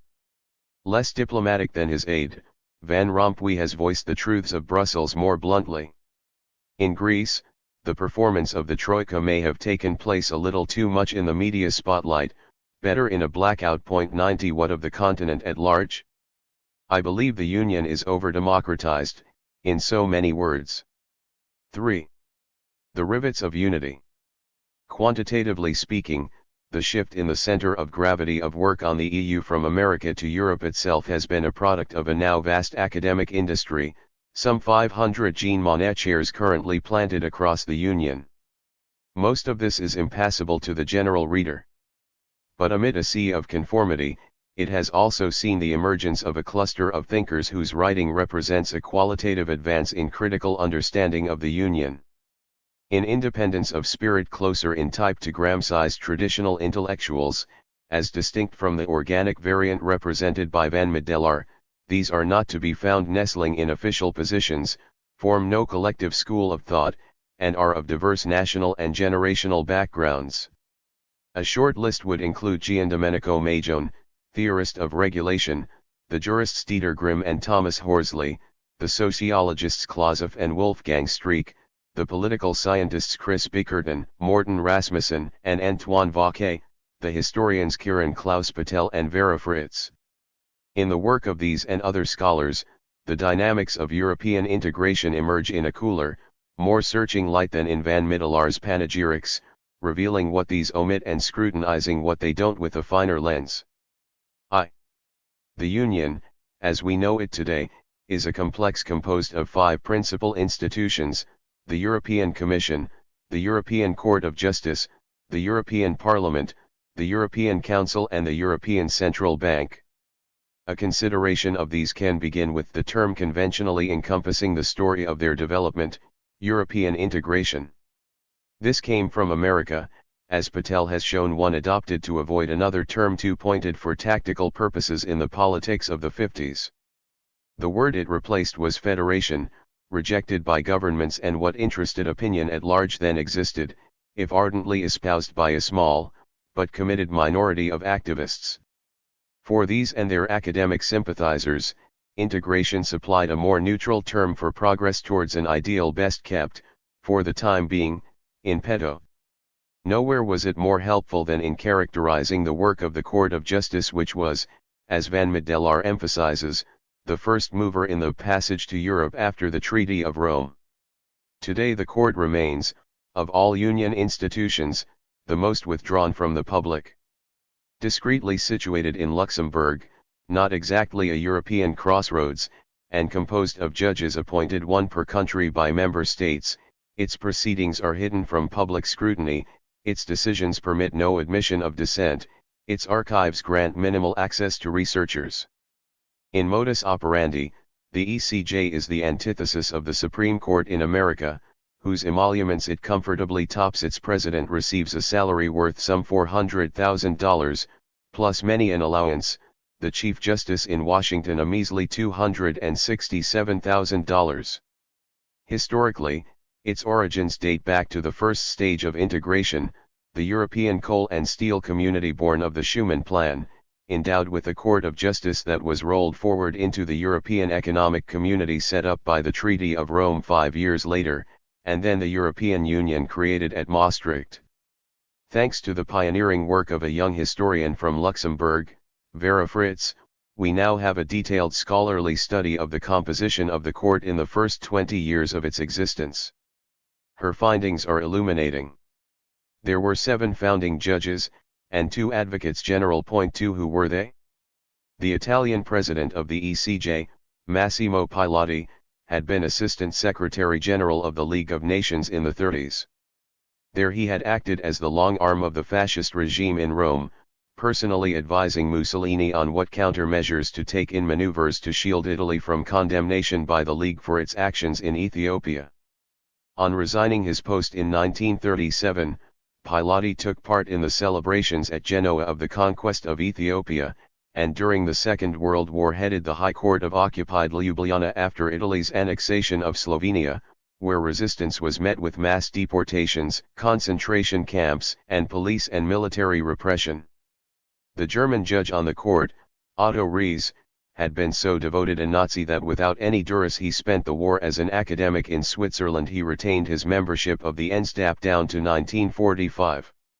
His compatriot Karl Romer, advocate general to the court, had spent the war in occupied Paris managing French companies and banks for the Third Reich. After the war, when he married Adenauer's niece, acting as defense lawyer for the Waffen-SS charged with responsibility for the massacre of Oradour. The French advocate general Maurice Lagrange had served as a senior functionary in the Vichy government, fully committed to the ideology of a national revolution to sweep away the legacy of the Third Republic. Acting as linkman between the judicial apparatus of the Conseil d'État and the political apparatus of the Council of Ministers, Lagrange was the specialist in charge of coordinating the first wave of anti-Semitic persecution of the Jews. 3 When Laval took over the reins of Vichy in 1942, transferring him back to the Conseil d'État from which he came, Pétain thanked Lagrange for his rare perseverance in the legislative and administrative work of the regime, to which he replied that for me it has been a great privilege to be so closely associated with the enterprise of national renovation you have undertaken for the salvation of our country. I am convinced that every Frenchman can and should take part in this work, for after the war, he was chosen by the Americans to help them democratize the civil service in Germany, and by Monnet to help draft the treaty establishing the coal and steel community. That figures like these were the ornaments of Europe's first court of justice reflected, of course, the general closing of political ranks after the Cold War set in, when what mattered was not the misdeeds of the fascist past but the menace of communist present. It was a time when the last commander of the Charlemagne division of the SS, fighting to the last bullet to defend Hitler in his bunker in 1945, could re-emerge as best choice for the Robert Schuman Prize for services to European unity. 5 Why should European justice too not let bygones be bygones? More generally, appointments to the court had little or nothing to do with juridical qualifications. Nearly all were political. The Belgian judge was a leading figure in the Catholic party of his country, the Dutch judge was the brother of a pre-war foreign minister, the French judge, Jacques Rueff, former deputy governor of the Banque de France, was one of the founders of the CNIP, Antoine Pinet's post-war version of his pre-war radical grouping, a Catholic trade unionist from the Netherlands and a socialist magistrate from Luxembourg rounded out the set. Nor did this change when the next levy of judges arrived. Among these were a founder of the CDU in Berlin, later deputy for the party in the Bundestag, the son of a leader of the anti-revolutionary party in the Netherlands, a former aide to Dino Grandi, Minister of Justice for the Duce, now brother of the finance minister in Italy, a co-founder of the Christian Social Party in Belgium, a one-time Nazi and stalwart of the SA, latterly become a social democrat in Germany, a long-time functionary in the Italian colonization of Rhodes, a former chef de cabinet to the civil and military governor of Algeria. 6 Justice al European was never blindfold, its eyes were wide open, and round its head was a bandana gaudy with the colors of the assorted establishment parties of the time. Decisive among the second wave of appointees was one in particular, in the words of an admirer, Europe's equivalent of John Marshall, the patriarch of the Supreme Court in the U.S., responsible for establishing its authority across the land. Robert Lecourt was a leading politician in the French version of the Christian Democratic parties in Italy and Germany, the MRP, which formed part of every government of the Fourth Republic, of which it supplied the second and second-last prime ministers. The most significant difference between the MRP and its opposite numbers in Rome and Bonn was that France possessed a large colonial empire of which the party was a zealous defender, resolute in prosecuting the country's wars in Indochina and Algeria. Joining de Gaulle's government with the arrival of the Fifth Republic, the MRP split over his announcement of a referendum on self-determination in Algeria. The party's long-standing leader Georges Bidault joined the right-wing paramilitary OAS, which launched armed resistance against de Gaulle in the name of Algérie Française and narrowly failed to assassinate him, while his colleagues in the party hewed to de Gaulle. Lecourt, who like Bedault and others in the party was active in the resistance, had a doctorate in law, serving as Minister of Justice in 1948, 1949, and 1957. Under de Gaulle, he held portfolios for France's colonies in Africa and elsewhere. In May 1962, he was appointed to the European Court of Justice. Lecourt came to Luxembourg with a specialized set of associations and convictions from the MRP. Alongside his role as a deputy and minister for the party in the National Assembly, he had been active since the late 40s in Nouvelles Équipes Internationales, the undeclared international of Christian democracy in Europe, participating in its annual congresses devoted to such themes as firmness in the face of communism in crisis, and in due course becoming head of its French section. He continued without compunction to lead it at the NEI Congress in Vienna in 1962, after he had taken up his post as judge in the Court of Justice. The NEI was in favor of European unity, and Lecourt was himself a member of Monnet's Action for a United States of Europe, formed in 1955. He was an ardent federalist. 7. With this background, Lecourt's arrival in Luxembourg could not have been more happily timed. For on the docket of the court lay the case that would produce its first landmark decision, Van Gent en Loos, a suit brought by a small transport firm against the Dutch government for imposing a customs charge on its import of an adhesive from Germany. To all appearances, a dispute of minor significance. In the shadows, however, powerful forces had been gathering around it. One was the European Commission in Brussels. There, heading its legal service was the Frenchman Marcel Gaudet. When working in the same capacity for the ECSC before the Treaty of Rome, he was already determined to ensure that the future ECJ would not be an international court along conventional lines, but a federal Supreme Court on the American model. Corresponding with Donald Swatland, a Wall Street lawyer who had been a wartime associate of Monnet, he explained in 1957 that federal ideas are still very new in continental Europe, and sought guidance from Swatland in promoting them. 8. He also developed a close relationship with the American legal scholar Eric Stein, the first person anywhere to hail the promising judicial future of the court in Luxembourg. In 1959 Stein invited Gaudet for a 6-week trip to the U.S. to learn about federalism firsthand. In return Gaudet planted Stein, while he was on a sabbatical in 1962, in the offices of the legal service with a desk of his own, and invited him to sit in on the briefings with lawyers preparing the Commission's case on Van Gent en Loos for the ECJ. Stein, proponent of a set of fundamental axioms for a constitutional order in Europe, could be counted on as a transatlantic zealot of federalism for the Old World. 9. Meanwhile, associations of jurists concerned to promote European law had been springing up in each of the countries of the six, of which the German Wissenschaftliche Gesellschaft für Europarecht was the largest and most important, followed by the Association Française de Juristes Européens. In close touch with these organizations, the Commission supplied financial support for their meetings, and in 1961 Gaudet created an umbrella organization bringing them together, the Fédération Internationale de Droit Européen, with the explicit aim of facilitating exchanges across political, bureaucratic, and scholarly boundaries. In the words of its first president, FIDE acted as a private army of the European communities. 10 The spirit informing the Federation would be recalled by a member of its German branch. In Europe around 1950 the idea of European unification was capable of evoking almost religious enthusiasm among young lawyers. We believed in the United States of Europe. 11 In the Netherlands, the Dutch section of FIDE was particularly active. One of its members acted as counsel for Van Gent en Loos.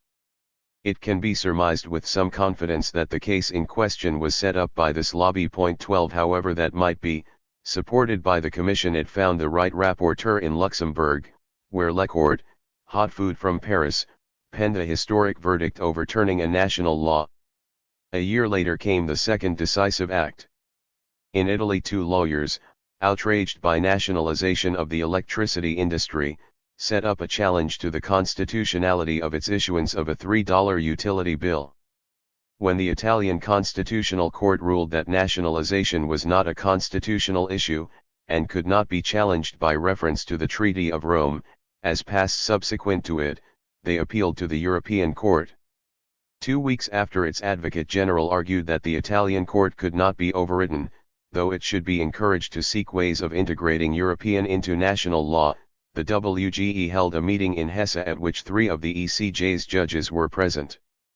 There, a participant recorded, "They sat with red ears as a leading authority of the WGE, Hans-Peter Ibsen, instructed them on the supremacy of European over the national law of any member state." 13 Ibsen's opinion would prevail.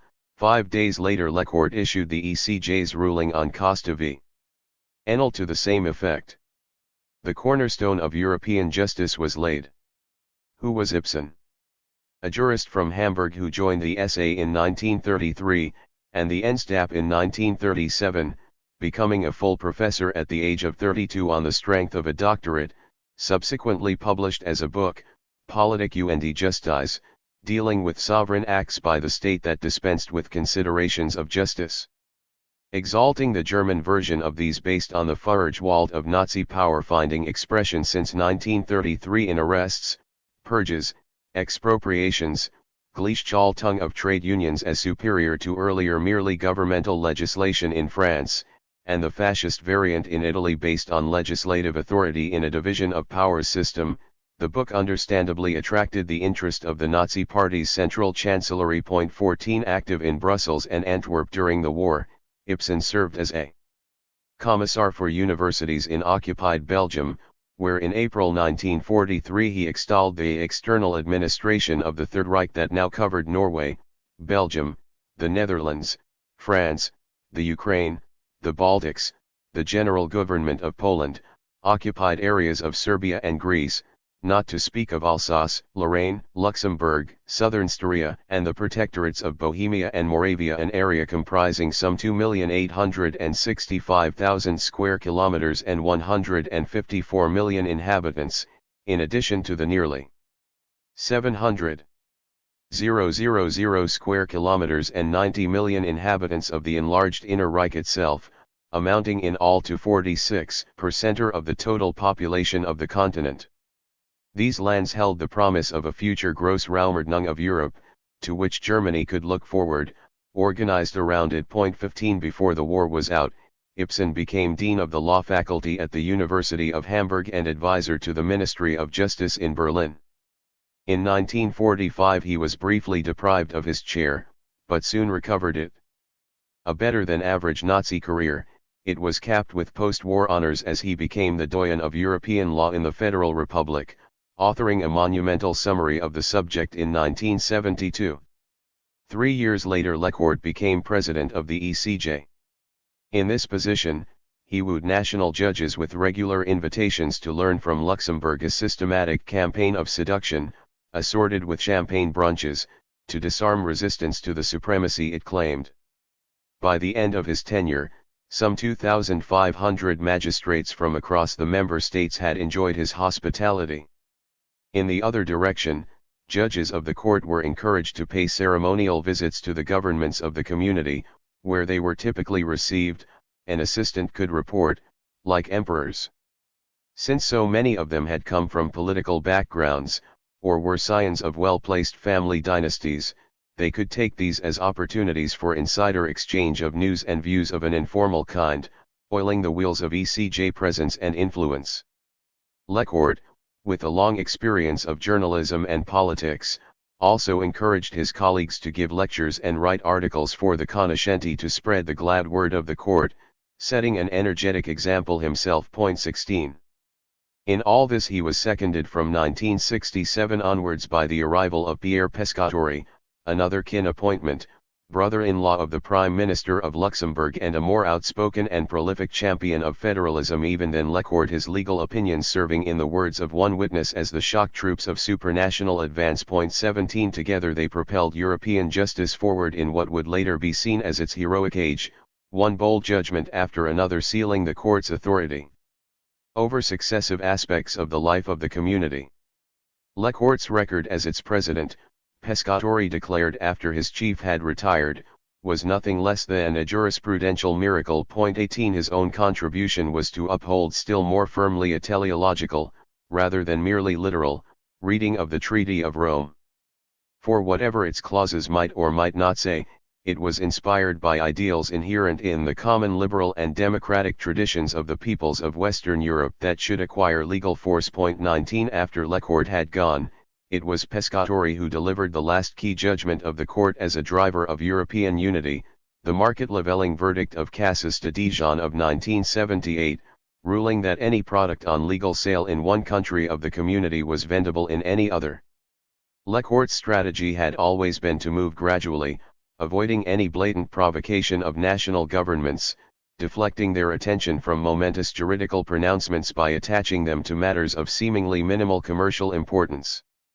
In this case, the commodity in question was a blackcurrant liqueur.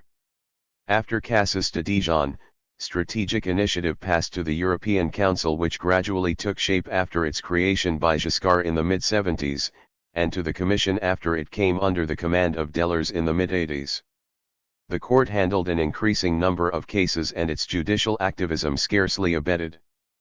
But it now reinforced rather than led the Hayekian turn in the community that crystallized with the Single European Act of 1985.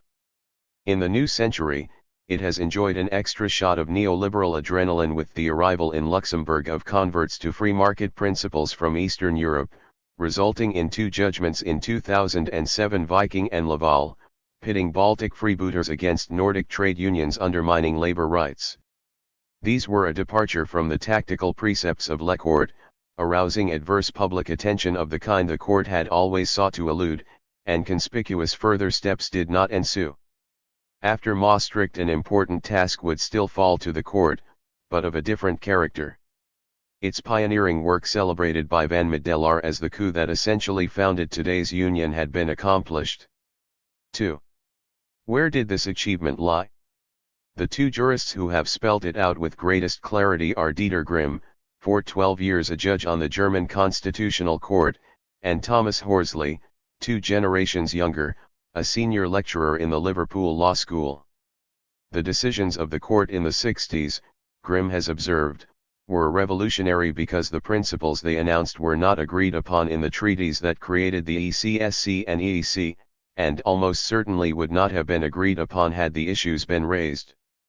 It was a court with an agenda that did not correspond to the intentions of its founders, seeing itself neither as a guardian of the rights of the signatory states, nor as a neutral arbiter between the states and the community, but rather a driving force of integration. 20 Its assertion of the supremacy of community over domestic laws, Horsley remarks, had no basis in the Treaty of Rome, which granted it rights of judicial review only with respect to acts of union institutions, not of member states. Yet, in effect, this is exactly what the court now does on a routine basis, proceeding as if the treaty framework, as the touchstone on the internal constitutionality of all EU institutional activity, has never actually meant what it so clearly states. 21. But is there anything particularly unusual about this, it might be asked? Isn't creative interpretation of laws by judges almost as familiar as of figures by accountants? On an alternative and less cynical view, isn't what matters the outcome? For an Ankersmit or Van Middelaar, we would be looking at an instance of the judicial sublime. Without having to go so far, it is reasonable to inquire what's wrong with the upshot. The answer lies at the level both of principles and of consequences. As to the first, Horsley opens his study with the following grave statement: among EU institutions, the court remains uniquely distinguished as an actor in the integration process. It is the only union institution whose activities are not routinely scrutinized for compliance with the EU treaties. Yet the treaty framework provides no basis whatsoever to justify differentiating between the court and the union's administrative and political institutions with regard to compliance with its demands. The court is formally designated an institution of the Union under Article 13 TEU. As such, along with the Union's political institutions, it is irrefutably subject to compliance with EU treaties 22. But once, from the moment of its coup, the court had authorized itself as the guardian of a constitution which had no basis in the treaties, but supposedly corresponded to their ultimate purpose. What other institution could bring it to book? Its circular self-validation ruled out any such challenge. The court thus became not just a unique institution within the community, but unique within the range of supreme or constitutional courts at large, endowed with powers which no analog in a democracy has ever possessed. For in all other cases, the rulings of such courts are subject to alteration or abrogation by elected legislatures. Those of the ECJ are not. They are irreversible. Short of amendment of the treaties themselves, requiring the unanimous agreement of all member states, which, as everyone knows, is all but out of the question, there is no recourse against them. They are set not in stone, but in granite, and are far from neutral in effect. Written in opaque, technical language, the court's decisions will often cloak highly political issues in an apolitical fashion, below the threshold of public attention, rendering their effects difficult ex ante to perceive, but should they subsequently be protested, become accomplished facts which citizens are told it is too late to do anything about. There is now no alternative. Point 23. Since these rulings have constitutional force, much of what would be ordinary legislation at national level became built into successive sequels to the original Treaty of Rome, Maastricht, Amsterdam, Nice, Lisbon, in documents of such epic length that the Ireland's EU Commissioner declared of the last that no sane person could read it, after his Prime Minister admitted, after signing it, he had not done so, amounting, in effect, to enormous cryptograms beyond the patience or grasp of any democratic public. The effect of constitutionalizing the quotation marks are needed because the treaties remain international pacts, not federal charters. Issues like the permissibility of state aid to industries, or subsidies to public services, is to immunize judicial ukases on them against any ordinary exercise of the popular will. As Grimm writes, the stronger the substantive content of the Constitution, the narrower the leeway for politics. Typically, whatever is governed in the Constitution is removed from the realm of political decision-making. It is no longer an object, but a premise of politics. In the EU, it cannot even be influenced by the outcome of an election. Point 24. That the judges who deliver the decisions of the ECJ are themselves unelected is, of course, common though not invariable practice in constitutional courts. What is not, is the European Court's insatiable jurisdictional appetite. Point 25. Its current president, the Belgian Koen Leenaerts, has spelt out the extent of that hunger. In his words, there is simply no nucleus of sovereignty that the member states can invoke, as such, against the community. The court aims at the same practical outcome as the one that would be obtained through a direct invalidation of member state law. Point 26. To such self-aggrandizing presumption corresponds neither judicial nor political competence. Even setting aside its systematic disregard for the limits on its scope in the treaties, writes Horsley, the court fares poorly in comparison to its counterparts on the classic measures of comparative institutional analysis, democratic legitimacy and technical expertise. Its judges are not elected, its deliberations are secret, and, as a court of general jurisdiction, it enjoys no special expertise in the wide range of policy fields over which it intercedes to adjudicate. 27. But if it has no special expertise, it had from the start a particular orientation, a settled and consistent policy of promoting European federalism, and once the turn of the 80s came, a decided social inclination, which it has pursued, in Grimm's view, with missionary zeal. Interpreting prohibitions of discrimination against foreign companies so widely that almost any national regulation could be understood as a market access obstacle, and pushing privatization regardless of the motives for entrusting certain tasks to public services, the court effectively deprived member states of the power to determine the borderline between the private and public sector, market, and state. Point 28. Such judgments come, not from any Eurosceptic standpoint, but from authorities committed to, in their view, the achievements of European integration. For Grimm, what is needed to restore legitimacy to the process is essentially the deconstitutionalization of political decisions to allow their discussion by voters and revision by legislatures. Horsley, after explaining what in his opinion have been the benefits of judicial intervention along with its costs, assures readers that he does not seek to undermine the court of justice, let alone add to denigration of the Union, but to enhance the legitimacy of its lawmaking. Yet if their accounts of the ECJ are those of friends of the court, it is not clear what its enemies would be left to say. The truth is that, on any reasonable reckoning, it would be difficult to conceive of a judicial institution in the West that, from its tenebrous outset onwards, was purer of any trace of democratic accountability. 3. The European Commission, whose evolution has been more winding, was in its early years the crucial partner of the court. Its history can roughly be divided into 3 phases, corresponding to the 3 figures who alone would hold its presidency for a full decade across 2 terms, Walter Hallstein, Jacques Delors, and José Manuel Barroso. Hallstein, a German lawyer and diplomat, a Christian Democrat best known for the Cold War doctrine lasting until 1972 to which he gave his name, making West German recognition of any state dependent on its refusal to recognize East Germany, was an outspoken federalist, who conceived the Commission as a proto-government of the community, declaring national sovereignty a doctrine of yesterday, and awarding himself the status of Prime Minister of Europe. De Gaulle put a brusque end to his pretensions in 1965, and he left Brussels a mocked and deflated figure.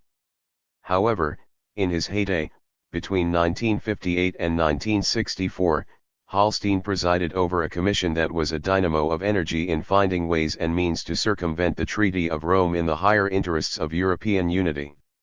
Brussels, as the French scholar Antoine Vauquet has shown, quickly became a magnet for corporate lawyers and investors from America on the lookout for market opportunities, and bringing with them the expectations and practices of a powerful ongoing federation, who soon formed close relations with the substantial number of high-flying Belgian commercial jurists.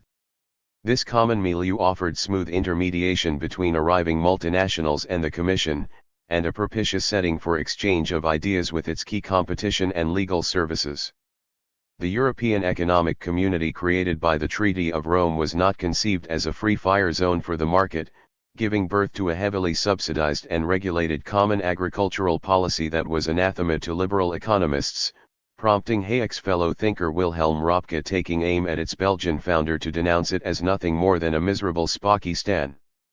From the outset, however, the competition service of the Commission was a fortress populated by German ordo-liberals, whose devotion to market principles and determination they should not be impeded by improper meddling on the part of any state made them natural proponents of federalism, as Hayek had been already before the war. In this cause, the legal service led the way, supplying the Court of Justice with the overwhelming majority of cases on which, as intended, its verdicts could build an ever more extensive edifice of European law trumping the rights of national legislatures. Between 1954 and 1978, the 10 most frequent plaintiffs before the court brought a total of 1,371 cases before it. Of these, 1,082 came from the Commission or its adjuncts, just under 80%. The loop of collusion was tightly wound. By 1964, Hallstein could announce triumphantly that Europe had achieved the beginnings of a real and full political union. 29. A year later he was a busted flush, and it took another 20 years for the Commission to recover its dynamism. When it did so, it came under other colors. Delors, whose youthful background was in the Catholic Trade Union Confederation in France, in due course joined the Socialist Party, where he advocated a social Europe. But when there was a conflict between the adjective and the noun came first. As finance minister under Mitterrand, it was Delors who made sure that the socialist program on which Mitterrand had been elected and had at first been implemented, was ditched in the famous U-turn of 1983 for austerity to keep the franc in the European monetary system. At the head of the Commission, Delors was profuse with declarations of the need for social solidarity and did in the end secure cohesion funds to help less advantaged regions in the community. His main achievements, however, were to pass the Single European Act crafted under him by an emissary of Thatcher unifying and deregulating markets across the community, and to drive through the monetary union that became the centerpiece of the Treaty of Maastricht. In his mind, these were the necessary preambles to European-wide social solidarity. Not only were they economically efficient in themselves, promoting a growth that would eventually lift all boats. Without them, governments could not be persuaded of the need to redistribute wealth across classes and regions, essential if Europe was to win the full adhesion of its citizens. A far more charismatic and commanding figure than Hallstein, a politician who dealt on equal terms with all the national leaders of the day, Dellers led them to the single currency, but failed to achieve the social objectives he had thought he could buy with it. All governments save Britain and Denmark signed up to the first. Few wanted much of the second. Dellers did manage to get cohesion funds help for disadvantaged regions, not classes out of Maastricht, but these were the crumbs of solidarity, not the loaf, compared with the subsequent impact of the single currency, little more than the alms of an instrumental charity. Barroso, installed 4 years before the global financial crisis of 2008 and exiting just as Syriza came to office in 2014, was the second sitting prime minister of a member state to become president of the Commission. A politician of the Portuguese right, whose main previous claim to fame was hosting the Azores summit between Bush, Blair, Aznar, and himself that launched the Iraq War, his appointment to Brussels the following year demonstrated how hollow was the nominal opposition of France and Germany to Operation Iraqi Freedom. An usher of austerity in his own country, his tenure marked the apogee of the neoliberal drive that followed the introduction of the single currency, with the promulgation of Bolkestein's General Services Directive in 2004 and the arrival of the Treaty of Lisbon in 2010. But though personally as ambitious for his role as Hallstein or Dellers, the ideas he represented were conventional wisdom by the new century, while the power of the European Council had grown significantly at the expense of the Commission since Maastricht, a body that in Barroso's second term enjoyed its own president in Van Rompuy, a rival for the limelight with whom his relations were never good. His tenure was less consequential than that of his predecessors. Today, 28 commissioners, 1 per member state, each allocated a portfolio naturally, of vastly differing importance. Competition has long since become the top prize. Formally enjoy equal status under the president, currently CDU politician Ursula von der Leyen. In reality, as the veteran Director General of its legal service, the all-purpose Brussels fixer Jean-Claude Pires has pointed out, since this would mean that the 14 commissioners from the Union's smallest countries, representing a mere 12.65% of the population of the Union, could easily outvote the 6 commissioners from its biggest countries, representing 70% of its population. Decisions are always taken by consensus, that is, behind a facade of unanimity, under the impulsion or veto of the 6 major states. Likewise, the President of the Commission, responsible for liaison with the heads of government of member states, normally confers only with those of the same select group, or perhaps just with Berlin and Paris at the top of it. To do otherwise would be too time-consuming. 30 So composed, the Commission is formally vested with the sole power to propose legislation for the Union, but here the reality differs. More than 2/3 of its proposals are in fact now hatched jointly with representatives of the member states in the dense undergrowth at Brussels, in which Coreper, bringing together their permanent envoys to the EU, holds pride of place, and then rubber-stamped by the relevant Council of Ministers when passed up to it. Below the commissioners, appointed for 5-year terms, sits the permanent bureaucracy of the EU, some 33,000 strong. The Eurocrats, as coined by The Economist in 1961 and popularized with no pejorative intent by a book of Altiero Spinelli in 1966. In its higher echelons, where heads and assistants of the Commission's 32 directorates general are to be found, recruitment was heavily weighted up to the mid-80s towards functionaries with a legal background, while below them, in the body of the administration, a general European orientation of humanistic stamp was encouraged, a master's in European studies an advantage, preferably from the College of Europe in Bruges. Thereafter, and with the subsequent enlargement of the Union to the east, the pattern changed. Under Romano Prodi, Neil Kinnock was entrusted with the task of modernizing the system of pay and recruitment, bringing the tidings of new labor to Brussels, with predictable outcomes.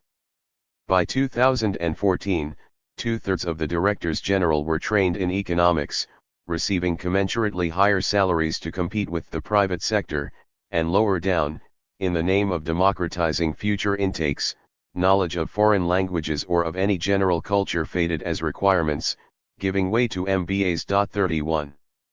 For observers of the course of the EU since Maastricht, such changes might be logical enough. Neoliberals were being neoliberalized, but they were not appreciated by many of those affected by them, their Anglo-Saxon origin rubbing post-Brexit salt in the wounds.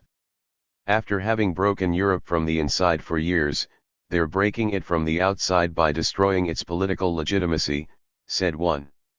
Another, not as angry, it's insane when you think about it. They are leaving after having imposed their administrative model on us.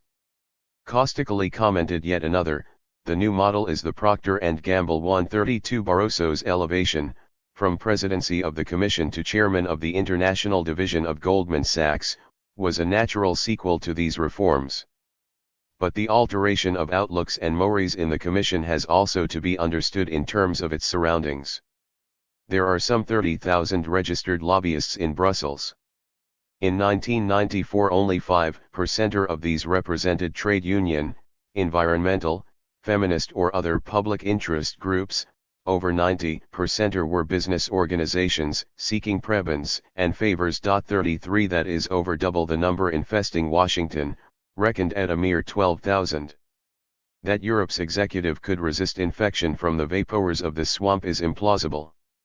Since Delors, the Commission has had to play second fiddle to the European Council, which is unlikely to appoint a figure of his political stature to lead it again. Contemporary popular suspicion of the Commission as the bureaucratic demiurge of the Union is in that sense misplaced. But it remains a considerable power within the complex machinery of the EU, by reason of three attributes peculiar to it. The first is simply its size as a corps of permanent functionaries compared with that of any of the Union's other institutions, and the closed citadel of its workings, 34 different procedures that no layperson is equipped to understand. The second lies in the volume of the rulebook that it wields as an instrument of power within the Union, the acquis communautaire, impenetrable to its citizens, but inescapable for its states, forming the primary means of the Gleichschaltung of Eastern Europe to EU norms, over which commissioners presided as proconsuls from Brussels. Originally put together as a codification of EEC regulations to which the UK, Denmark, and Ireland would have to adapt on entry into the community in 1973, when it already came to 2,800 pages, the acquis now runs to 90,000 pages, the longest and most formidable written monument of bureaucratic expansion in human history. Foucault's overblown identification of knowledge with power here finds literal embodiment.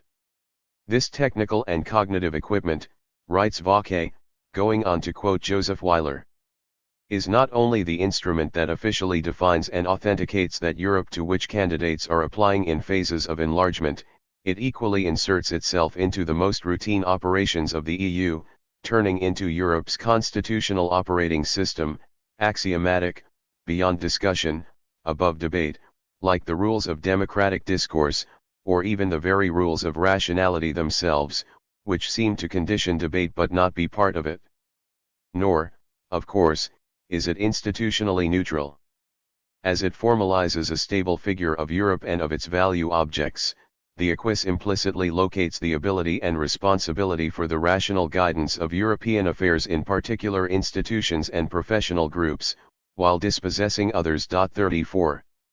At the same time, along with the acquis as a disciplinary instrument, the Commission possesses a mollifying implement of power in the apportionment and disbursement of its cohesion funds, the annona of Van Middelar's latter-day Roman strategy for securing clients.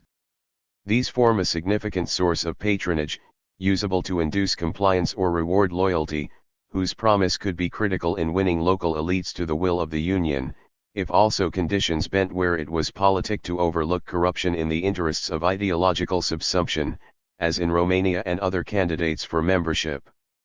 Little noticed at the time, geographical enlargement of the Union to the east produced the greatest operational enlargement of the Commission since Hallstein's time, as it took charge of the task. That some of its fruits have since become thorns in its side, as the more advanced states of Eastern Europe, once their elites were safely inside the Union, became less submissive to it, has been another of the unintended consequences, or counterfinalities, of which there have been so many in the history of integration. 4. What of the European Parliament? Composed now of some 700 deputies, apportioned between the Union's 28 countries to reduce somewhat the weight of the largest, and shuttling monthly between Brussels and Strasbourg, it has historically been an ally of the Commission and Court in aspirations to a federalist future for Europe. The Commission would have liked to become, as Hallstein expected it to be, the governing executive of Europe, and the Assembly it only came to be officially styled a parliament in the 80s sought to become the legislature of Europe to which this executive would be responsible, hopes that did not materialize. Nevertheless, over time the parliament has acquired a substantial bureaucratic infrastructure of its own presently, some 7,000 functionaries service it and a limited number of powers, of which the three most significant are the right to codecision with the Council on legislation proposed by the Commission, to reject but not amend the budget proposed by the Commission, and reject but not elect commissioners chosen by the President of the Commission. What it does not possess are the rights to elect a government, to initiate legislation, to levy taxes, to shape welfare or determine a foreign policy. In short, it is the semblance of a parliament, as ordinarily understood, that falls far short of the reality of one. Voters are aware of this and have shown scant interest in it. Turnout at European elections is notoriously poor, falling steadily across 4 decades to a point where its recovery to just over 50% in 2018 could be hailed as the sign at last of a robust European democracy, though this was still 10 percentage points below the figure in 1979, when the first such election was held. Nor are most of the citizens who do take the trouble to go to these polls voting on European issues. Rather, in casting their ballots for or against local parties, they are expressing their views on the performance of their national governments of the day. The result is an assembly composed of some 200 heteroclite parties, which then group themselves into some 6 or 7 blocks, whose unity does not run deep. Ties between deputies are often closer within national delegations than with their pan-European affiliates. No division between government and opposition can emerge, because there is no government to be formed or opposed. The pattern instead is for grand coalitions along German lines, bringing together center-right and center-left blocs to control the proceedings, and electing the chief officers and key committee chairs of the assembly from their ranks, with variable input from liberal and green auxiliaries. The political difference between the two main blocs, in general faded enough at national level, becomes all but completely invisible in the successive GROKO combinations at Brussels and Strasbourg. As might be expected, in this huge, heterogeneous, largely ceremonial body, deputies have little appetite for going through the motions of actually being there. Average attendance is around 45%. Virtually all its work is seconded to committees, where behind closed doors the mysteries of trilogy are enacted, that is, representatives of the Parliament confer with representatives of the Council of Ministers and of the Commission as to what legislative proposals emanating from the Commission, and typically pre-cleared by member states and their permanent representatives in Brussels, can be accepted for transmission to a vote in the chamber, discussion mostly revolving around matters of procedure rather than substance. As Christopher Bickerton notes, between 2009 and 2013, 81% of proposals were passed at first reading via the trilogy method. Only 3% ever reached third reading, which is where texts are debated in plenary sessions of the Parliament 35, such as the alchemy of codecision. In 2014, when turnout was just 42.3%, the Parliament launched a campaign with wide media support to convert the elections to it into a pan-European exercise in the democratic will. Each of the political blocs would nominate a candidate for presidency of the Commission legally in the gift of the Council, and the bloc securing the largest number of seats would, equipped with the backing of the whole Parliament, then elevate its Spitzencandidate to the command of the Commission, as any other legislature might vote a government into office. The centre-right gained most votes. Its candidate was the malodorous fixer Jean-Claude Juncker. After some tergiversation, Merkel prevailed on the Council to accept him and Juncker became president of the Commission on the strength of 10% of the European electorate. Had she not done so, Habermas told his readers, it would have been a bullet to the heart of the European project. 5 years later Macron put his foot down, and the next president was picked according to the rules by the Council, as always in the past, ignoring the hapless Spitzencandidate of the hour. Indignant at this rebuff to its pretensions, there was talk of a rebellion in the Parliament, which though it has no right to select, can reject a Commission president. But wouldn't that provoke a crisis of the European project? The terrifying prospect of an open disagreement between its institutions quelled enough spirits for Ursula von der Leyen to sidle into office. The function of the European Parliament, which neither aggregates nor channels the wishes of voters, from whom once the polls close it becomes completely detached, is, as the Italian scholar Stefano Bartolini has put it, elite consolidation. 37 That is, a process in which the assorted parties collude with each other to present the appearance of a democratic assembly, behind which oligarchic coteries are comfortably entrenched. These would be happy to gain more powers than they enjoy, but they have no interest in ceding any to those they nominally represent.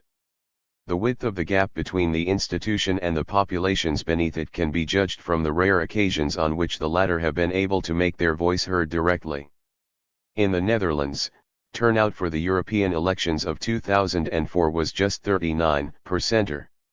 A year later, it was 63% in the referendum on the draft constitutional treaty which, supported by 80% of the Dutch delegation at Strasbourg/Brussels, was rejected by 62% of Dutch voters. The Parliament is not what it seems, and is the component of the union of least consequence. Does that mean it is little more than a glorified fig leaf? Not quite. Appearances matter, and in its fashion the Parliament plays a constructive role for the Union, supplying a measure of the legitimation that any self-respecting liberal order requires. However limited citizen investment in them may be, synchronized pan-European polls are better than none, and their beneficiaries can continue to hope that a vibrant federal polity will one day arise from them. V. Of an altogether different order of political avoirdupois is the European Central Bank, created to manage the single currency that came into force in 1999. Today it is one of, some would say, the most powerful of EU institutions. Based in Frankfurt, its governing council is composed of the heads of the central banks of the Eurozone countries and the 6 members of its executive board, meeting every 2 weeks. Its proceedings, unlike those of the Fed or the Bank of England, but in keeping with those of the European Court of Justice, are secret. Occasionally, unlike the ECJ, a member of it may resign, but its decisions are formally unanimous. No dissent from them is ever published. The Treaty of Maastricht conferred absolute independence on the ECB, which operates without any of the counterweights: Congress, the White House, the Treasury that surround the Fed, embedding the latter in a political setting where it is publicly accountable. Nor, unlike any other central bank, is the independence of the ECB merely statutory, its rules or aims alterable by parliamentary decision, it is subject only to treaty revision. Nor, unlike the Commission, Parliament, Court, or even Council, are its proceedings in any way cumbersome. It can act with a speed and impact no other EU institution can match. The treaty charged the ECB with a single objective. Where the Fed is charged by Congress with ensuring maximal employment as well as stable prices, the single responsibility of the ECB was to ensure monetary stability in what would become the Eurozone. From the outset, as economists were aware and not a few pointed out, the economies due to adopt the euro, differing widely in size, composition, and level of development, in no way met the criteria of an optimal currency area as set out by Mundell and others. Quite the contrary. But this did not deter the Dellers Committee, which drove the project through, since its aims were political rather than economic, in part to tie down a reunified Germany within the community, but more broadly to create a currency that would lock those states which adopted it so closely together that they would be obliged to follow a monetary with a political union. As an explicit goal, that was a bridge too far at Maastricht, where federalist hopes were dashed by intergovernmental bargaining of a traditional sort. Still, the treaty created a European monetary union, the assembled politicians who signed the document characteristically giving little thought to what its consequences might be when they were no longer in office. The portals of a political union were not entered, but nor were they foreclosed. The disjunction between means and ends soon made itself felt. Wim Duesenberg, the crude Dutch banker who became the first president of the ECB, prided himself on being a rough-hewn champion of financial orthodoxy along the best Anglo-Saxon lines. Yet he was overjoyed when Greece, after suitably cooking its books, promptly adopted the euro. His reasons were not economic, but political. For though the single currency was not, for those administering it, simply a shortcut to federalism, it was, as Giandomenico Maggione, a thinker truer to classical principles, would put it, a prestige project designed to raise the profile of the EU in the world. 38 A decade later, the Eurozone would be paying for this vanity. Jean-Claude Trichet, the Frenchman next at the helm in Frankfurt, was a smoother figure, but no less blind. His response to the global financial crisis was pro-cyclical, raising interest rates to force governments to cut public spending, imposing austerity as a cure for the crash. His successor Mario Draghi was widely celebrated for reversing course, spraying money into the Eurozone economies with purchase of government bonds and a generous dose of other forms of liquidity. In fact, there was more overlap between the two than generally believed. Draghi, responsible for a sweeping privatization program in Italy, was the more outspokenly neoliberal, openly pronouncing Europe's social contract obsolete in the pages of the Wall Street Journal. But in August 2011, the two jointly penned a secret letter to Berlusconi, the Italian Prime Minister of the time, demanding that he resort to a Cold War emergency mechanism to cut pensions and other public expenditures, an unprecedented violation of its mandate by the bank. 3 months later Berlusconi was gone. For his part, Trichet had by the end of his tenure come round to schemes to circumvent the ban in the Treaty of Maastricht on purchase of public debt by the bank. Praising her chief, the former head of research at the ECB, Lucrezia Reichlen, told the Financial Times in February 2012, the whole concept of getting around European rules and doing QE without calling it QE was extremely clever. 39. 6 months later, Draghi famously announced to an audience in the city, "Within our mandate, the ECB will do whatever it takes to preserve the euro." After boasting of the superiority of the Eurozone's economic performance to that of the US and Japan, he ended by making clear what was ultimately at stake in the crisis. No one should underestimate the amount of political capital that is being vested in the euro. 40 It was to safeguard this that the extrema ratio regis of the hour was required, targeted longer-term refinancing operations, outright monetary transactions, and the rest, or clever ways of getting around European rules, within the mandate of the bank, that is, in blatant breach of Articles 123 and 125 of the Treaty of Lisbon forbidding these. In due course, their legality would be challenged before the European Court of Justice. But just as it had no compunction in interpreting the Treaty of Rome to arrogate powers to itself of which no trace can be found in the document signed by the six, so the ECJ had none in deciding that Lisbon meant the opposite of what it said. Since it was now a question, not of reading into a treaty what it did not contain, but of purging one of what it did contain, the contortions required were, in Horsley's words, Herculean. 41 The Committee of Judges solemnly explaining that financial assistance under the European Stability Mechanism constituted an act of economic, not monetary, policy, and was therefore perfectly in order, while outright monetary transactions were an instrument of monetary, not economic, policy, and therefore were also perfectly in order, calls for the pen of a swift. What did the no bailout clause of Article 125 actually mean? That bailouts were fine, so long as they served the higher objective of preserving the euro. Or in Van Middelar's gloss, to break the rules was to be true to the contract. In Germany, Successive attempts in 1974, 1986, 1993, and 2009 to contest the validity of laws or treaties of the community before its own constitutional court have all yielded the same result. The judges in Karlsruhe have declared that Germany's Grundgesetz may not be overridden by the European Court, but since no such infringement has so far or yet occurred, the plaintiffs have no case.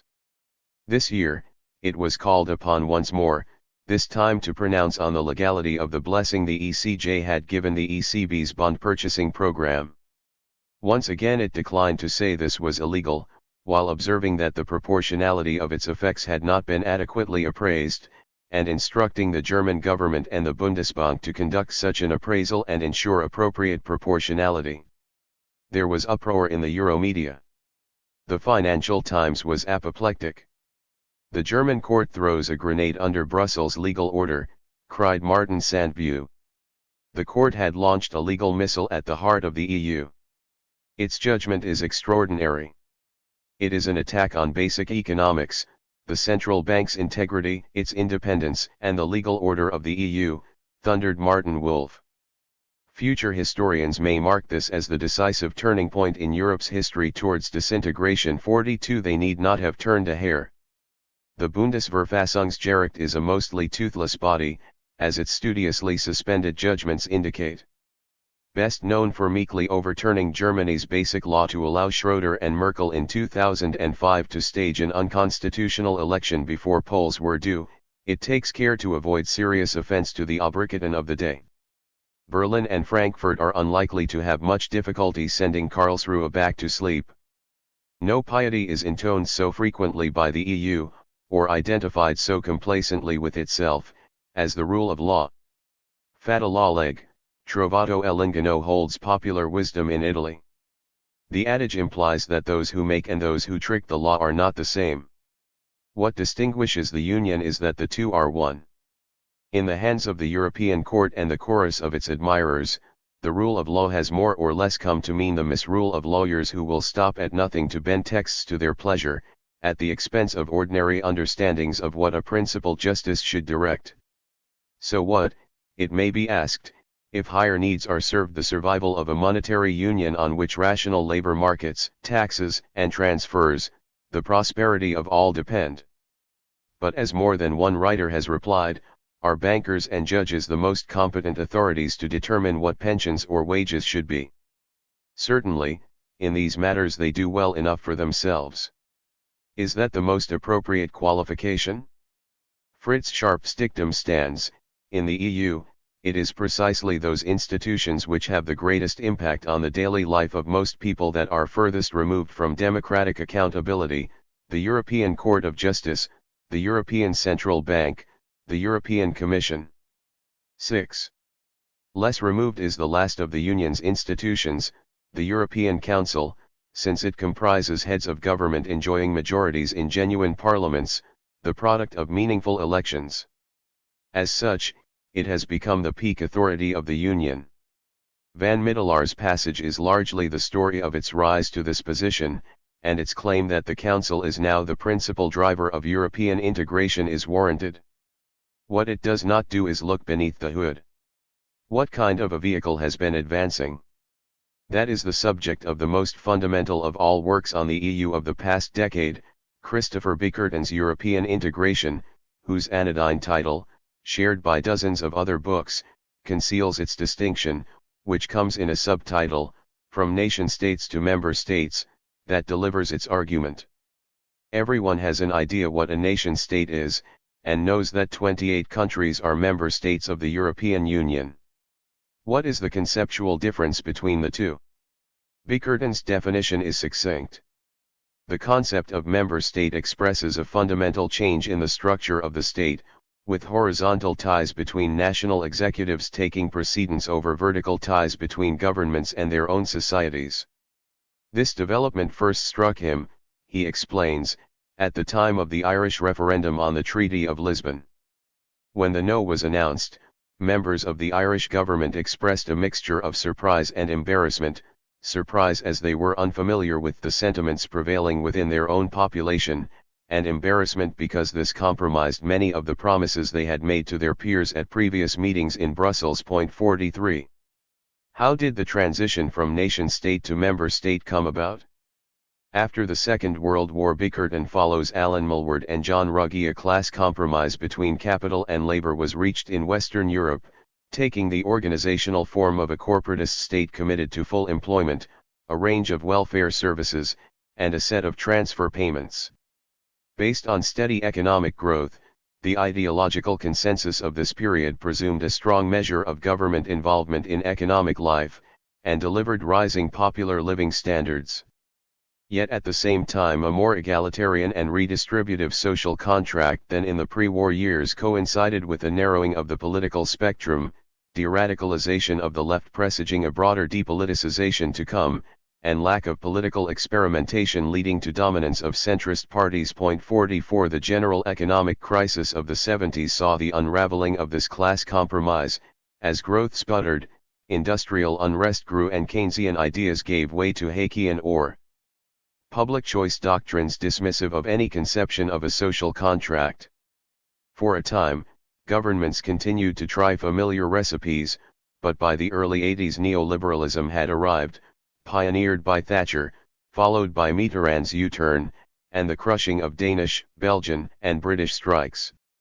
Liberated from the pressures of organized labor, governments converged towards deregulation and privatization to liberate markets for innovation and competition according to the prescriptions of the new period. The Single European Act of 1985 marked their transposition to the plane of the community. The relaunching of the dynamic of integration under Delors was thus the outcome of a pattern of domestic political change in which policy priorities had become fiscal retrenchment, wage repression, and a return to financial orthodoxies of classical stamp. Achieving sustained voter assent to this course was never easy, but as processes of integration deepened, involving ever closer ministerial coordination across borders, governments could present unpopular measures as necessities flowing from the constitution of the community. From the time of Montesquieu and Madison onwards, constitutionalism had involved the idea of a self-limitation of the political will to safeguard the liberties of the subject, a set of internal constraints, division of powers, checks and balances to ensure the nation against tyranny, whether ruled by monarchs or mobs. In due course such became the standard liberal format of the nation-state. With the advent of the European Community, once the Court of Justice had succeeded in effectively, if not formally, constitutionalizing it, member states accepted a set of external constraints whose form was radically different. Bickerton writes, "The active subject, namely the people, is not doing the binding. Rather, national governments commit to limit their own powers in order to contain the political power of domestic populations. Instead of the people expressing themselves qua constituent power in this constitutional architecture, national governments seek to limit popular power by binding themselves through an external set of rules, procedures, and norms. An internal working out of popular sovereignty that serves to unite state and society is replaced with an externalization of constraints to national power intended as a way of separating popular will from policy-making process." 45. By the time the Cold War had ended in 1990, European executives had consolidated the transition to member statehood. With Maastricht and the proclamation of monetary union, the constraints this involved naturally increased, as would the convenience of these to governments seeking to impose neoliberal ordinances of one kind or another on their citizens. In 1992-93, Giuliano Amato famously put through a fiscal correction, that is, austerity package amounting to no less than 6% of the GDP of Italy in the name of the vincolo esterno of union necessity.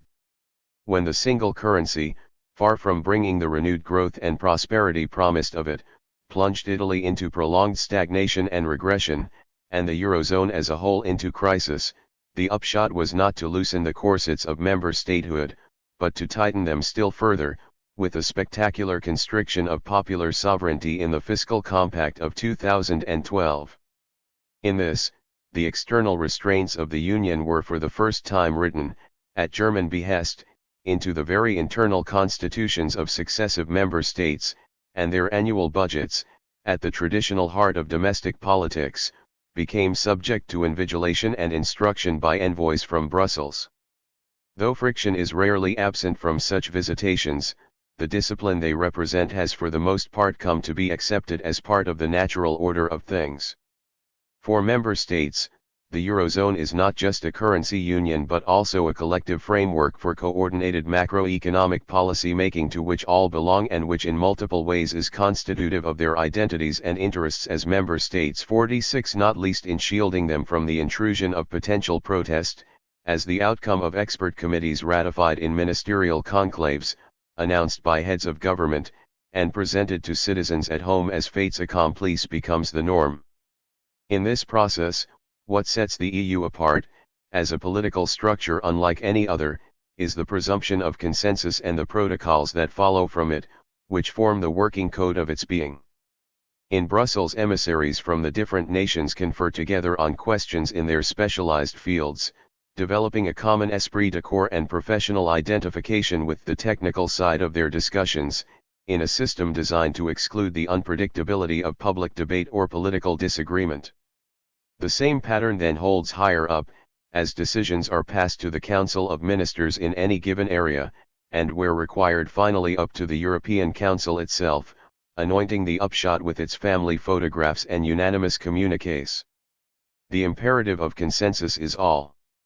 This is what explains why EU policy making is so secretive and lacks what is elementary in political life at national level, where conflict is open and normal. 47. Structurally, Bickerton judges member statehood to be a fragile and contradictory social form, at once powerful in immunizing national governments from domestic social pressures, and weak in lacking any roots remotely comparable to the vertical bonds between governments and populations of the classical nation-state. 48 The form of national politics to which it gives rise, often held to pit a dominant technocracy against an oppositional populism, tends rather towards a malign combination of the 2.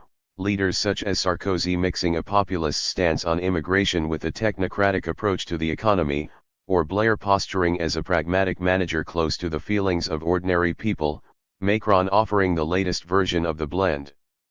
The shallowness of the attachment of elites to the citizens they represent inevitably strengthens their sense of solidarity with each other in the club of union leaders where they gather together every 2 months or so. But the fellowship it offers is not so bickered and asserts a stable refuge. Viewed historically, member statehood is a hard but hollow state form. 49. Institutionally, however, it has been filling up. Since 2017, the European Council possesses for its bi-monthly sessions a new symbol-saturated seat in Brussels, lantern in shape for the warm glow its deliberations radiate, polychrome in fittings for the diversity of peoples illuminated by them, where the 28 heads of state and government, plus the presidents of the Commission and of the Council itself, congregate. They in turn are flanked by the Eurogroup of the finance ministers of the Eurozone, meeting monthly, whose president may also attend the Council when so invited, as to the High Representative of the Foreign Affairs and Security pillar of the Union. Though the supreme political authority of the Union, the European Council does not itself legislate, laws are lower-order matters for the tractations of the trilogues beneath it. Its business is with the big decisions of the Union, essentially, crisis management, treaty revision and foreign policy. That is, urgent economic and security problems, constitutional questions, relations with other powers. These are where the alarums arise that call for the valiant excursions of Van Middelar's Tales of the Union. Notable examples: handling Greek delinquency, utilizing Turkish venality, riposting to rejection of the draft constitution with a recension of the same at Lisbon, punishing Russia for annexation, and Britain for desertion. In principle, the weak link in the Council's jurisdiction of Chef Sachin is economic, since it has no authority over the ECB, whose independence is absolute and power over the economies of the Union unrivaled. In practice, the Eurogroup provides informal liaison, a representative of the bank attending its meetings, which are even more confidential than those of the Council itself, not least since the presence of the bank at them, in derogation of its independence, requires a veil of discretion. By training and outlook, Finance ministers tend to be like-minded, as Varoufakis discovered in his brief stint with the Eurogroup. Higher up, disagreements are more frequent in the Council. Before its meetings, participants can stake out contentious positions, while during and after them, leaks, typically garbled sound bites for media consumption, will report clashes of opinion, victors and losers in argument, to the taste of the leakers. But the proceedings themselves remain concealed from the public, and issue in decisions which are virtually always announced nem. Con, in keeping with common practice across the institutions of the EU. In the case of the Council, more is at stake in such displays of unanimity than the generic omerta of the European political class.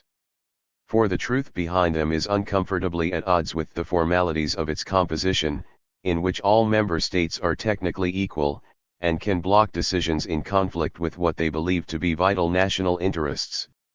The reality, of course, is that with vast disparities between countries ranging in population from 80 million to 500,000, two states, Germany and France, de facto command the proceedings by reason of their size and power. Of the pair, heirs of the treaty which de Gaulle sealed with Adenauer, Germany is now the stronger and larger economically. But though this advantage makes it primus inter pares, its margin of superiority, and relative weight within the Eurozone as a whole, is too limited to give it the hegemony its bolder theorists claim. 50 France remains militarily stronger, and diplomatically more seasoned, in a relationship on which each depends in equal measure. Since they do not always agree, and when they do, may not always insist, this does not mean that every decision of the Council is a translation of their will. Simply, without need of any hint of a veto, no proposition that is not to their liking has any chance of passage, while any proposition behind which they unite with joint force may be inflected, but will not be resisted by the other 24 or so states of the Council. The Treaty of Maastricht was the fruit of a pact between Mitterrand and Kohl, the Treaty of Lisbon, between Merkel and Sarkozy, the current COVID package, between Macron and Merkel. In each case the initiative came, unstoppably, from Berlin and Paris. In each case, details of the arrangement were adjusted to accommodate lesser states, without its direction being altered. The only case when a major proposition on which Germany and France insisted met intransigent opposition, the Fiscal Compact of 2012 vetoed by Britain, lit up the realities of the structure of power in Europe. Without delay Berlin and Paris simply bypassed the Council with an international instrument outside the legal framework of the EU, the Treaty of Stability, Coordination and Governance, to which all the other member states dutifully signed up. The effect was exactly the same. Cameron was left to complain that Merkel and Hollande had not even bothered to respect appearances, stitching together this extra union arrangement on union premises in Brussels. The lesson was clear: should the two European hegemons, in the unlikely event of encountering post-Brexit similar obduracy in a matter to which they attach importance, they can respond with a bilateral international treaty making an end run round the obstacle in the same way.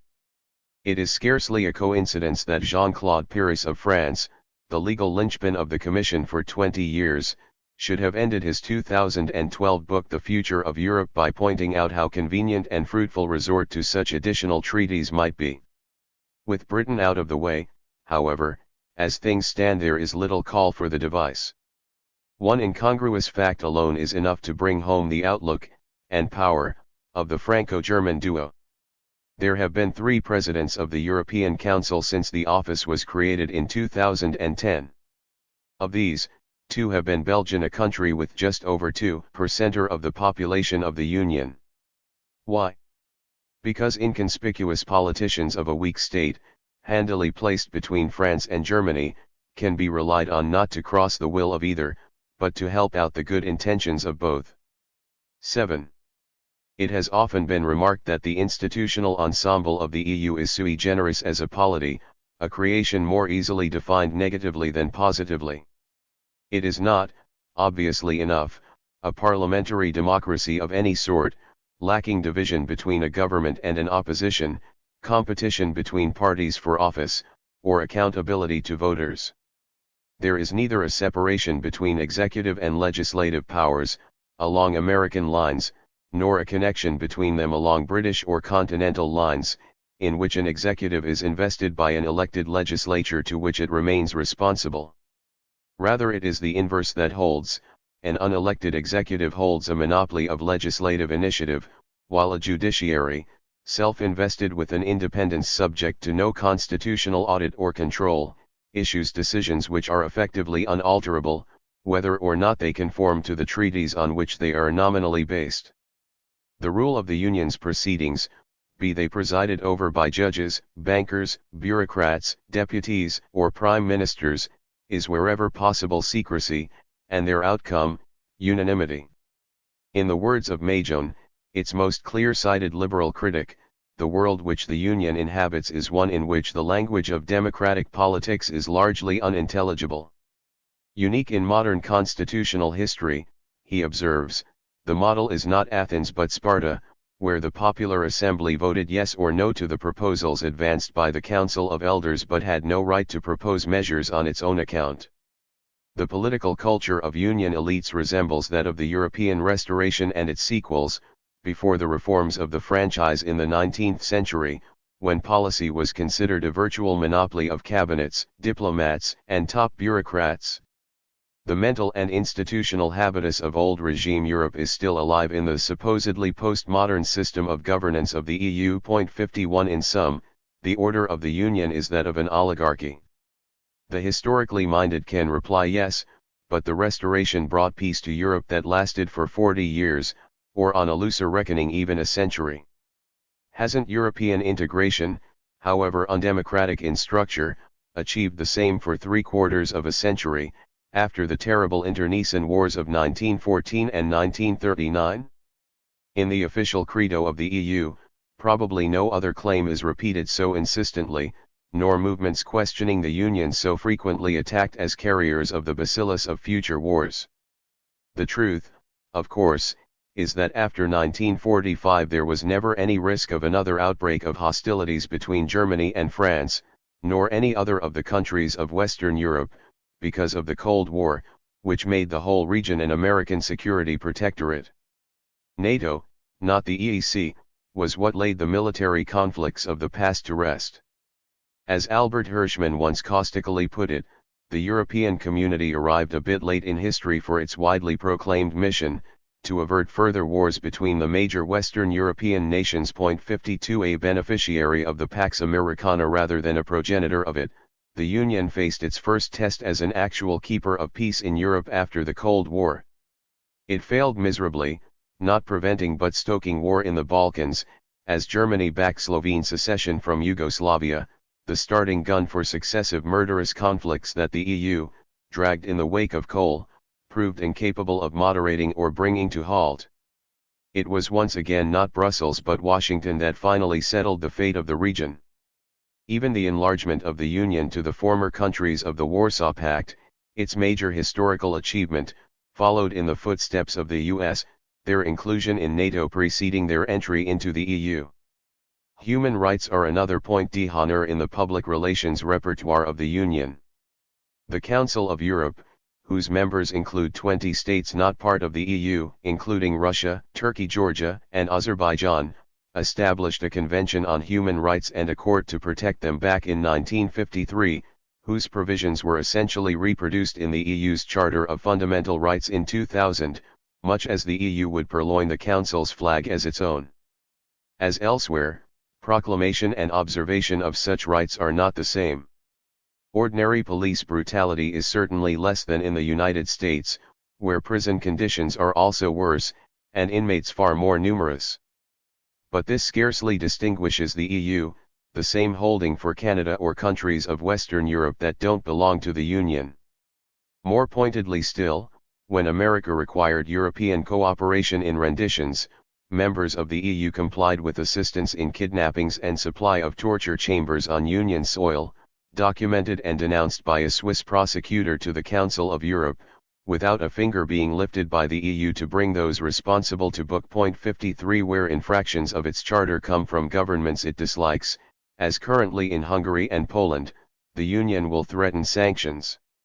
Where they come from governments with which it wishes to keep on good terms, it will turn a blind eye, or seek to render them acceptable, even if the infractions are far more extreme, as in the long-standing military occupation and ethnic cleansing of Union territory in northern Cyprus, let alone in Eretz Israel, early in the history of the community invited to consider membership of it, and more recently described by the Union's first High Representative for Foreign Affairs as an honorary member. As for refugees, the record of European inhumanity in the Aegean and Libya speaks for itself. Migration has largely become a security question. Solidarity, another important term in the EU lexicon, refers to two features of its self-image. The first emphasizes its structural and cohesion funds, the 30% of the Commission's budget dispensed to poorer countries and regions of the Union for transport, environmental and other projects. Though not always well spent, these are genuinely redistributive and have historically had a significant impact on the biggest beneficiaries of them: Spain, Greece, Portugal, and Ireland. Larger is the common agricultural policy, which disperses over 40% of the budget and is regressive, the great bulk of the money going to the richest farmers, above all in France, though titled millionaires in Britain have collared the largest bonanzas of all. Combined, the equity effect of the two kinds of expenditure is probably neutral, possibly negative. The second sense of solidarity refers to European social policy, broadly defined as measures to reduce the vulnerability of wage earners and their families, and less well-off citizens in general, to the vagaries of the market. Wolfgang Streeck has traced the evolution of these from the 60s to the present. Originally, they comprised attempts to alter capital-labor relations by promoting industrial co-determination that would give workers rights of representation on company boards, resisted by business. The Vredeling Directive giving form to these hopes was ditched after the passage of the Single European Act, and attention shifted to questions of health and safety and equal opportunity. At the insistence of Dellers, proclaiming the need for a social Europe, the monetary union created at Maastricht was accompanied, in the thicket of adjacent and subsidiary clauses in the treaty, by a social protocol promising enhancement of labor rights, from which Britain opted out. So little came of this piece of symbolism, Streeck remarks, that its later adoption by New Labour did nothing to prevent the rise of inequality, the decay of collective bargaining and the deterioration of employment conditions in the UK over the years that followed. EU-wide, these became years in which businesses successfully attacked public service provision in the name of competition law, while the Court of Justice dealt successive cold blows to trade union rights. The current European Pillar of Social Rights, announced in 2017, does not redress the trend, as a uniform set of injunctions amid huge differences between member states. It is largely a dead letter. In public and academic arenas, Streeck comments, talk of a social Europe has faded as the EU becomes identified primarily as a vehicle of universal peace, human rights, and civilized speech, rather than as an alternative to unbridled capitalism. His conclusion, what seems clear is that the project, reaching back to the 1970s, of a supranational European welfare state giving political definition to a European social model has come to an end. 54. 8. What about European economic growth, in that case? While the GDP of Western Europe grew at some 2% a year between 1900 and 1950, it bounded forward at 5% a year from 1950 to 1973, a speed without precedent in its history. But how far was that due to integration? In those years, West Germany and Italy grew by 5.0% annually, France 4.0%, Belgium 3.5% and the Netherlands 3.4%. But outside the ECSC and EEC, Austria averaged an annual growth rate of 4.9%, Spain 5.8%, Portugal 5.9% and Greece 6.2%. Pent-up pre-war demand, state intervention, and international cooperation all played a role in this. Given that the boom started a decade before the EEC, integration alone cannot explain these fast rates of growth. Its impact on the boom has never been subject to research of real accuracy. But if it existed, in these years it was small and may even have been -0.55. In Patel's view of this period, there was virtually no public pressure to present a clear account of the economic achievements of the integration process. The community was not at this stage particularly neoliberal, as sometimes later alleged. While competition policy may have been shaped by German ordo-liberals in the 60s, their impact was still highly selective, without incidence on most of its budget, dominated by concessions to French farmers they abhorred. Structurally, European integration was born technocratic, as it has remained. For its citizens, the community was what Patel terms an adiaphoron, that is, according to Stoic philosophy, a matter having no moral merit or demerit. 56 Such was popular indifference to it that by the end of the 60s only 36% of its inhabitants could correctly name all 6 members of the EEC. How have the lands of today's Eurozone fared since 1973? In 2000, the Lisbon Agenda of the European Council promised productivity gains of 4% a year, about double the US rate. 57 In reality, they increased at somewhere between 0.5 and 1% a year. As for overall growth, here are the OECD figures. Table 3.1. GDP growth in Eurozone. Years. Average GDP growth. 1973 to 1979. 2.7. 1984 to 1994. 2.5. 1994 to 1998. 2.3. 1999 to 2003. 2.1. 2004 to 2008. 1.8. 2011 to 2019. 1.2.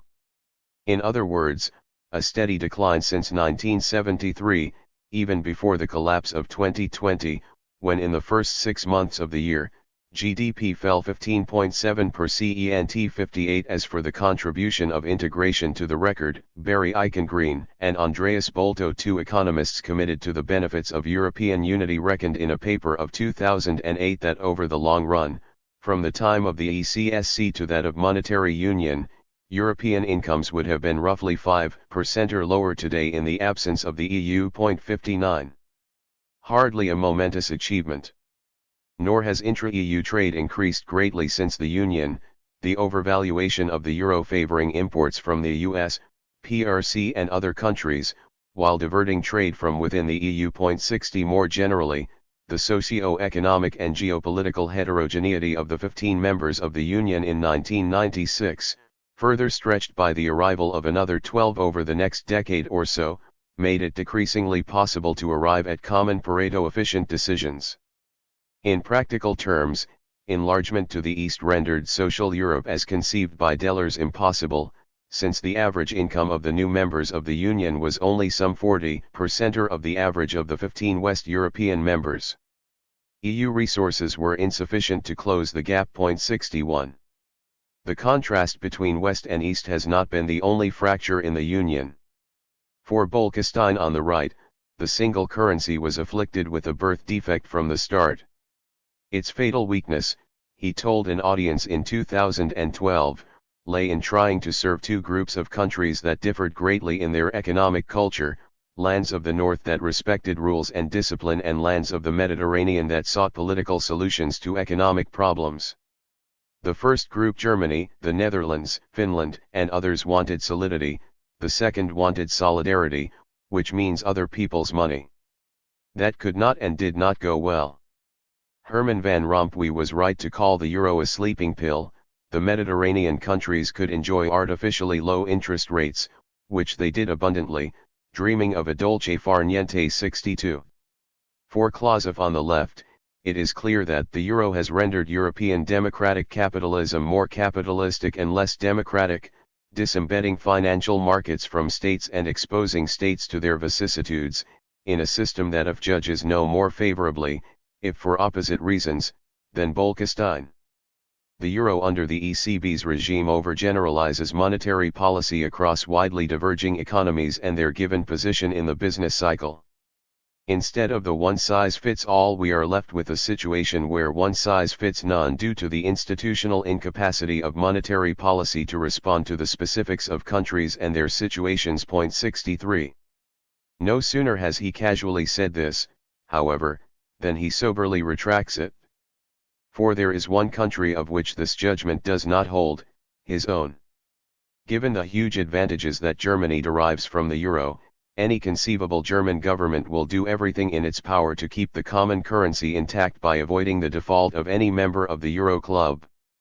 For this currency allows the German government to live in an ideal world where pleasure is not followed by regret, meaning that an export surplus is not followed, and its continuation thus limited, by the appreciation of the currency of the country. 64. Matters are otherwise, of course, on the receiving end of such appreciation. Invocation of an even playing field is a sham, and consensual German leadership of the EU a non-starter. The southern and eastern belt of states are paying the price of a misconceived currency union that cannot now be reversed. For even if the introduction of the euro into a fundamentally flawed currency zone was a huge mistake, the same applies to simply undoing that mistake, since the dissolution of the eurozone would be equivalent to a tsunami of economic as well as political regression. 65. Hence the trap in which Europe is in, it can neither move forwards, nor move backwards. Fritz Scharpf, to whom it looks for counsel, is less categorical. He concluded that, as of 2015, the ongoing EU decision to rescue the single currency rather than dismantle it was creating an economically repressive and politically authoritarian euro regime that was enormously counterproductive. By forcing member states in trouble to adopt fiscal austerity and internal devaluation, reducing labor costs with beggar-my-neighbor effects of permanent downward pressure on wage incomes, social transfers, and public transfers, official policy was utterly devoid of democratic legitimacy.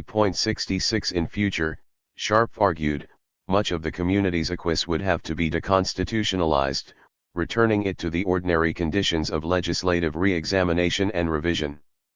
For the moment, no responsible politician regarded this as feasible. But if a second big shock, comparable to the impact of the global financial crisis, hit the system, European democracy would have to be rebuilt from the bottom up, restoring the necessary barriers to market interference with it at both supranational and national levels. The last and bleakest word comes from Danny Roderick. Might the closest historical analogy to the euro, as we know it today, be the gold standard as it existed prior to the First World War, before there was any developed welfare state or counter-cyclical policies? Yet both of these now exist and complicate the tasks before the Union. Can democracy, sovereignty, and globalization be happily combined? Regrettably, an EU-wide democracy does not exist, and the reforms adopted since the crisis of 2008 banking union, stricter fiscal oversight have made the Union more technocratic, less accountable, and more distant from European electorates. What American examples show is that European elites must make a choice, opting either for political union at the cost of national sovereignty, or for national sovereignty at the cost of political union. Intermediate solutions, a little democracy at national level, a little more at EU level, won't work.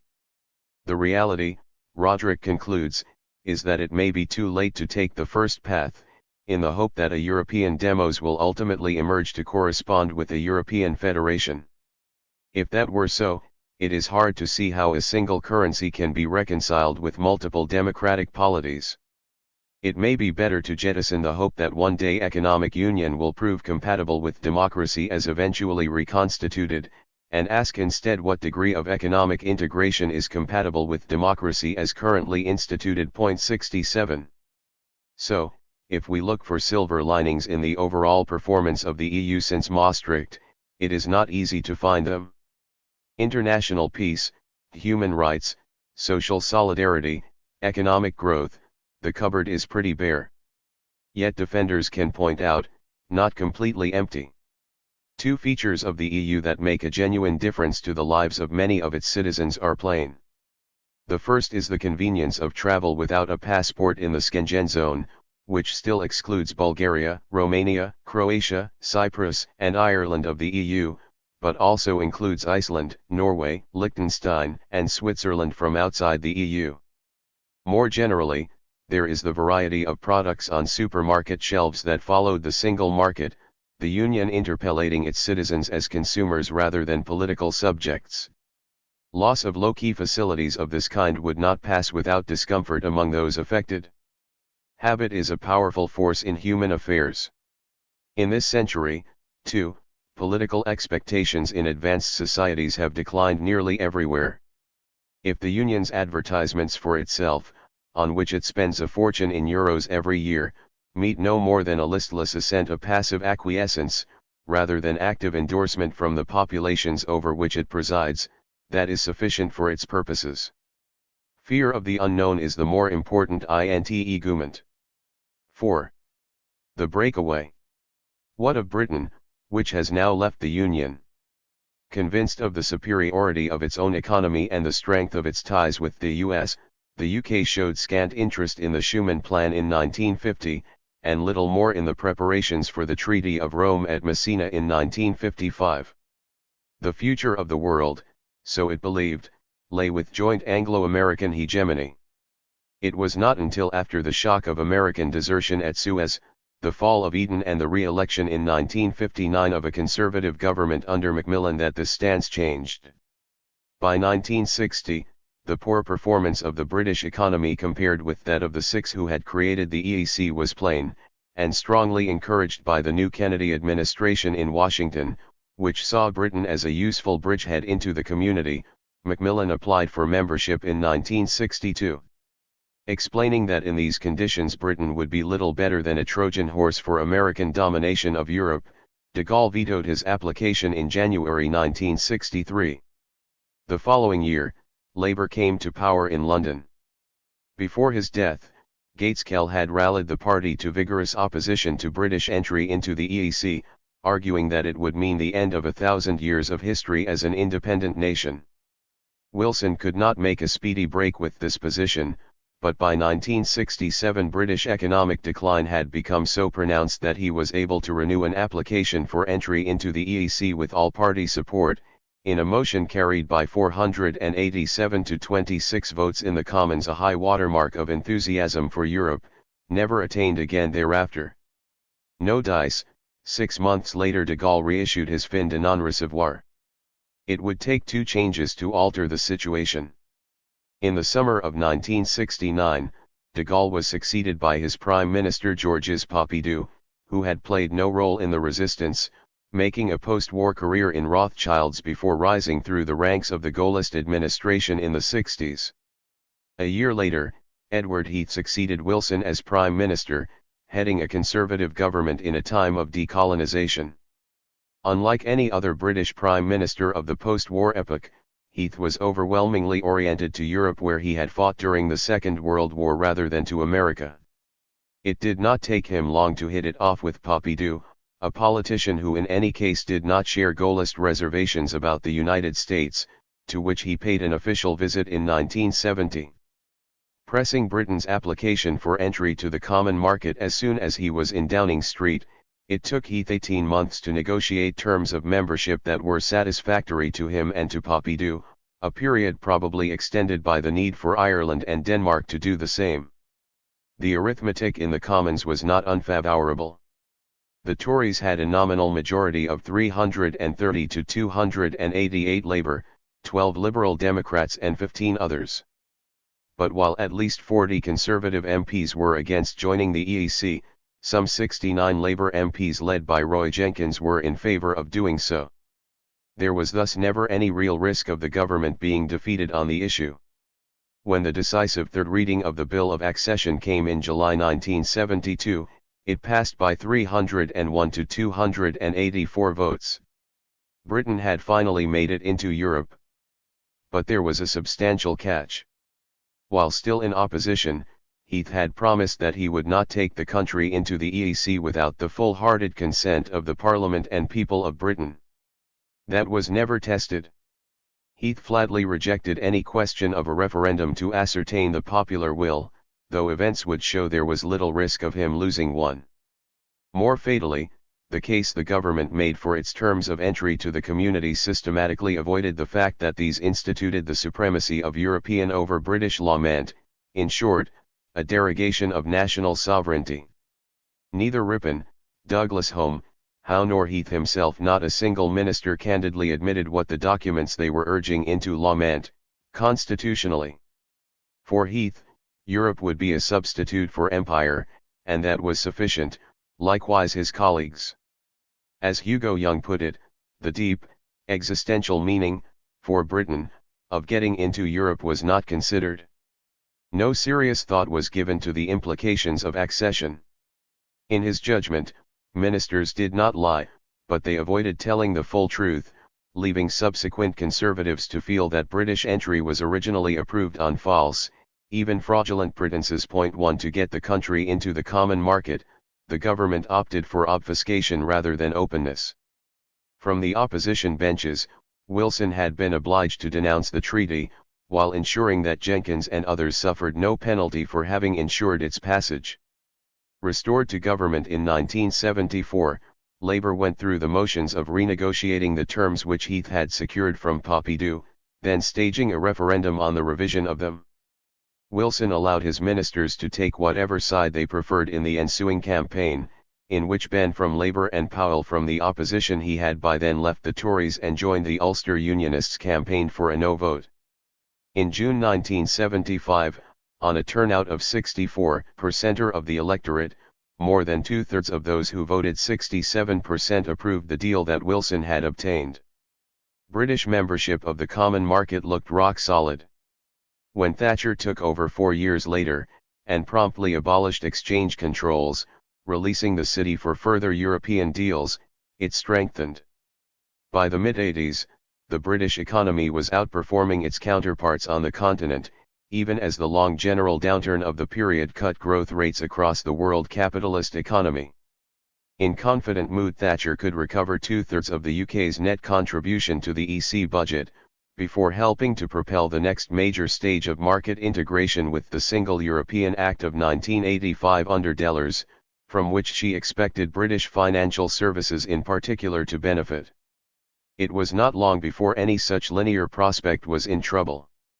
At the Treasury, Lawson had pressed for British entry into the community's exchange rate mechanism already in 1985, and when Thatcher vetoed this, shadowed it nonetheless. By 1989, the economy pumped up by Lawson to secure Thatcher's third electoral victory in 1987 was visibly overheating, with a record balance of payments deficit, rising inflation, and higher interest rates. For her part, Thatcher, sensing the direction in which Dellers was heading with his Committee on Monetary Union, dug in her heels over demands from her colleagues that she follow the trend in Brussels and Frankfurt, which was visibly gearing up for a single currency. By the end of 1989, Lawson was gone, and within another year Thatcher followed him, toppled by Howe for her growing hostility to the community. She was still strong enough to ensure that her favoured successor, John Major, took over, but it soon became clear that he had no more intention than Lawson or Howe of hewing to her vision of where Europe was heading. With scarcely over a year in office behind him, Major had signed the Treaty of Maastricht, after negotiating an opt-out from the single currency.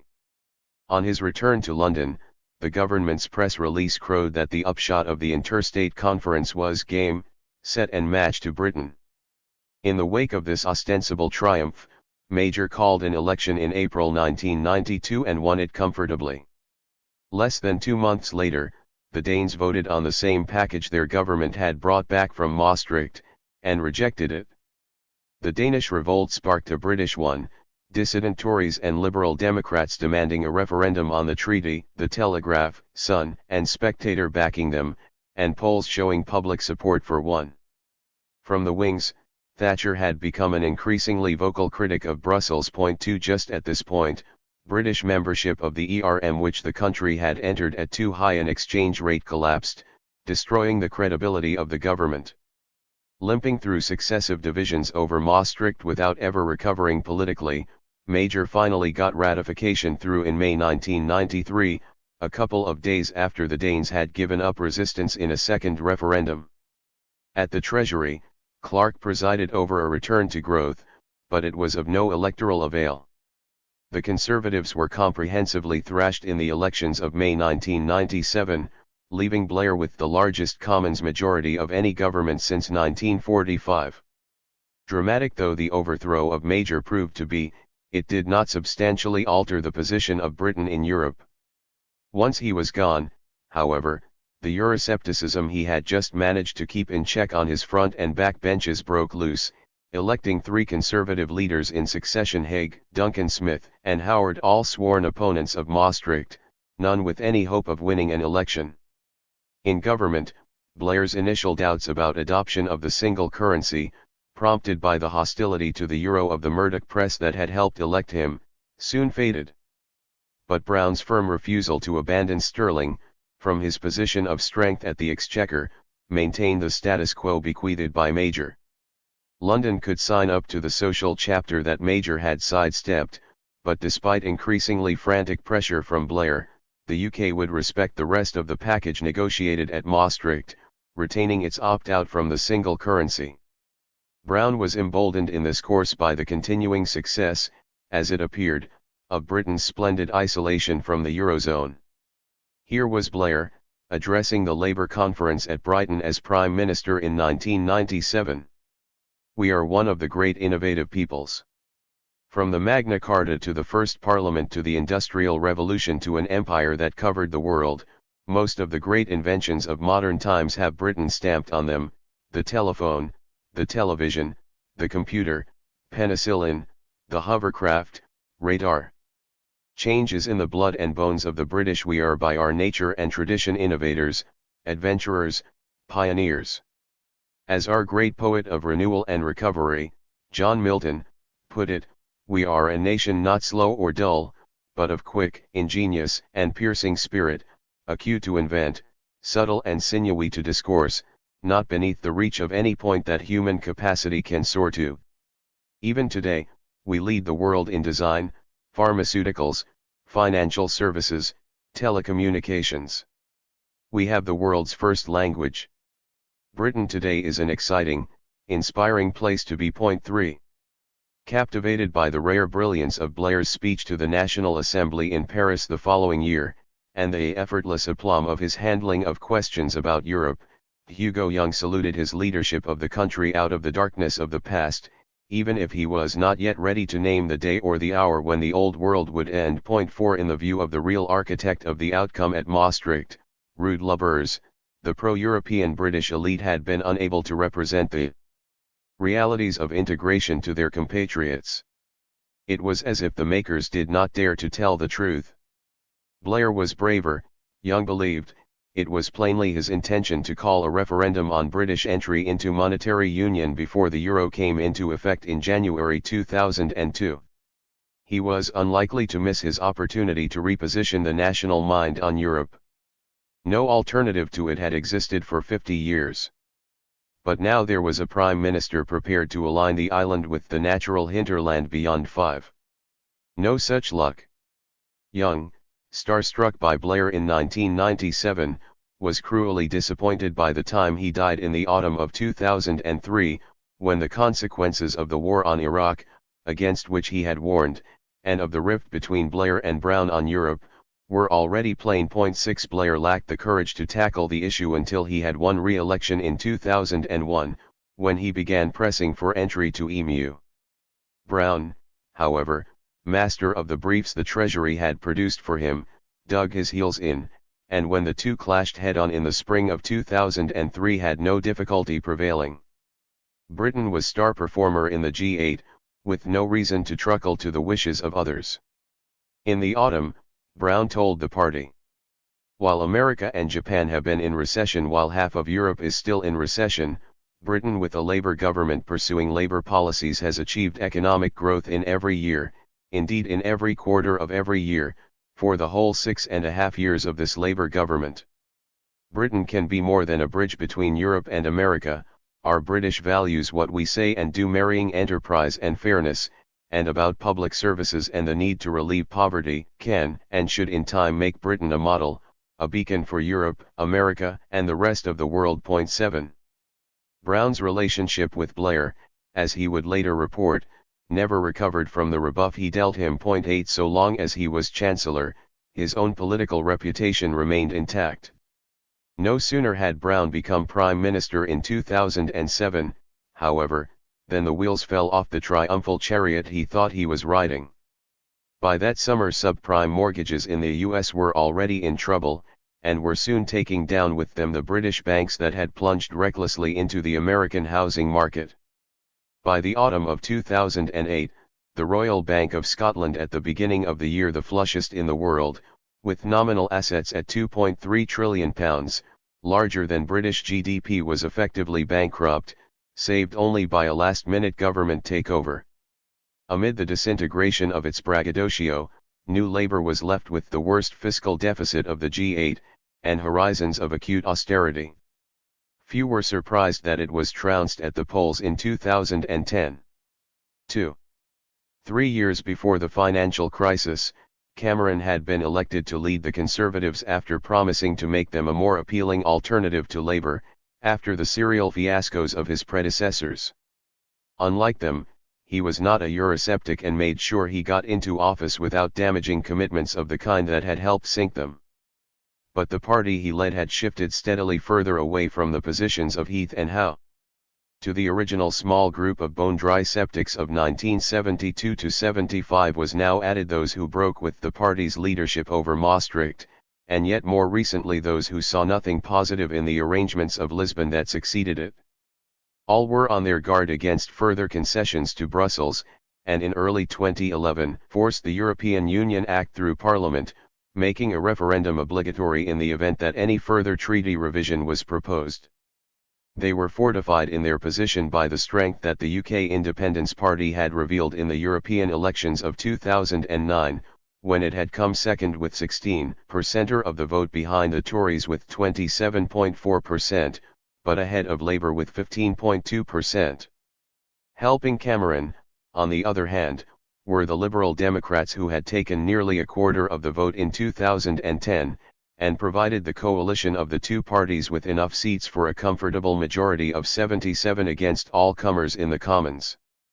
Under Nick Clegg, who promptly scuttled his party's pledge to scrap tuition fees for higher education, the Liberal Democrats were at one with the Tories in forcing harsh austerity on the country, but as a party remained unconditionally pro-European. The first test of the coalition's mettle came when Merkel decided, shortly before the British elections, that it was essential the EU revise its treaties with a fiscal compact binding every government to rigid budgetary discipline, to check the danger of the Union unraveling amid tensions over the fallout of the Wall Street crisis. By November 2011, the regimes in Dublin, Lisbon, Athens, Rome, and Madrid had all been toppled under the pressure of the crisis, not infrequently the demands of Berlin and Frankfurt too. In December, the European Council met in Brussels to vote on the German package to save the euro. Cameron vetoed its adoption by the EU, whereupon Merkel pushed it through as an intergovernmental treaty outside the framework of the Union, a compact sealed in early 2012, making clear how ineffectual British opposition proved in practice to be. Undaunted, Cameron held his second election in May 2015. By now Clegg's role as a parliamentary footstool for the Tories had discredited the Lib Dems, and its vote collapsed by nearly two-thirds, giving Cameron a small but workable majority of his own in the Commons. Buoyed by victory in the Scottish referendum the previous September, when warning of the economic dangers of a break with England had yielded comfortable support for the status quo, Cameron announced a referendum on membership of the EU for the following spring, expecting that with leeway from the Union on migration, which had become a running source of complaint in domestic politics, he could carry the day without much difficulty. His insouciance was wrong. The footling concessions he secured in Europe won him no friends at home, and the timing and terms of the referendum were set, not by him or his cabinet, but by the astute and clear-sighted strategists of the European Research Group in the Commons, implacable adversaries of what the EU had become. Once the campaign was declared open, two of his leading cabinet ministers, Michael Gove the slyest and Boris Johnson the most popular of his colleagues, neither of them close to the ERG, both actuated by career rather than conviction, declared themselves for Leave rather than Remain. In parliamentary terms, that still gave Remain a winning hand, since Labour, the Lib Dems, the SNP, Plaid Cymru and the Greens were all theoretically with Cameron, who retained the support of 52% of the Tory delegation in the Commons, or 172 MPs, together comprising a majority totaling some 73% of the House. 9 Such proportions, however, were detached from the politics of the time. When Edward Miliband resigned as Labour leader after his electoral defeat in 2015, the first poll in the party's history to be decided on a simple one-person one-vote basis, rather than by the bloc union and parliamentary quotas of the past, produced a landslide victory for Jeremy Corbyn, an outsider from the left. Corbyn soon made it clear he did not intend to repeat Miliband's performance in lining up with Cameron in the Scottish referendum, but would argue for British retention of EU membership on his own, independent terms, with no support for the Tory government. Nor did the parliamentary statistics reflect the balance of opinion in the country, as would shortly become clear. After a referendum campaign of 10 weeks, some 61% of Tory, 37% of Labour and 96% of UKIP voters opted for Leave, yielding an overall majority of 52% for Brexit, rising to 64% in the poorest three categories of the population, C2 and A. The only socio-economic group where a majority voted to remain was the most affluent stratum of the population, composed of members of income categories A and B. All others preferred to leave. If voters were divided, however, not by income but by age and education, the result looked very different. Of those aged between 18 and 24 who voted, 73% chose Remain. Of those aged between 25 and 34, 62%, of those between the age of 35 and 44, 52% as against all those aged over 44 voting Leave. Similarly, 57% of all those with university degrees opted to Remain, 64% of those with higher degrees, and 81% of those still in full-time education.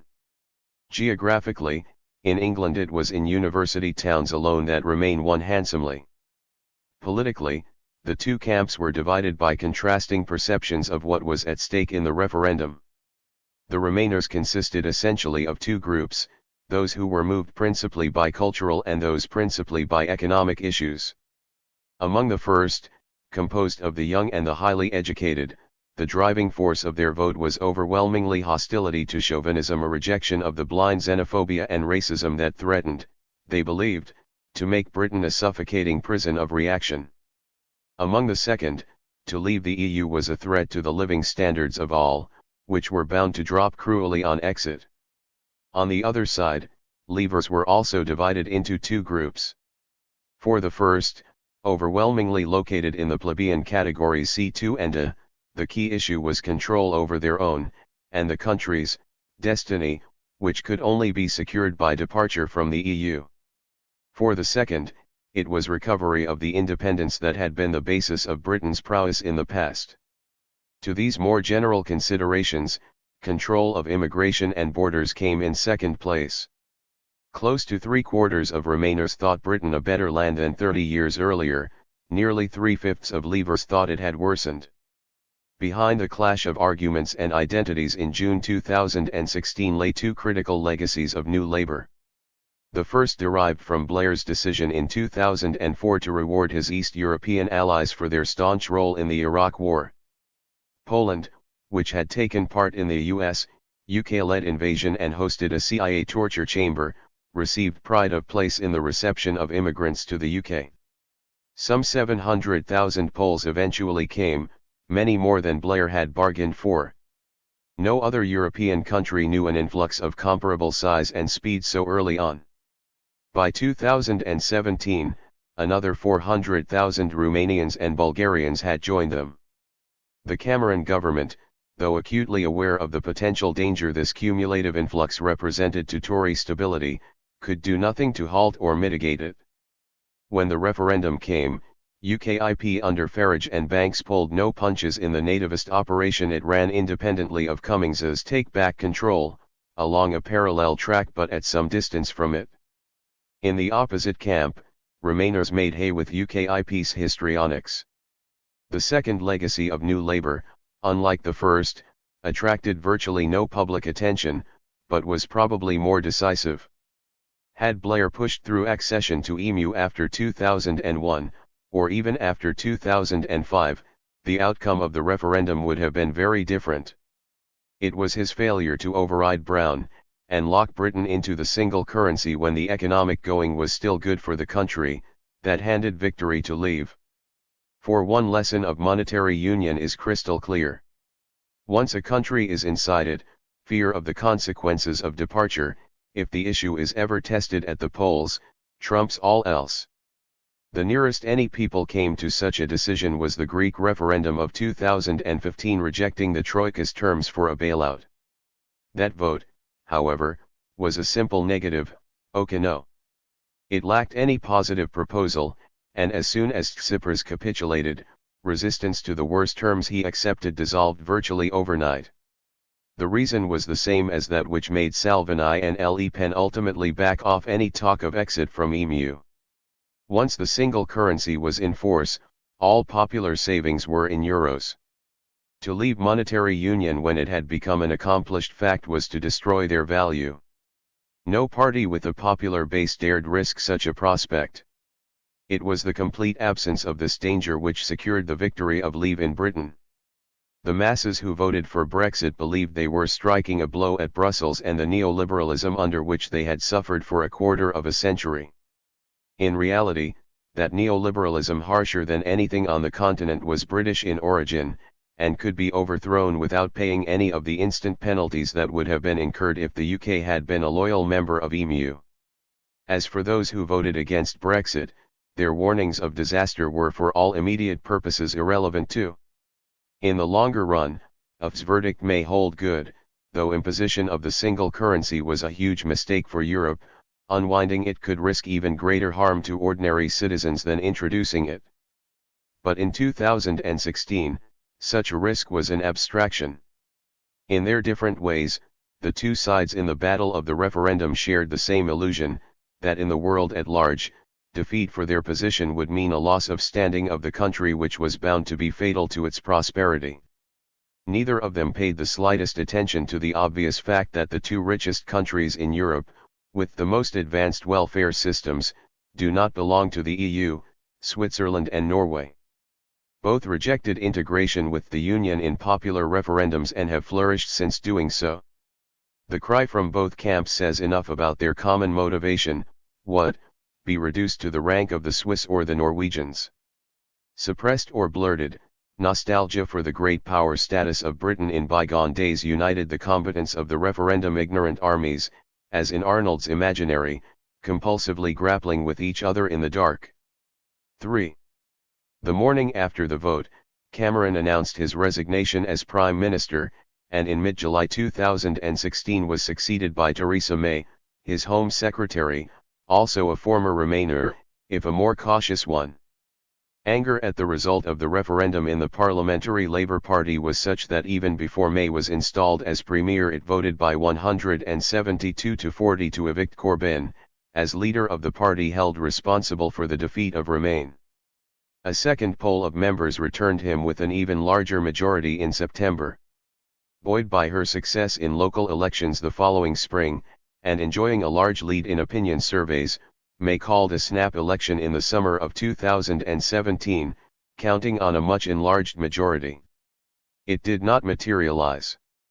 Though she increased the Tory vote by nearly 3 million, raising its share of the total from just over 36 to 42%, its highest level since Thatcher, and did significantly better than her predecessor in Scotland, the total number of seats she won fell, while under Corbyn, Labour increased its vote by nearly double the Tory margin, hitting 40% of the total for the first time since 2001. With just 317 seats, May put together a minority dependent on the 10-strong Democratic Unionist MPs from Ulster.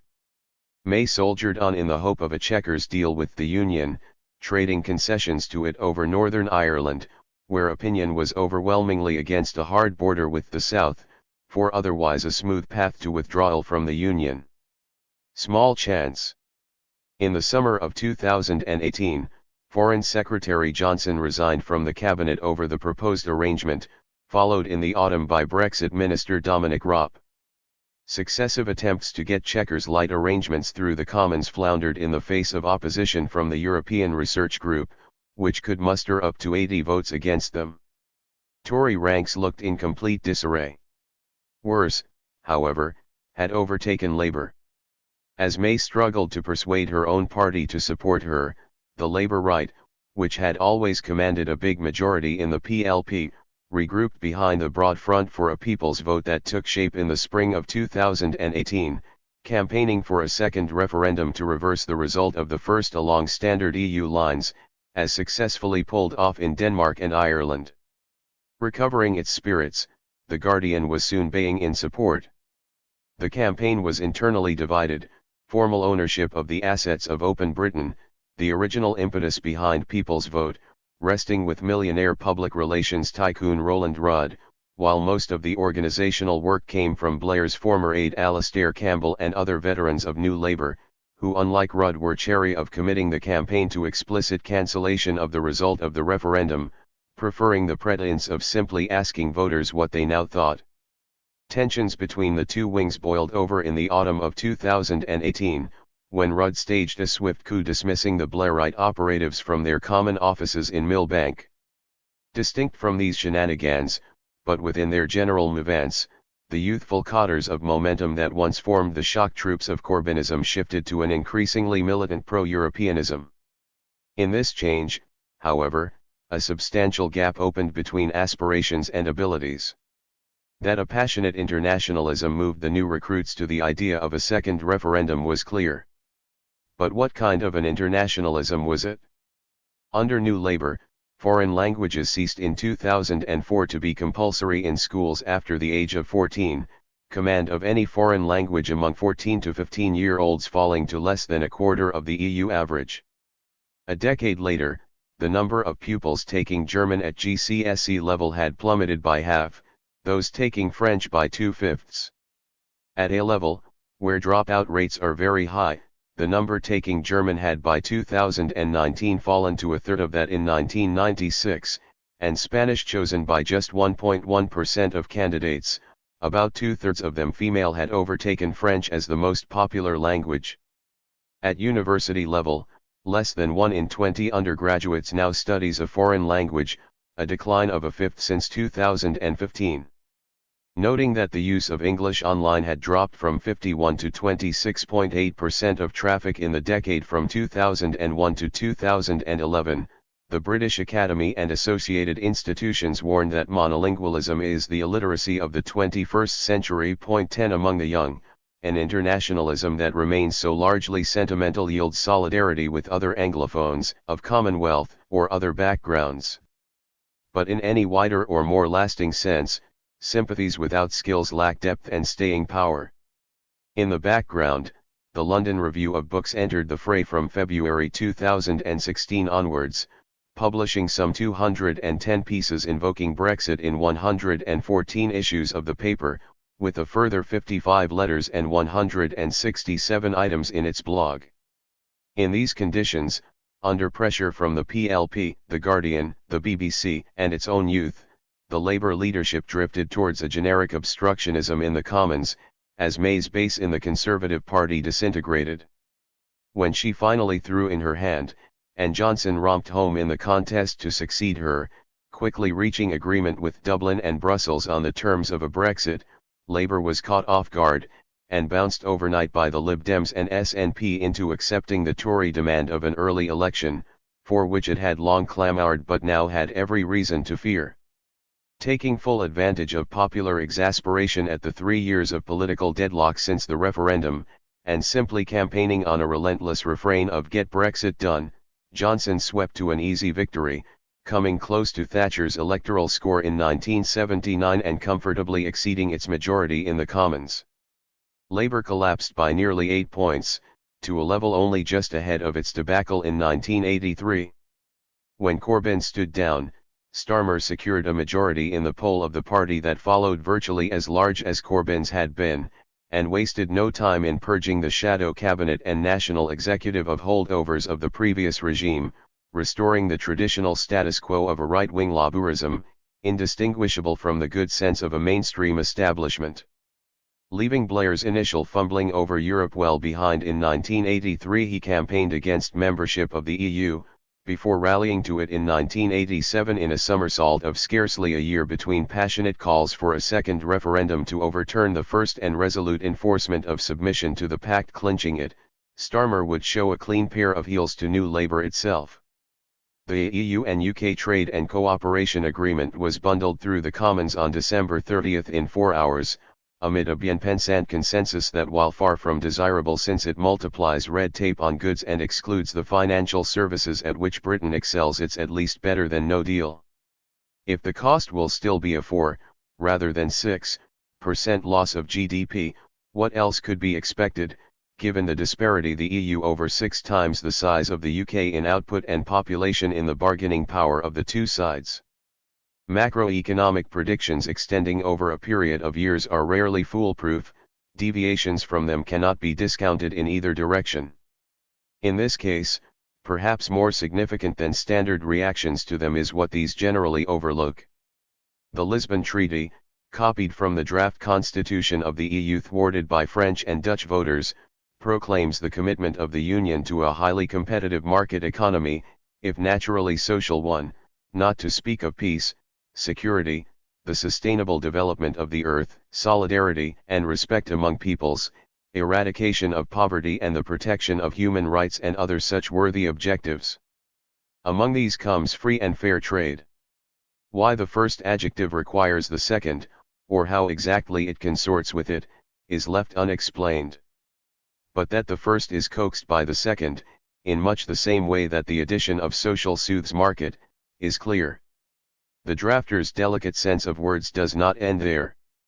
For whereas the Union shall establish a highly competitive economy, it will merely contribute to free trade.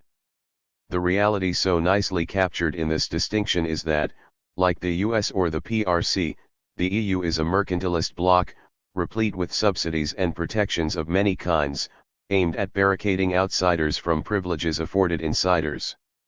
That its neoliberal admirers in Britain should burn so much incense in honor of its internationalist calling is not the least irony of the hour, only underlined by the contrast between its practices and the purer free trade dispositions, proceeding to unilateral abolition of tariffs, of mid-Victorian Britain.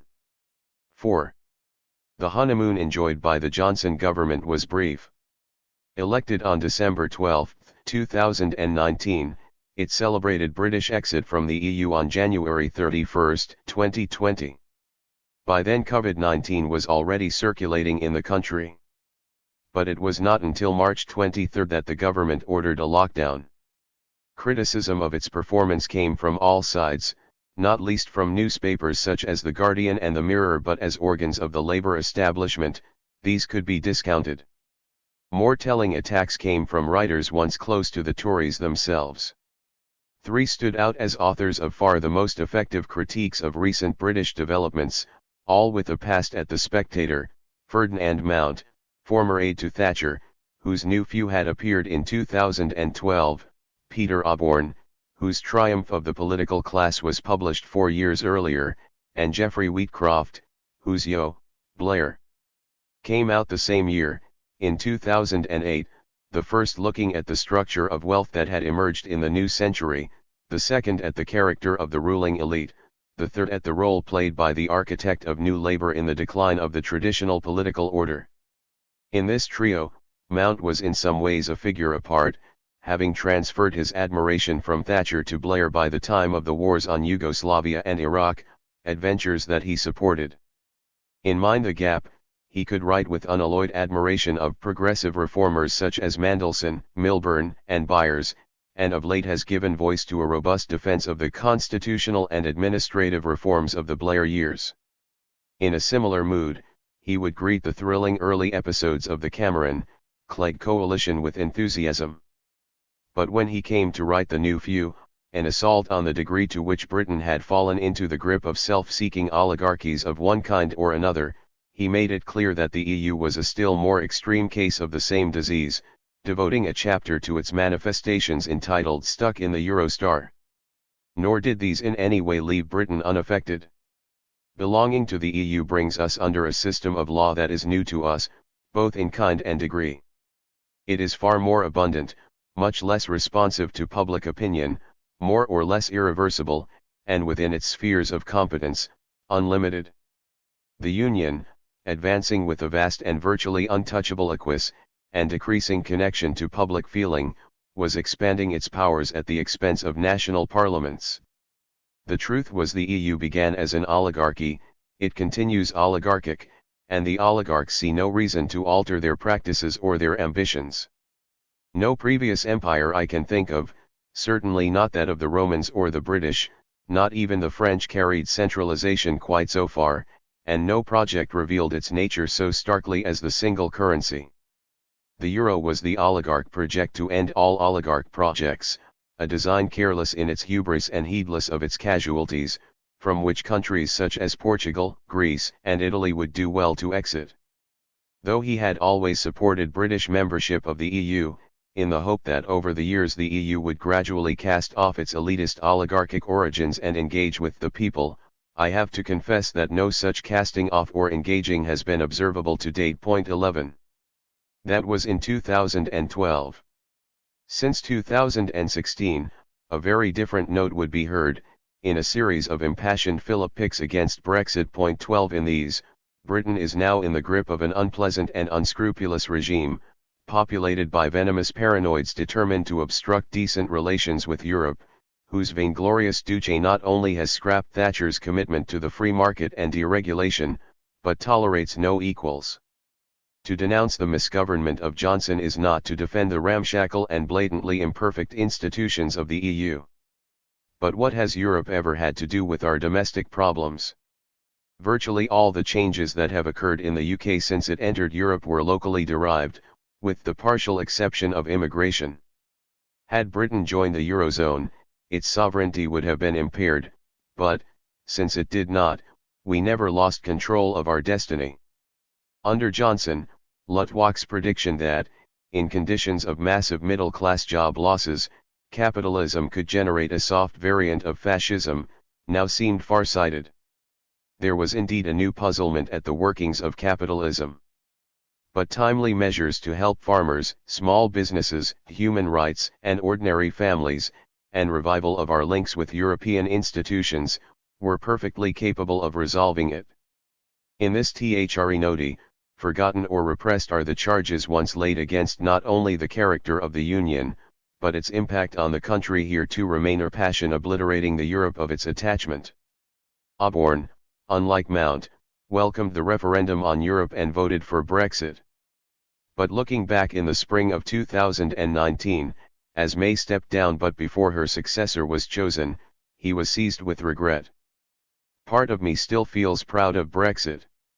Well done Britain for challenging remote oligarchs based in Brussels. But 30 months of angry and bitter debate had cut him in two. It was clear that Nissan, Sony, and Panasonic were shifting their investments to the continent, and Japanese financial firms might well follow, while even Brexiteer Dyson was moving his vacuum cleaners to Singapore. Nor was there any widespread support for Brexit in Northern Ireland or Scotland, risking the unity of Great Britain. He had changed his mind, and urged others to do so. But where, he admitted, is the ringing declaration of love for the European Union? We have seen the passionate beliefs of the Brexiteers. Where's your own positivity?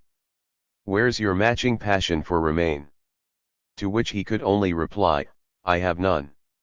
Only a deep, gnawing worry that we are making a significant mistake, a worry that is growing by the hour.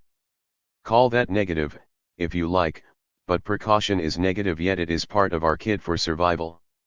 In December, Osborne announced that to stop Johnson he would have to vote Labour. 13. Describing himself as a somewhat tepid or critical Remainer, one who had long viewed the notion of a United States of Europe as misguided and foredoomed, Wheatcroft attacked the referendum of 2016 a week beforehand as a demagogic distraction. Maastricht had combined two mistakes: premature enlargement of the EU to the east before it had achieved sufficient economic convergence with Western Europe, and imposition of a disastrously misjudged single currency on Southern Europe. The Union needed drastic reform if it was to survive. But Brexiteers offered none. When the referendum was lost and Cameron produced an apologia for his time in office, Wheatcroft compared it to Blair's gruesome memoir A Journey, as one more apology that doesn't apologize. Cameron was refusing to admit that the referendum could never have had a good outcome, since by trying to appease the unappeasable, he was on a hiding to nothing. If the Europhobes had lost, they would simply have come back another time. It was as if Cameron had told Spaniards in the summer of 1936, "We are a sadly divided nation. Let us clear the air and bring the country together, by fighting a civil war." As for the foreign policy of those who won the referendum, the Tories, defiant of the EU and subservient to the White House, had become resistance towards Brussels, but Putinists towards Washington. Johnson, aptly depicted by Mount as a seedy treacherous character, was both ruthlessly ambitious and totally unprincipled. For Wheatcroft, as a writer for The Spectator when Johnson was editor of it, our dealings were perfectly cordial, but then I've dealt with plenty of affable rascals in my time. 14. Vengeful, remorseful, critical, such was the gamut of the best one-time Tory reflections on Brexit. Striking in every case is the weakness of the case made against it.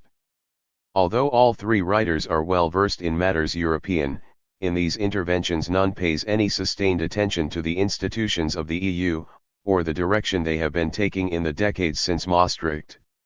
Europe is scarcely even a sideshow. What matters is what has happened in Blighty.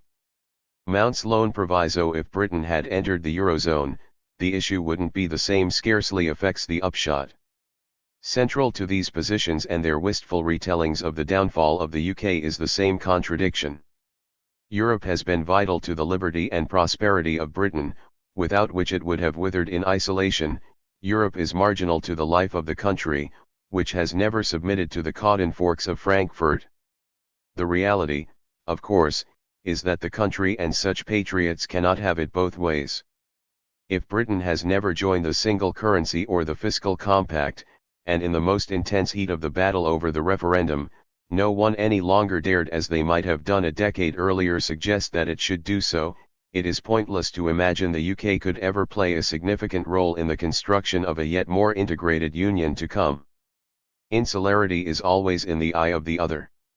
Without benefit of any referendum, Britain had long ago locked itself out of the arena where such questions would be decided. The antidote to anguished Remainer ruminations lay close at hand, but was all but universally ignored. The world's two leading authorities on Thomas Hobbes, the foremost modern theorist of sovereignty, are at different ends of the political spectrum. Noel Malcolm of All Souls, editor of Leviathan for Oxford, on the right; Richard Tuck of Harvard, author of the finest contextualizations of Hobbes's thought, on the left. Differing in outlook in so many ways, their convergence on Brexit is all the more arresting.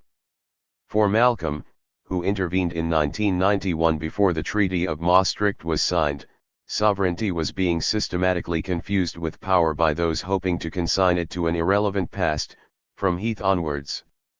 In fact, sovereignty was a question of authority, not of power, and could be described as a set of rules for the legitimate exercise of government in Britain, statutes passed by Parliament.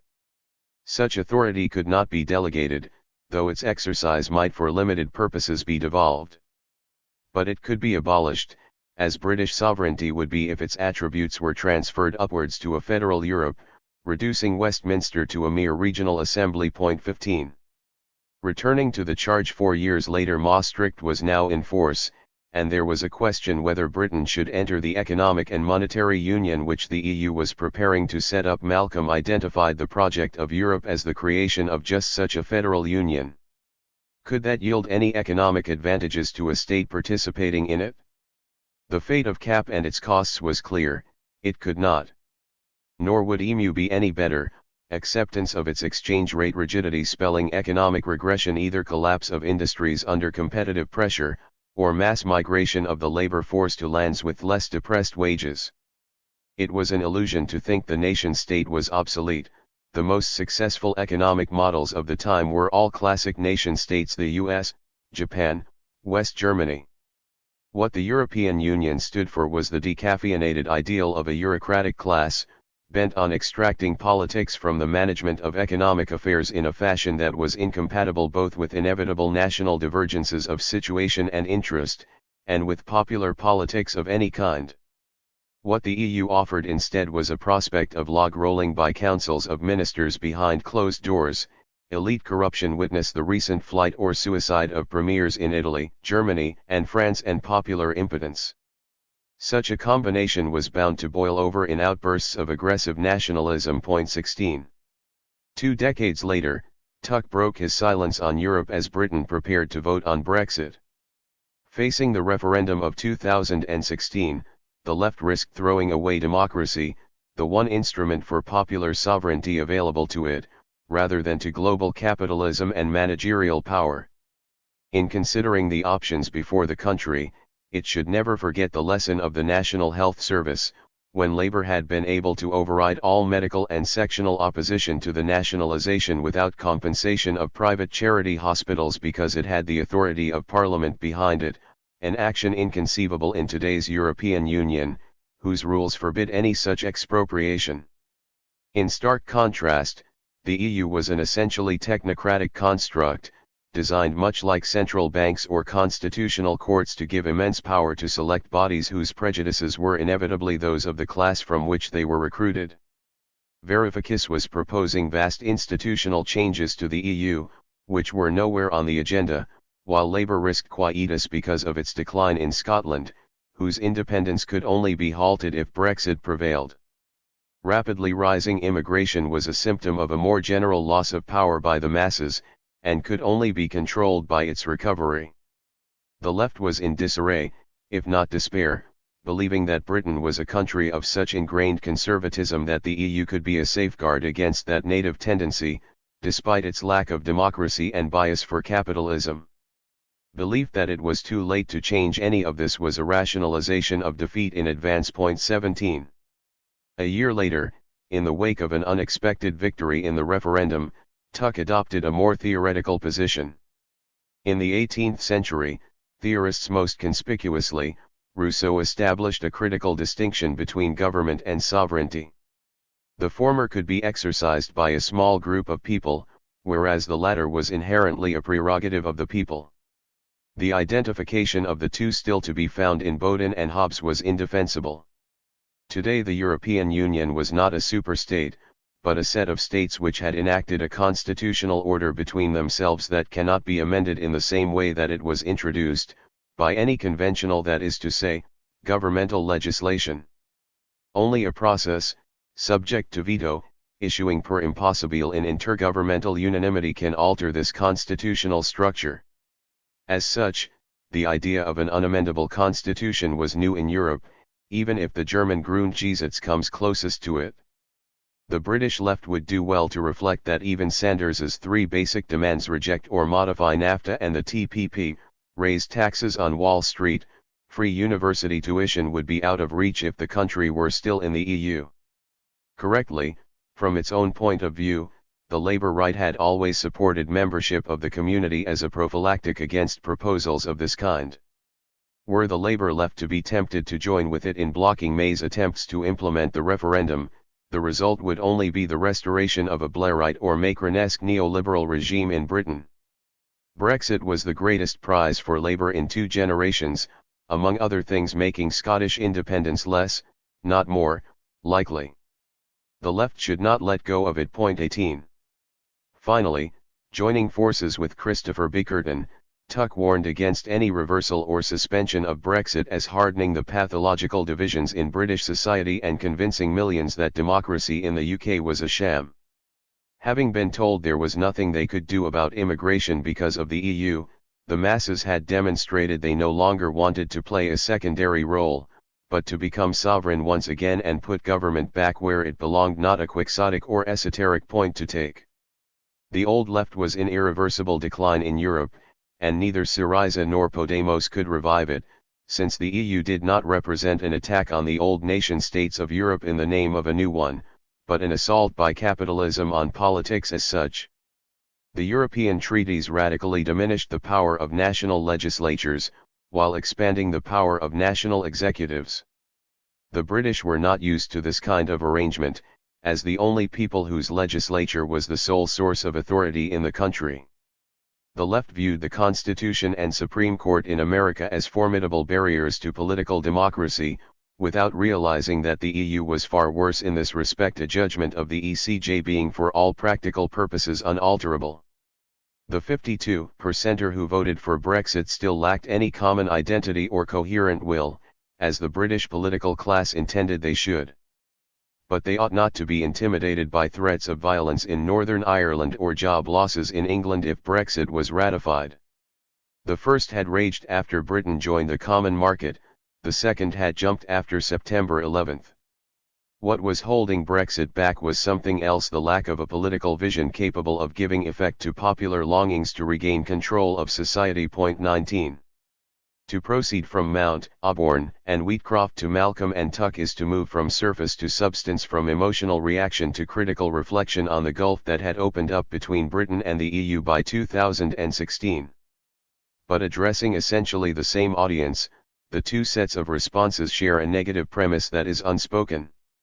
Which is, essentially, avoidance of any direct comparison between the political structures of Westminster and the complex of institutions centered in Brussels, with its flanks in Luxembourg and Frankfurt, as two patently different systems of representation.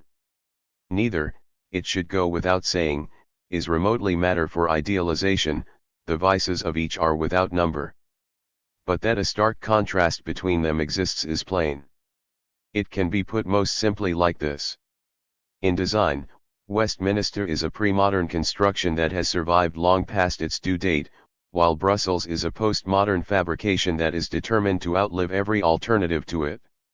Much of the anger aroused by Brexit in once Tory circles that have broken with the party comes from an acute sense of the anachronism of leading advocates of departure, the ostentatious old fogyism of Rees-Mogg, Bone, Baker, and others, defenders of the indefensible in the age of climate change, crowdsourcing, and correct speech. What is the order they uphold? A first-past-the-post electoral system dating back to the 16th century, before most constituencies were even contested, which regularly produces results that bear no resemblance to divisions of opinion in the country, an unelected upper chamber crammed with flunkies and friends of the two dominant parties, an honours system devised to reward bagmen and sycophants, a parliament with so little sense of fixed terms that it can be bundled into a poll at a day's notice, a judiciary capable of covering any administrative enormity. Little wonder its admirers quote Latin statutes from the time of Richard II or Henry VIII in praise of its workings.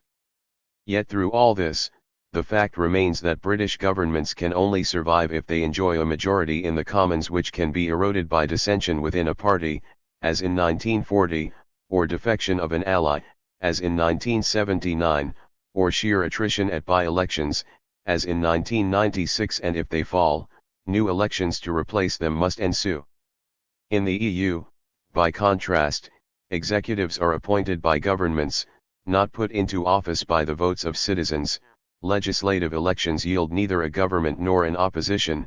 Proceedings at every institutional level of the Union, including its judicial and financial arms, are shrouded in secrecy. Decisions of the Supreme Court are immutable.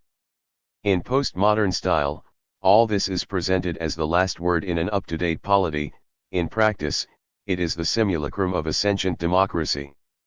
It may grate that, for all its woeful shortcomings, think only, beyond England, of the place of Scotland or Northern Ireland in the composite realm. Westminster is vastly superior to this lacquered synarchy.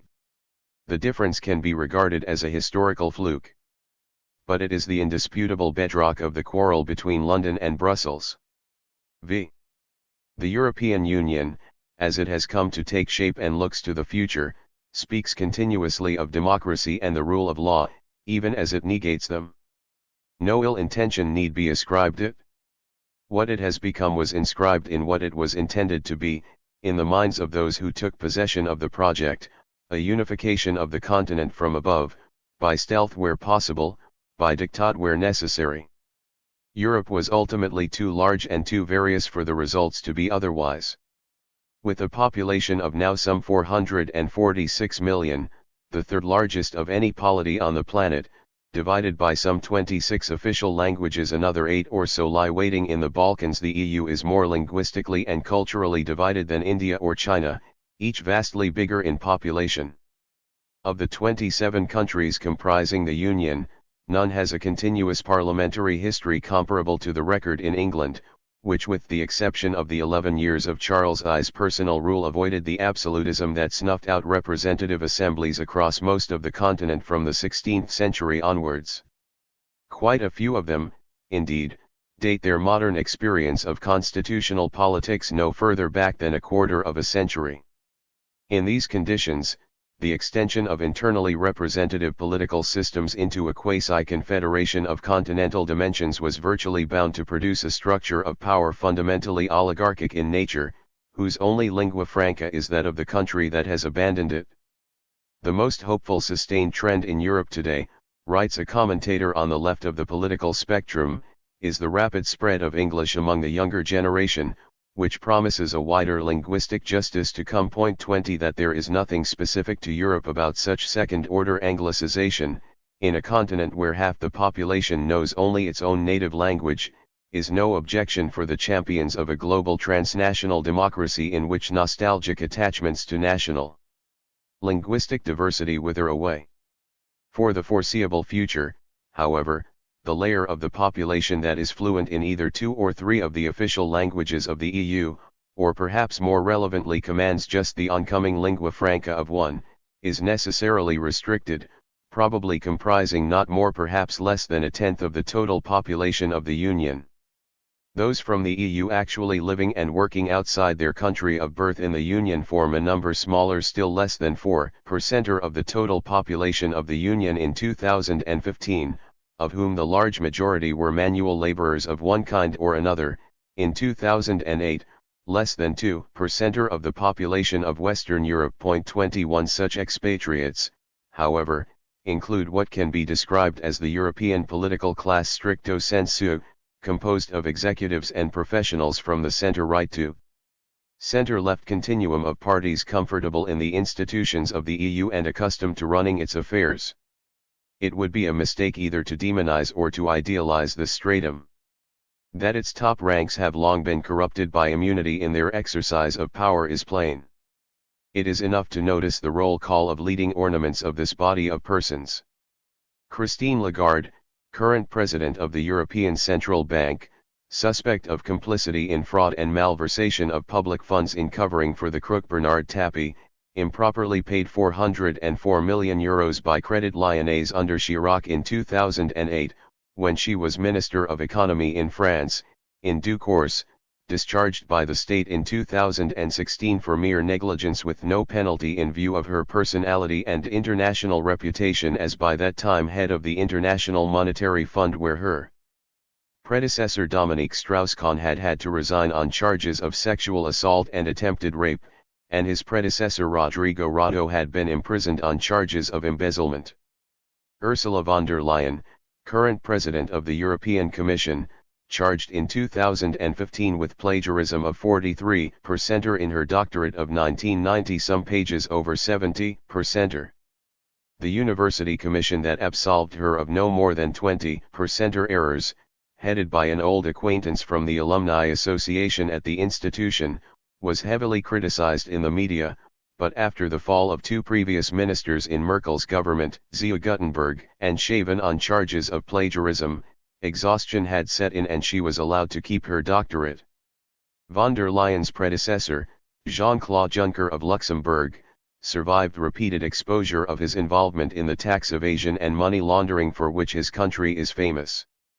Her vice president and high representative for foreign and security affairs, the Spaniard Josep Borrell, forced this year to resign as president of the European University in Florence for concealing the annual salary of €300,000 he had been receiving since 2010 from a Spanish energy company.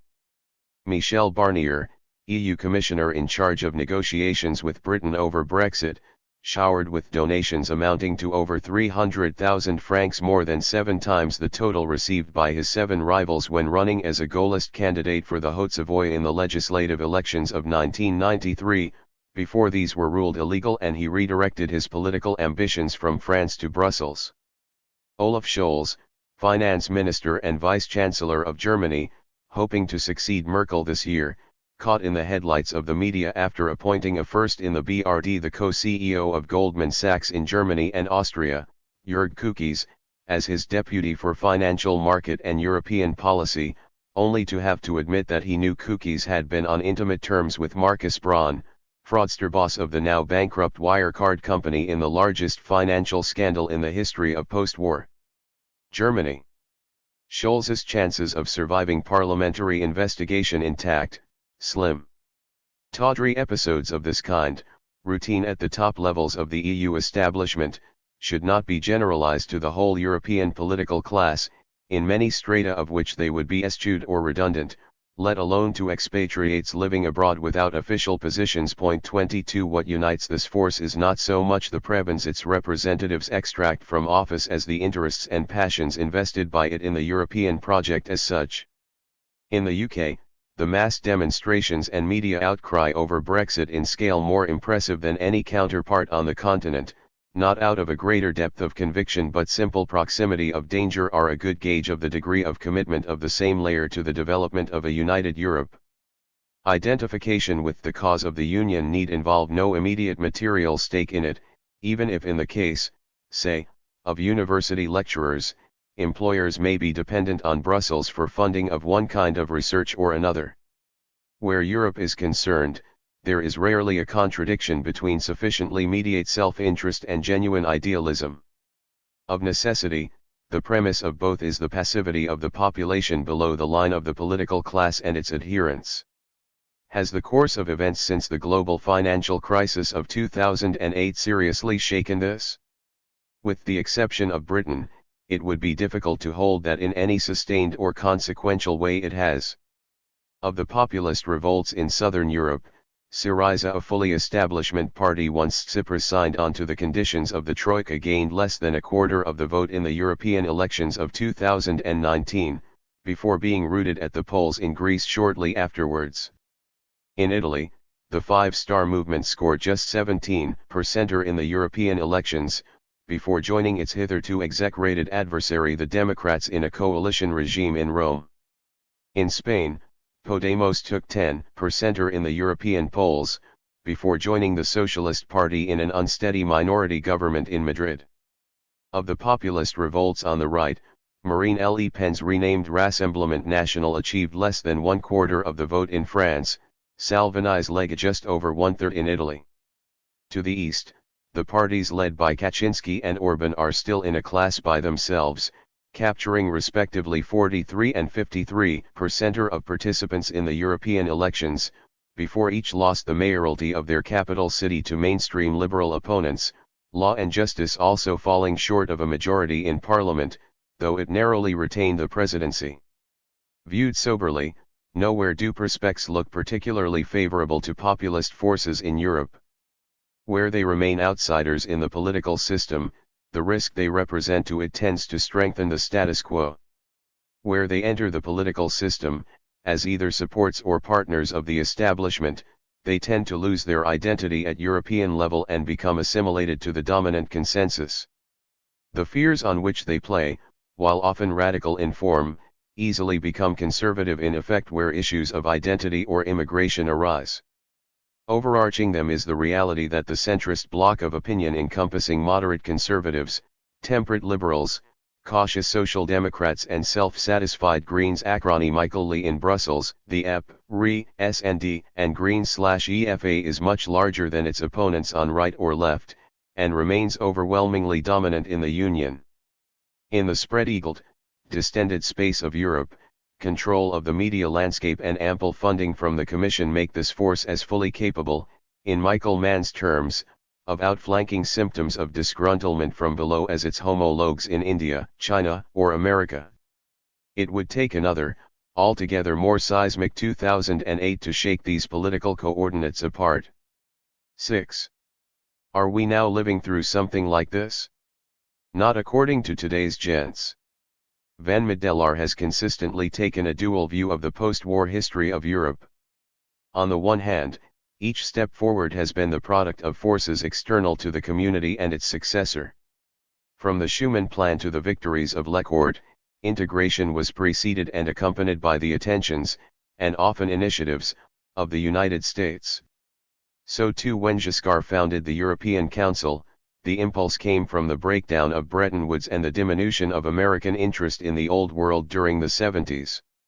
Maastricht and the arrival of monetary union came as a reaction to the collapse of Soviet control of Eastern Europe and the reunification of Germany. The global financial crisis of 2008 triggered the Fiscal Compact and European Stability Mechanism.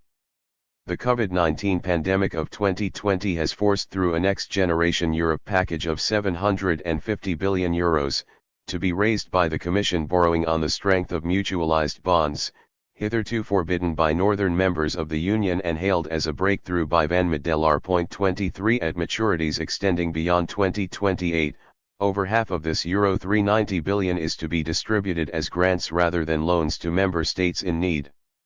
Given the scale of the likely economic contraction in the Eurozone, some 7% of its GDP in 2020 or in the region of €1.30 trillion, the support package is modest enough.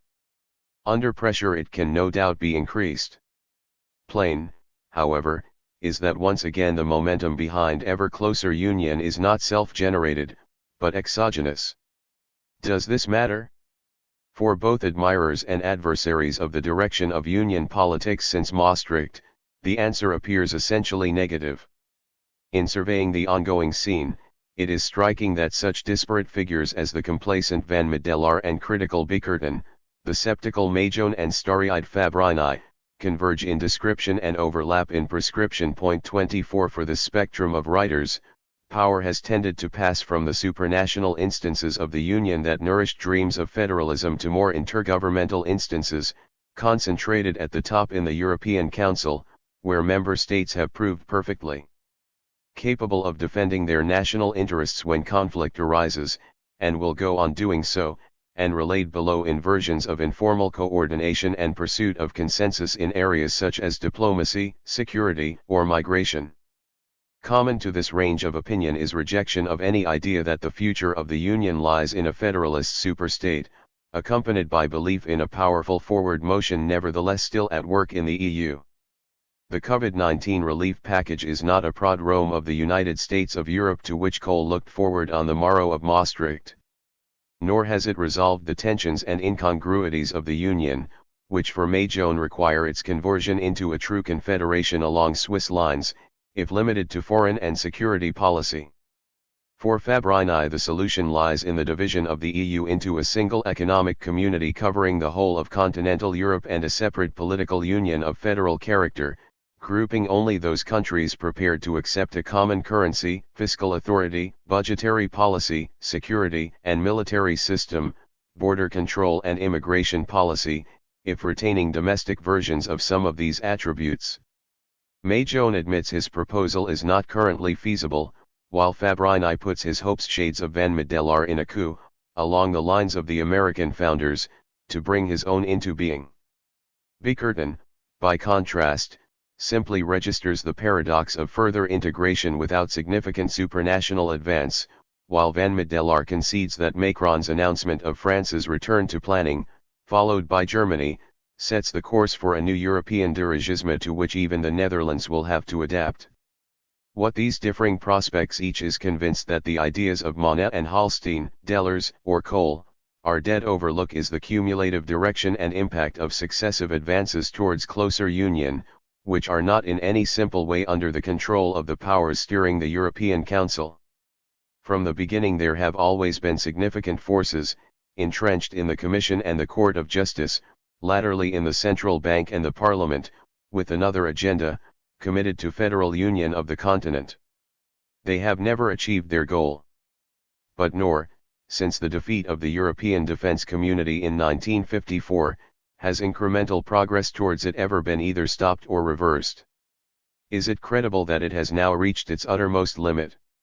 It does not take a great deal of imagination to wonder how faithful Van Middelaar and others who have generally agreed with him Ankersmit might be a case in point would remain to their traditional preferences if geopolitical conditions change. In 2018, observing the way the United States and China were each wrenching themselves apart from the world order that took shape after the Cold War ended, Van Middelaar asked himself what place Europe might occupy in the ensuing disorder. His answer was quite modest. The EU is an experiment in multilateralism on a continental scale, he wrote, born to break power politics, but not to make power politics 25. In that faint note of strategic resignation, might there lie the germ of some structural flexibility to come, as steps towards yet closer union inch forward, to meet mounting challenges from the superpowers of America and Asia? Or is the current formula of the Union dilute sovereignty without meaningful democracy, compulsory unanimity without participant equality, cult of free markets without care of free trade likely all the same to last indefinitely?